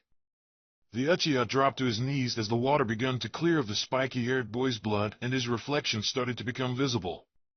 In it, the Uchiha could see the cursed seal's transformation fading away and his body returning to normal, but then something else caught his attention. Cold dread washed over the raven-haired genin as his brother's words about the Manjikyu Sharingan echoed inside his head. In his reflection on the water, Sasuke witnessed as his own Sharingan started to change. The three komas had melded into the circle in the center, which was now sprouting small spikes around its perimeter, making it look like a 6-point star, and was still in the process of changing, of evolving. Naruto felt strange. His descent into the depths of the lake had suddenly halted, leaving him suspended motionlessly in the water. So you finally got yourself killed, Kit," the Kyuubi's voice boomed into his ear. "Well, I guess it wasn't completely your fault this time," he added. A pair of sapphire eyes snapped open, finding themselves in absolute darkness. "What do you mean?" he asked, noticing that the water did not rush in when he opened his mouth. The young Jinchuriki was starting to doubt he was still on the lake. A short chuckle escaped the Bijou. "Those bouts of pain, it seems that your body is far too young for the amount of chakra you took from me, so my chakra has been trying to forcibly integrate with your own chakra pathways," the demon explained. "And today it just happened to occur at the worst possible time." He pointed out, his voice carrying an amused tone. "You knew about this? Why the hell didn't you say anything?" Naruto demanded to know as anger started to rise inside of him. "I was too curious about what would happen, I guess," Kyuubi said with disinterest. The blonde gritted his teeth at the response he received. "And now we're both going to die because of it," the blonde commented bitterly. Another chuckle echoed through the darkness. "Not necessarily," the fox started. "If you don't fight me off, I could help the integration of my chakra with yours. I am sure that my chakra will be able to heal that nice little wound your friend opened in your chest." Naruto narrowed his eyes. "You'll help me just like that? Am I supposed to believe you don't want anything in exchange?" he asked, not bothering to hide his distrust. Full-on laughter was the initial answer to the boy's question. Now you are starting to actually think, kid. The Bijou commented. By helping you I am ensuring that you don't drag along on your way to hell, and like I said I am curious to see what will happen next. The fox explained, the amusement thick in his voice. The Uzumaki remained silent for a few seconds, contemplating the proposition. Fine, you furball, do your thing. The genin finally decided. Very well, Kit, Kyubi responded. But do me and yourself a favor, don't lose yourself in it. Something tells me that a weak mind like you would not handle guilt very well. The fox added ominously. What? Naruto tried to ask what the Bijou meant, but before he could finish, all the water around him suddenly started to boil and became agitated. Back on top of the lake, the still stunned Sasuke continued to look dumbly into the water, tears running silently down his cheeks. The Uchiha was snapped out of his trance when the water around him started to become turbulent. The genin searched his surrounding for whatever was causing it and received an answer in the form of the image of a large ethereal-looking fox rising from the depths of the lake. Before the raven-haired genin could even think about how to react to what he was seeing, a flash of orange blinded him, and the next thing he knew, a fist suddenly emerged from the water and connected with his chin, sending him flying into the air. Another flash of light, and Sasuke's eyes widened as Naruto appeared in front of him in mid-air. At first glance, the blonde seemed to be on fire, but with his evolving Sharingan, the Uchiha could see that it was raw chakra covering his body with strange black marking all throughout. The blue Sharingan had been replaced by a pair of orange animalistic slit eyes. The raven-haired genin barely had enough time to assess his teammate's new appearance when the spiky-haired teen delivered a powerful punch to the side of his face, sending Sasuke flying with so much force that his body skipped in the water. The Uchiha was still in mid-flight when with another flash the Uzumaki appeared behind him and drove a powerful kick to the teen's gut, sending him airborne yet again. A fourth flash and Naruto intercepted his fellow genin with a downward punch. Sasuke was thrown around the entire valley like a rag doll. The young leaf nin could not even land anywhere, as the transformed blonde would appear before that and simply kick him or punch him in another direction. Finally, Naruto directed a powerful punch into his teammate's midsection, sending him crashing down to the side of the cliff right next to the waterfall. Being completely controlled by savage instincts, the Jinchuriki pumped out even more chakra before charging forward to deliver the finishing blow, his fist already pulled back. An image suddenly appeared in the spiky-haired teen's mind. It was a scene of an unconscious Sasuke being held against a tree by his own hand while Sakura pressed her head against his back and cried, "No!" Naruto shouted in his mind just as his charged fist was about to crush his teammate's skull. At the last second, the genin was able to redirect his punch to barely miss the Uchiha and instead drive it into the side of the waterfall, creating a large hole in it. The Jinchuriki panted in exhaustion as the chakra started to fade from his body and he returned to normal. Weakly, the raven-haired genin opened his eyes and looked at the other leaf shinobi. "Naruto?" He was barely able to mutter. "It's over," the blonde stated. "It's over now," the Uzumaki said wearily as he pulled his fist out of the rock. Sasuke continued to look at his teammate and struggling to remain conscious. Suddenly, the Uchiha's eyes widened as he pushed his body forward. "Look out!" he exclaimed before pushing Naruto out of the way. The spiky-haired teen was caught by surprise, and all he could do was watch in horror as Sasuke was impaled by a barrage of bone-like projectiles that was meant for him. "Sasuke!" Naruto shouted. Chapter 29: Arm of an Angry God. Wet footsteps echoed in the semi-flooded hallway. Well, this was an unexpected turn, a deep voice said into the empty space. In the darkness, a pair of red canine eyes scanned the walls around them. The old and poorly lit hallway seemed even more battered and dark than it had ever been. It was almost as if a destructive explosion had gone off in it. "It seems that the spike of chakra was too much for the kid," the voice reasoned. "The power surge caused severe damage to this place. Who knows what it did to his chakra pathways?" He added with just the smallest hint of concern in his tone. A clawed furry hand reached out to something under the water. "Huh? I guess this is all the remains of that bastard seal. It was finally destroyed completely," the voice said as he brought up the broken wooden plank. "Not that I can do anything with that anymore," Kyubi commented as he continued to look at what remained of his former jail. This particular part of Naruto's psyche seemed to have received the brunt of the backlash caused by the forceful introduction of the fox's chakra into the young human's pathways and was thrown so deep into his consciousness that Kyuubi could no longer sense him or the world outside. "Okay, kid, you're on your own for a while," the Bijou said, wishing that his host would hear him. "Try not to get yourself killed again," he added. Weakly, the raven-haired genin opened his eyes and looked at the other leaf shinobi. "Naruto?" he was barely able to mutter. "It's over," the blonde stated. "It's over now," the Uzumaki said wearily as he pulled his fist out of the rock. Sasuke continued to look at his teammate and struggling to remain conscious. Suddenly the Uchiha's eyes widened as he pushed his body forward. "Look out!" he exclaimed before pushing Naruto out of the way. The spiky-haired teen was caught by surprise, and all he could do was watch in horror as Sasuke was impaled by a barrage of bone-like projectiles that was meant for him. "Sasuke!" Naruto shouted in disbelief before catching his teammate as he fell back. My, this simply will not do." A vaguely familiar voice reached the Jinchuriki's ear, causing him to look up at its source. On the other side of the lake, an older shinobi with gray hair and glasses stood watching the two-leaf genin with a smirk on his face. "I can have Sasuke-kun dying on me right now, so could you please hand him over to me, Naruto-kun?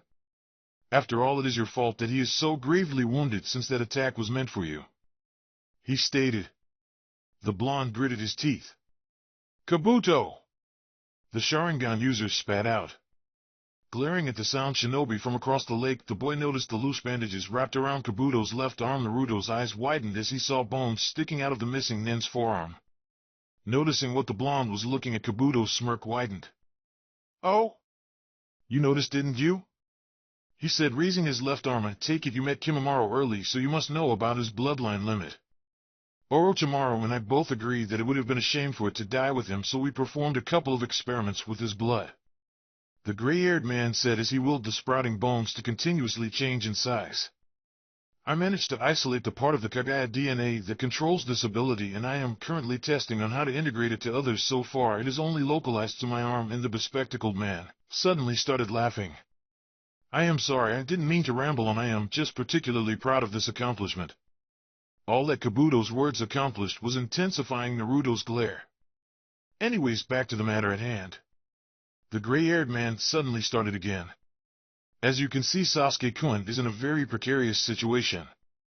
However, what you may not know is that I am a pretty accomplished medic, and I could save his life if you simply hand him over and walk away," he offered with a kind smile. "I even promise not to attack you as you make your way back to the village." The smile widened. Naruto tightened his hold on his friend. "I'll never let you or that bastard Orochimaru take Sasuke," he stated. "So you would rather let your teammate die?" Kabuto countered in amusement. Carefully laying the raven-haired teen's body on the ground, the Uzumaki stood up and glared at the older ninja. "No, I will just beat you again and take Sasuke back before it gets to that," the spiky-haired boy stated firmly. A short laugh escaped the sound nin at the boy's words, however a hint of bitterness could be heard in it. "I would not wager Sasuke-kun's life on another lucky shot if I were you," he commented. Naruto simply continued to glare as he prepared himself to attack. Unfortunately, the moment he took a step forward, Naruto felt as if his body had suddenly become 1,000 times heavier, and it took all of his strength not to fall on his knees at that very moment. "What?" the blonde blurted out in surprise before he could help himself. The leaf genin's predicament did not go unnoticed by the gray-haired man. "It seems that today's exhausting events have finally caught up to you, Naruto-kun." Ignoring the taunts, the Jinchuriki tried to recompose himself. "Well, what's going on? It's as if all my chakra was gone," the boy's mind raged. "Did Kyuubi's chakra, did the transformation cause this? Burn me out?" he wondered. Casually scratching the back of his head, the smirk returned to Kabuto's face. "Done already, Naruto-kun? Can I take Sasuke-kun with me now?" the missing nin mocked. Bringing his eyes up to send a glare at his opponent, the Sharingan user straightened his body. "I guess I have no other option," Naruto commented as he tore his right sleeve off to reveal his summoning tattoo. Smearing some of his blood over it, the blonde performed the necessary hand seals. "Namikaze Kuchios no Jutsu," he called out. The next second, the entry valley was engulfed in a blinding light. Immediately Kabuto brought his arm up to protect his eyes from the light. The young man could feel an immense heat emanating from the blonde's direction, and he could hear the churning of arcs of lightning striking all around him. After several seconds, the light finally started to die. Putting his arm back down, Yakushi Kabuto's eyes widened at the sight that greeted them. From across the lake it would seem as if the right side of Naruto's body was completely covered in electricity, but upon closer look it could be seen that the lightning was originating by the artifact in his hand. The young man's right hand was closed lightly around the body of a large ornate spear made out of a lustrous navy-colored metal with a wide curved dark blade up front and golden markings running along the entire body, ending on a large crimson chain with a smaller blade at the end coiling around the blonde as if it were a tail. Kabuto made no attempts to hide neither his amazement nor curiosity. "Tenkai no Ryuga," the bespectacled shinobi said in wonderment. "A weapon that emanates its own chakra, so many legends and myths about it. The blade that sealed the skies forged out of dragon blood and bones, a raging storm taking corporeal form. It was believed that the spear was lost along with the Namake's clan after the Yondaime died." Realization suddenly dawned on the gray-haired man's face. "So that's it, you're the fourth sprat. Well, that answers so many of the questions I had about you, Naruto-kun." As a response to his opponent's words, Naruto trained the blade of his spear at him. Along with the second Hokage's Raijin sword and Uchiha Madara's war fan, Ryuga is one of the most prominent weapons associated with the hidden leaf. "I would love to have a chance to examine it," the Sound Nin commented. "Tell me, Naruto-kun, after I kill you, will Ryuga remain behind or disappear immediately?" He wondered with a mixture of amusement and mockery. Without acknowledging the medic nin's words, Naruto pushed his body forward. Immediately the lightning around the spear increased to the point that it hit the blonde's body, completely making it seem as if he were a bolt of lightning racing across the water at its target. Swiftly Kabuto jumped out of the way a second before the ground where he had been standing and exploded in a blast of lightning chakra. Turning around in midair, the gray-haired man pointed his transformed arm at the cloud of dust that had risen and unleashed a barrage of bone projectiles towards its center. Out of the dust, Ryuga's chain shot out, seemingly moving on its own to quickly intercept all of the incoming bones. "I see," the medic Nin started as he landed back on the ground. "You're already out of energy, so you are relying on Ryuga to fight this battle for you," he commented in a mocking tone. Another streak of lightning shot out towards the Sound Ninja. Kabuto barely had time to dodge it and land back down before he was forced to jump again as a third attack followed suit. When the fourth attack came just a few seconds later, the bespectacled young man decided to stop evading. Planting his feet firmly on the ground, the Yakushi whirled a long thick bone out of his altered arm and brought it out to meet the incoming bolt of lightning. To the Kagaya Shikatsumiyaku's credit, the bone that the medic had conjured actually managed to meet the Ryuga's blade head-on and not break on impact. Surrounded by lightning chakra, the two shinobi locked eyes as each tried to push the other back. Naruto gritted his teeth as he put all his weight behind his spear. Kabuto could feel the lightning chakra emanating from the Namake's weapon starting to burn bits of his skin off, and he could see his bone club he created was already starting to break. The Sound Ninja had no other choice but to jump back and put some distance between himself and the genin. "So it is true that Ryuga will only accept someone with Namake's blood to be near it," the gray-haired man commented. "That is yet another incentive to finish my gene splicing project," he added as he flexed his altered arm. Despite using the chakra emanating from Ryuga for bulk of his offensive, exhaustion was quickly creeping up Naruto. "I need to keep going so close to putting an end to all of this," the blonde thought as he lifted the spear once again and propelled himself forward. The bespectacled young man jumped out of the way to evade the attack.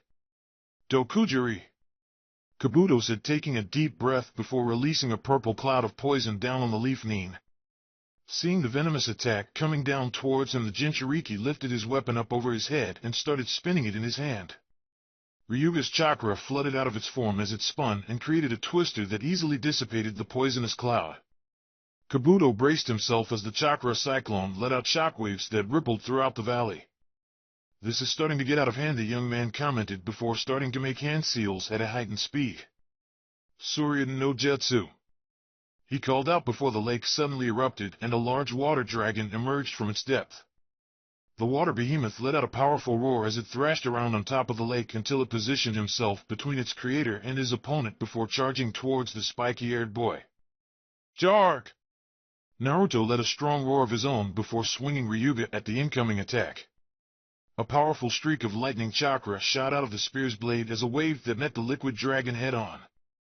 The powerful water jutsu was easily ripped apart by the flying slash, which continued its destructive path towards the Yakushi. Shaking off the surprise that a high-level jutsu like Suryudan was so easily defeated, Kabuto tried to dodge the incoming attack by jumping away. Unfortunately for the medic Nin, he was not quickly enough to fully evade the attack, and some of the electricity managed to make contact with the right side of his body. As soon as he landed on the ground, Kabuto started applying some of his medical jutsu to the searing wounds that the last strike had caused, but he barely had a few seconds to numb some of the pain, when another lightning-charged assault from the Uzumaki came down towards him. This time the Oto shinobi managed to move away in time to properly evade the attack.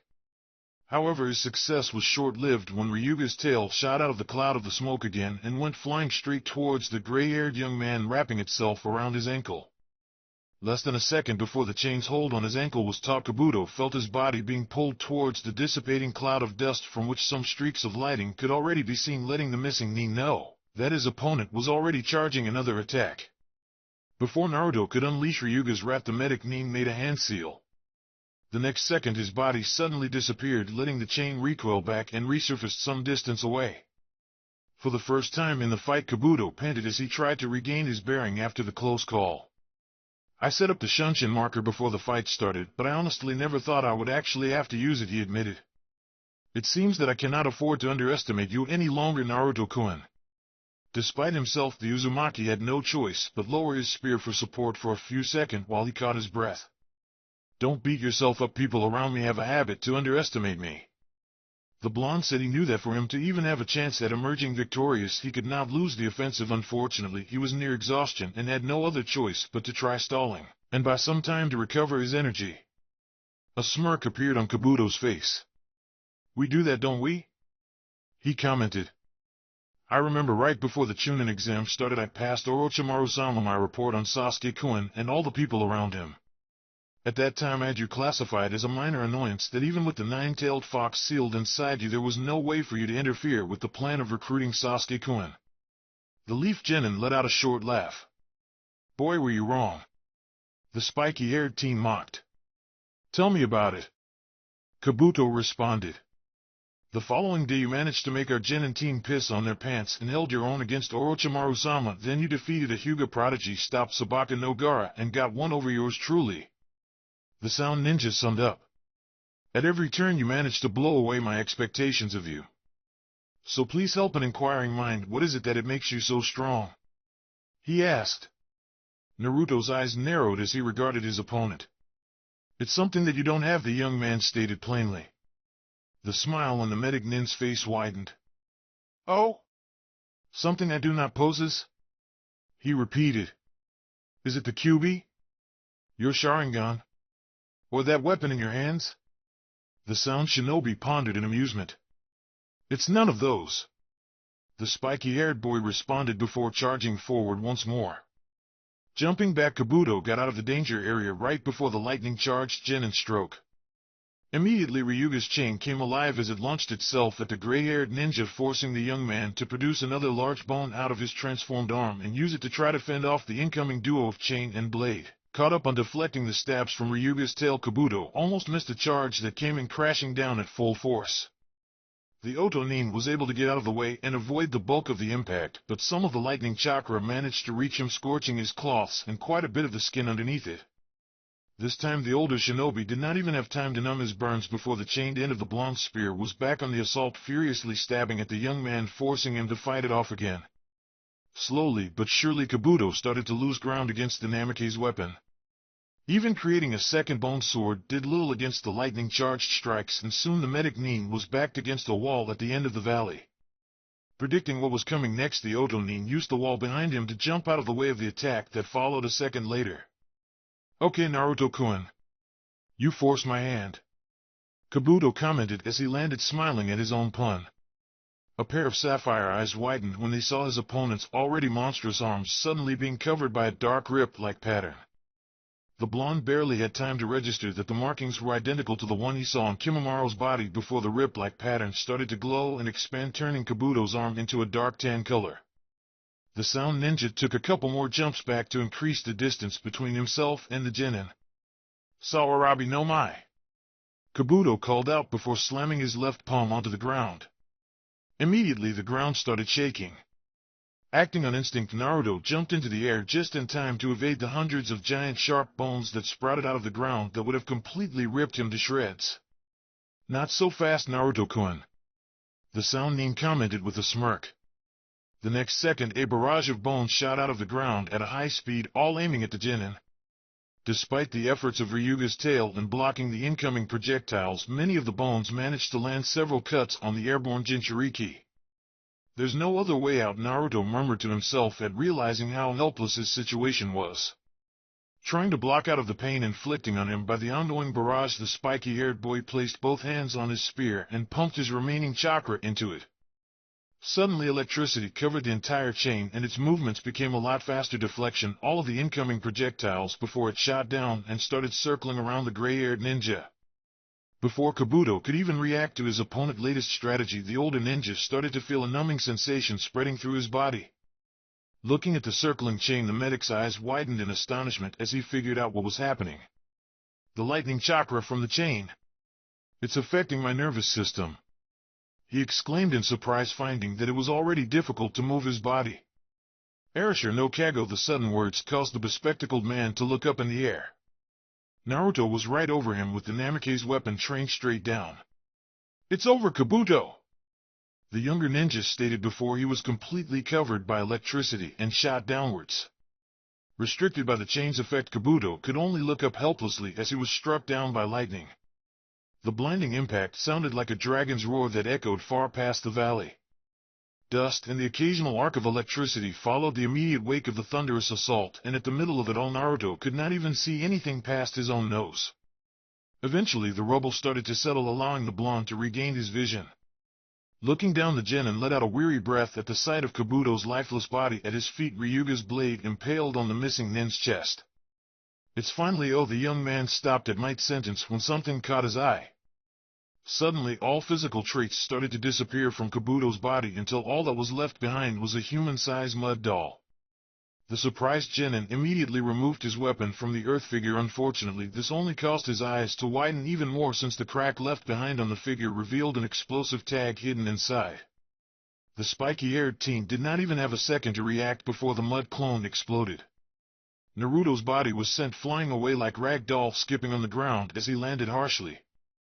I have to hand to you, Naruto-kun, the blonde heard as he struggled to get back up. That was a really nice try. I sensed no hesitation as you delivered the killing blow, Kabuto added as he emerged from underneath the earth just a few feet away from the Uzumaki. Damn you, the genin spat out as he used Ryuga to help himself get back on his feet. Suddenly an intense searing pain shot through the leaf nin's body. Looking down at his hands, Naruto saw the weapon's chakra sparking wildly. No, not now, damn it, he cursed. From his position, Kabuto watched the events unfold with curiosity. The spiky-haired boy brought both hands to the spear as he tried to force the blade to yield to his will. Damn it, I still haven't mastered this thing, and without any chakra left I can't keep it under control. The young man raged inside his mind. While the Jinchuriki tried to get the weapon under control, Ryuga started to glow with a blinding light and then suddenly vanished from the Jinchuriki's hand, leaving a stunned and defenseless Naruto behind. That's a shame. The Sound Nin's voice seemed to echo inside the blonde's mind. I really would have liked to steady Ryuga just a little longer. The medic revealed his right hand suddenly started to emanate chakra in preparation for the young man's chakra no Mezu technique. You fought well, Naruto-kun. I hope you find some solace in that fact, he said before moving in for the finishing strike. Done, the young genin pondered as he waited for the killing blow. I have no chakra left, no energy left, no strength left, he thought. I couldn't protect Sasuke, let down all my friends that put their lives on the line in this mission, and I failed to keep my promise to Sakura. The Uzumaki summed up all of his failures. I am going to die, the boy repeated in his head. Kabuto readied his strike as he quickly closed, and I don't want to die, Naruto screamed in his mind. Suddenly several images started flashing in the spiky-haired teen's mind. Iruka inviting him to Ramen, Kakashi announcing that Team 7 passed their test, Sasuke protecting him from Haku playing chess with Shikamaru, Sakura comforting him after the sound invasion, falling asleep next to Hinata, In the hospital traveling with Jiraiya, receiving the first Hokage's necklace from Tsunade. Those and many other memories flooded back into the young man's conscious. I can't die! The Sharingan user shouted just as Kabuto thrust his chakra scalpel forward. The medic Nin's eyes widened at the sight before him. Just a few inches from its target, his strike had been stopped by what appeared to be a large ribcage covered in dark blue flames that encased the spiky-haired genin. Naruto was just as surprised as he looked at the strange fiery construct that protected him. At the limits of the sun and the moonish storm will rise. The Leaf Ninja absent-mindedly found himself reciting the words he had seen on the Manjikyu scroll with his Sharingan. The gray-haired man took a couple of steps back as he was unable to shake off his astonishment. Right in front of him, the spectral ribcage started to widen and take a more humanoid look. His bones for the shoulders and the beginning of the neck started to manifest.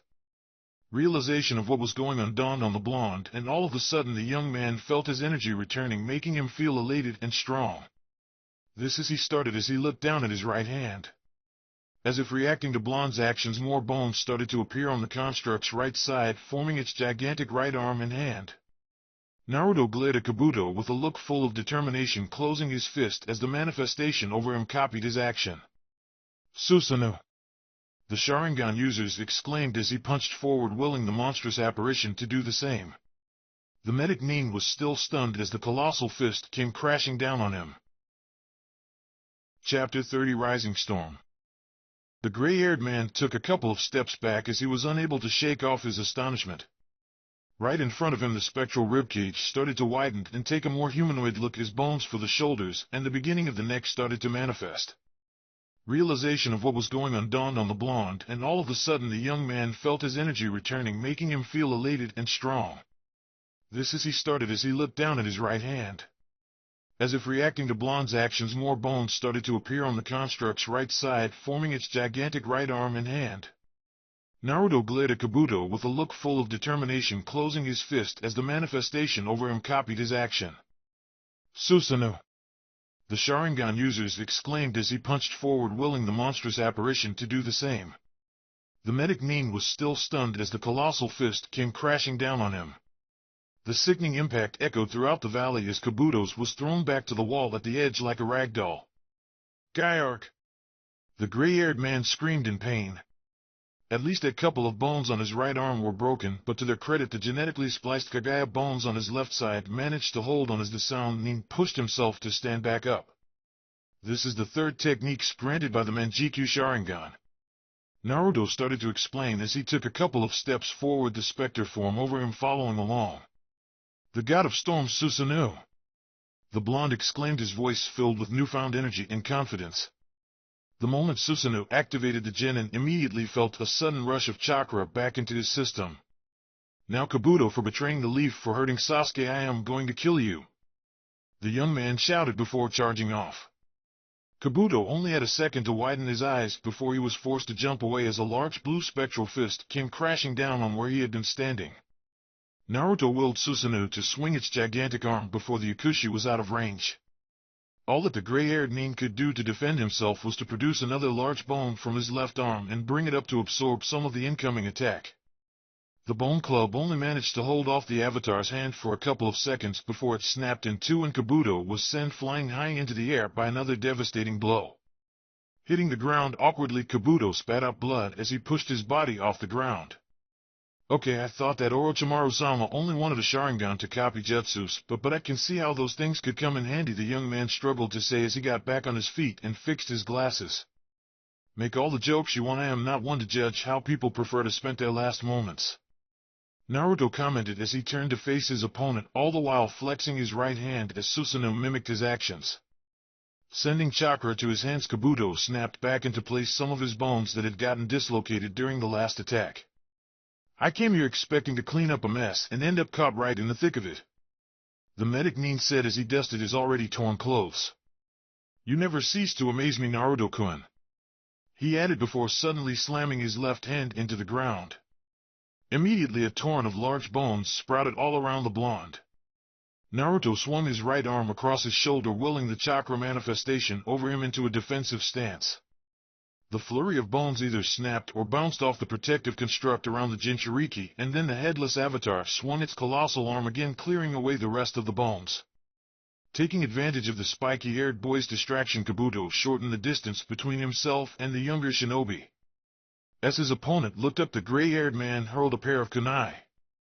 The blades simply bounced off Susanu's bones without any visible harm. Shrugging the attack off, the Sharingan user willed his construct to reach out to grab the medic Nin. Immediately, the sound ninja started to jump back out of the avatar's reach, throwing a couple of kunai more at the incoming limb as he did so. "Are you out of ideas already?"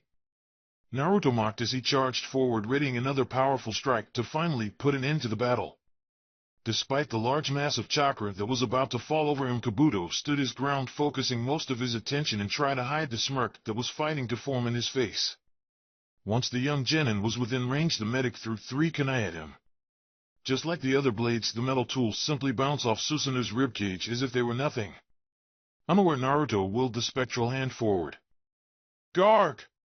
The Jinchuriki let out a powerful roar as the giant closed in on the traitor. Suddenly, less than a foot short of Kabuto, Susanu's fist came to an abrupt halt. The Leaf Nin's eyes widened in shock. "What?"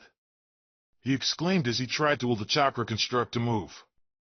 Susanu seemed to respond to Sharingan user's commands, or at least it tried to, but there was something that was obstructing it, blocking all of its moves.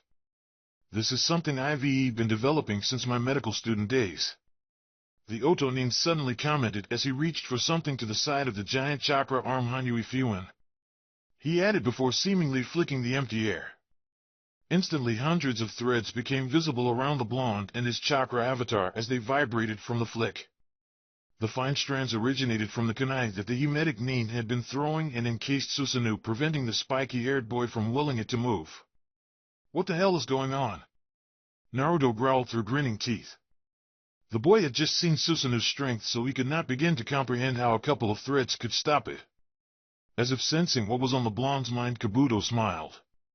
"You can pull against them all you want, Naruto-kun, but I doubt that even your little guardian here will be able to break these threads," he informed. "I have spent years preparing them for an extreme event." Not only did the kunai attach themselves to the ground where they land with a special seal, the threads themselves have been reinforced to be as tough as steel and prepare so that they attach themselves to any chakra source. Careful not to touch the cables and be caught in his own trap, the gray-haired Nin put his hand on Susanu's still outstretched fist. "And you have to admit that this is a pretty big target." Naruto continued to grit his teeth. He briefly considered canceling Susanu, but thought better of it, since not only would the threads simply encase him directly instead, but he also had no clue if he could call forth the dojutsu again. The blonde was left with no option but to try to push against Kabuto's trap and try to break free. A small chuckle escaped the Yakushi as he watched his opponent's helpless attempts to free himself. "It's useless, Naruto-kun," he commented while directing his transformed arm at the young genin, a sharp bone poke out of his palm. "You lost," Kabuto said. Looking at the Leaf Nin right in the eye, the young man prepared to shoot a bone stake and finally put an end to his spiky-haired headache. However, before the projectile could be launched, Naruto let out a primal roar and the chakra around Susanu suddenly spiked. Outside of the trap and free from the threads, Susanu's left arm materialized. Kabuto did not even have time to reposition his modified arm in defense before the newly created colossal fist was swung in his direction. With a deafening crash, Susanu's fist made impact with its target, raising a large cloud of dust and sending Kabuto flying back as if he were a rag doll. The force of the punch was so strong that Medic Nin's body skipped on the ground several times before finally hitting the far-off edge of the valley. Quickly, Naruto willed his avatar's free arm to remove the threads that bound him, disarming the trap. Looking up, the spiky-haired boy saw that his opponent was only now getting back to his feet, the latest attack having visibly weakened him. "Kabuto!" the blonde roared before dashing towards his opponent. Before the sound Shinobi could fully recover, the Leaf Genin and his chakra construct were already upon him. "This is for my friends," Naruto shouted before delivering a massive right hook with Susanu's fist. "For my teammate," he added as Susanu threw a powerful uppercut with its left fist. "And for all the sick stuff you and Orochimaru had planned for the future." Susanu swiped the barely conscious gray-haired man with its right hand, throwing him viciously to the side. Willing the avatar's fist to close, the Jinchuriki lunged himself after his enemy. Die Kabuto! He exclaimed as he readied his final blow. Suddenly Naruto saw as if the entire world in front of him started to shake, and the next second everything went dark. When his sight returned, Naruto found himself on the ground just a couple of feet away from Kabuto. What is going on? The genin struggled to say from the ground as he found it impossible to stand back up. Susanoo and the rest of his chakra had suddenly disappeared, leaving the blonde's body feeling as if it weighed as much as an entire mountain. What happened? Everything felt numb and heavy for the young man once again as he struggled to remain conscious. Whatever chakra high Susanoo's awakening caused had now run out, leaving the boy even weaker than before.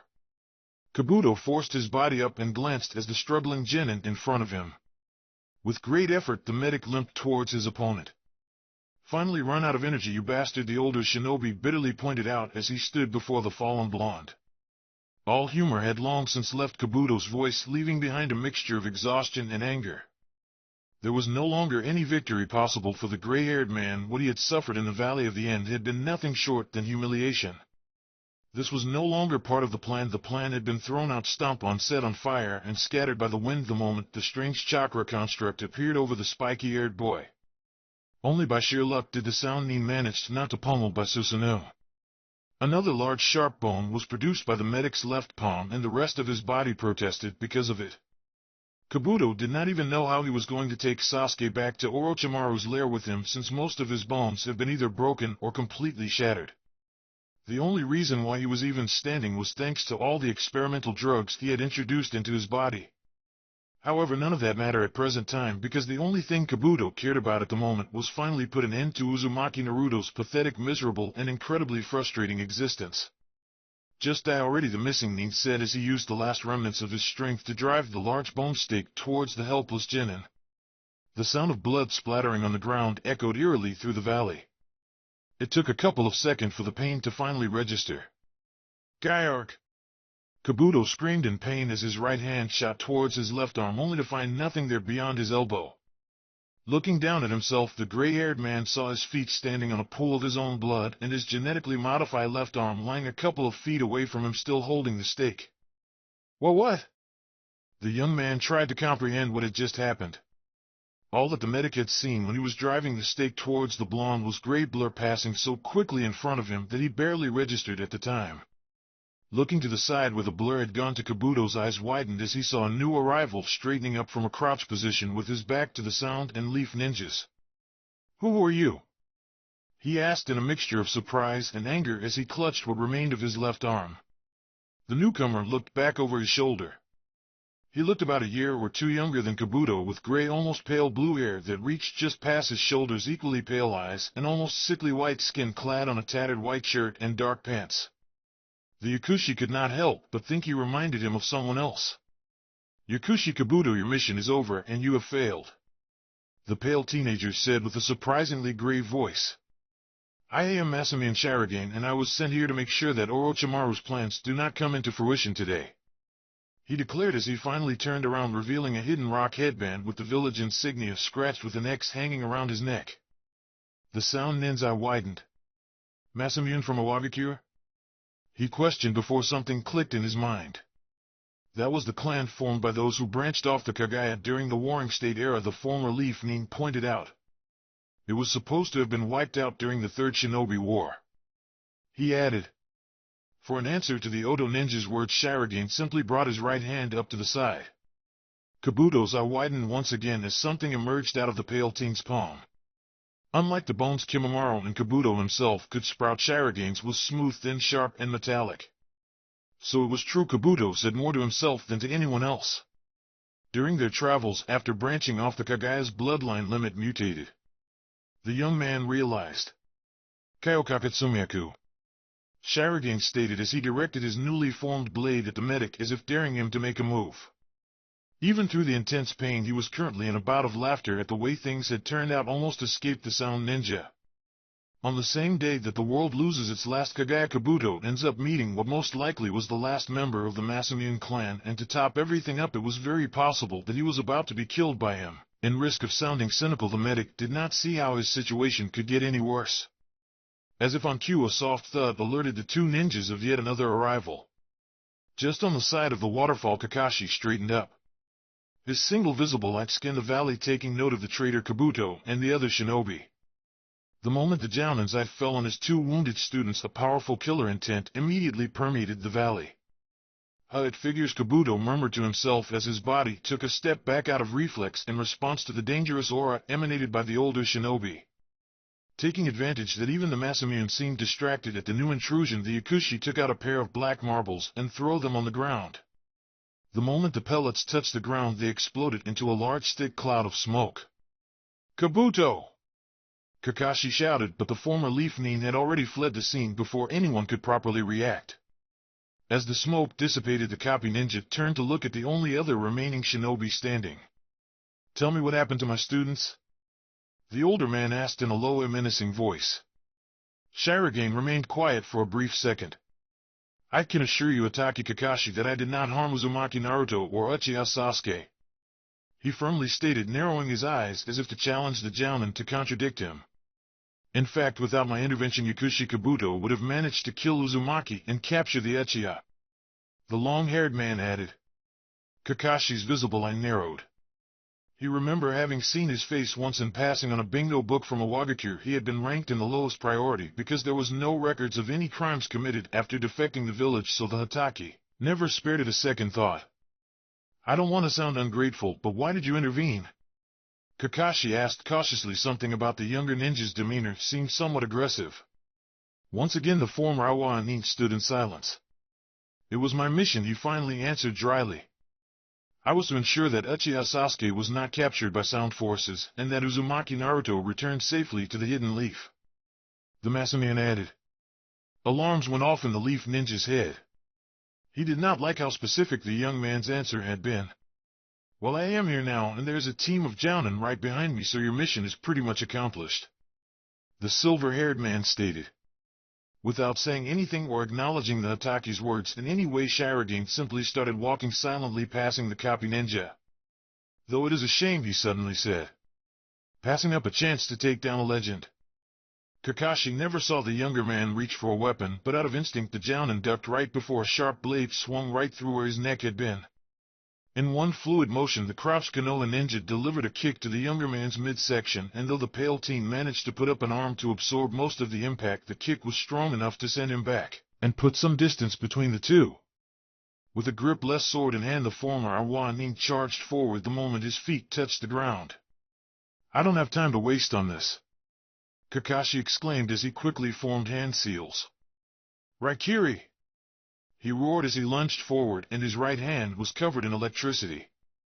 As Shirogane's blade was swung down, Kakashi swiftly stretched his arm to grab the younger ninja's wrist, stopping the sword and leaving the Rock Nin defenseless as the Hataki thrust his Raiton Jutsu forward. The Jounin's eye widened when the pale boy simply caught the Raikiri in his free hand, the electricity harmlessly flowing into the Awa ninja's body and running all the way down to his feet and then into the ground. "I am sorry," he said with the barest hint of condescension, "but I cannot be harmed by lighting release." Before he could react to the new development, Kakashi felt something stab him in the hand that the Awa Nin had caught. Wrenching his hand free, the Jounin was just in time to prevent it from being priced through by the large blade that came out of the younger ninja's palm. Immediately the Hataki jumped back, buying himself just enough time to bring out a pair of kunai to parry his opponent's attack. "Shirogane, stop!" A new voice suddenly boomed throughout the valley as the two ninjas locked blades. "This deviates too far from the scope of the mission. Disengage and back off now," it added. The voice seemed to be that of a young woman, but Kakashi could not tell from which direction it originated, since it appeared as if it was coming from every side. Shirogane made a disgruntled noise. "TCH, stay out of this, Hibiki," he muttered. "Nothing good can come out of you fighting Ataki Kakashi." The copy ninja was surprised that whoever the voice belonged to had managed to hear what the pale teenager had said. "There are only two possible outcomes. Either he kills you and we lost a valuable member, or you somehow manage to kill him and we end up with the full force of the Hidden Leaf coming after us," the voice stated point blank. A short dry laugh escaped the young man. "Very well, have it your way," he said before suddenly jumping back away from the Jounin. Kakashi kept his guard up, ready to uncover his Sharingan even as the two blades retracted back into the former Awa Nin's palms. My name's is Masamian Shirogane, the younger shinobi stated calmly. Make sure that you and your village do a better job of keeping Uzumaki and the Uchiha safe. He added before jumping away, quickly exiting the valley and disappearing, leaving the leaf ninjas behind. The first thought that went through his head was to wonder at what point he had lost consciousness. Slowly opening his eyes, Naruto saw trees quickly passing him by. His body was still so numb that the blonde had not realized that he was being moved. Are you okay, Naruto? Kakashi's voice suddenly reached the genin. The spiky-haired boy did not have enough strength to turn his head and look at the man that was carrying him on his back. Sensei, he muttered. Sasuke? The boy struggled to ask. Jumping from branch to branch, the silver-haired ninja moved towards Konoha as fast as he could without further injuring his student. Don't worry, Guy is taking him to the village. The copy ninja revealed. He's a lot faster than me, so I wouldn't be surprised if they're already there. He added. They continue along the tree branches in silence for a few moments. And then the others?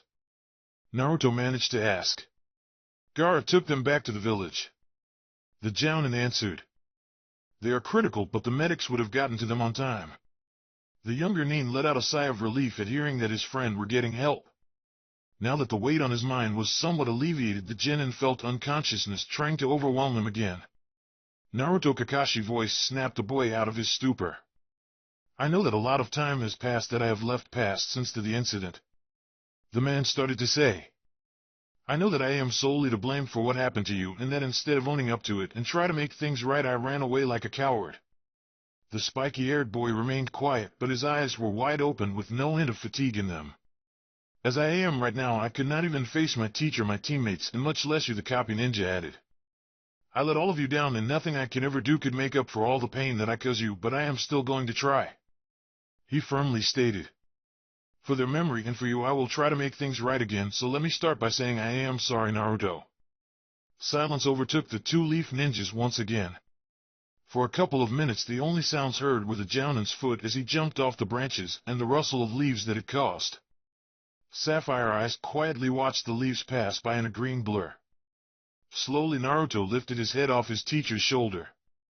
You're late, the boy simply said before settling his head back down and letting unconsciousness slowly seep in once more. Kakashi's visible eye widened at the blonde's words.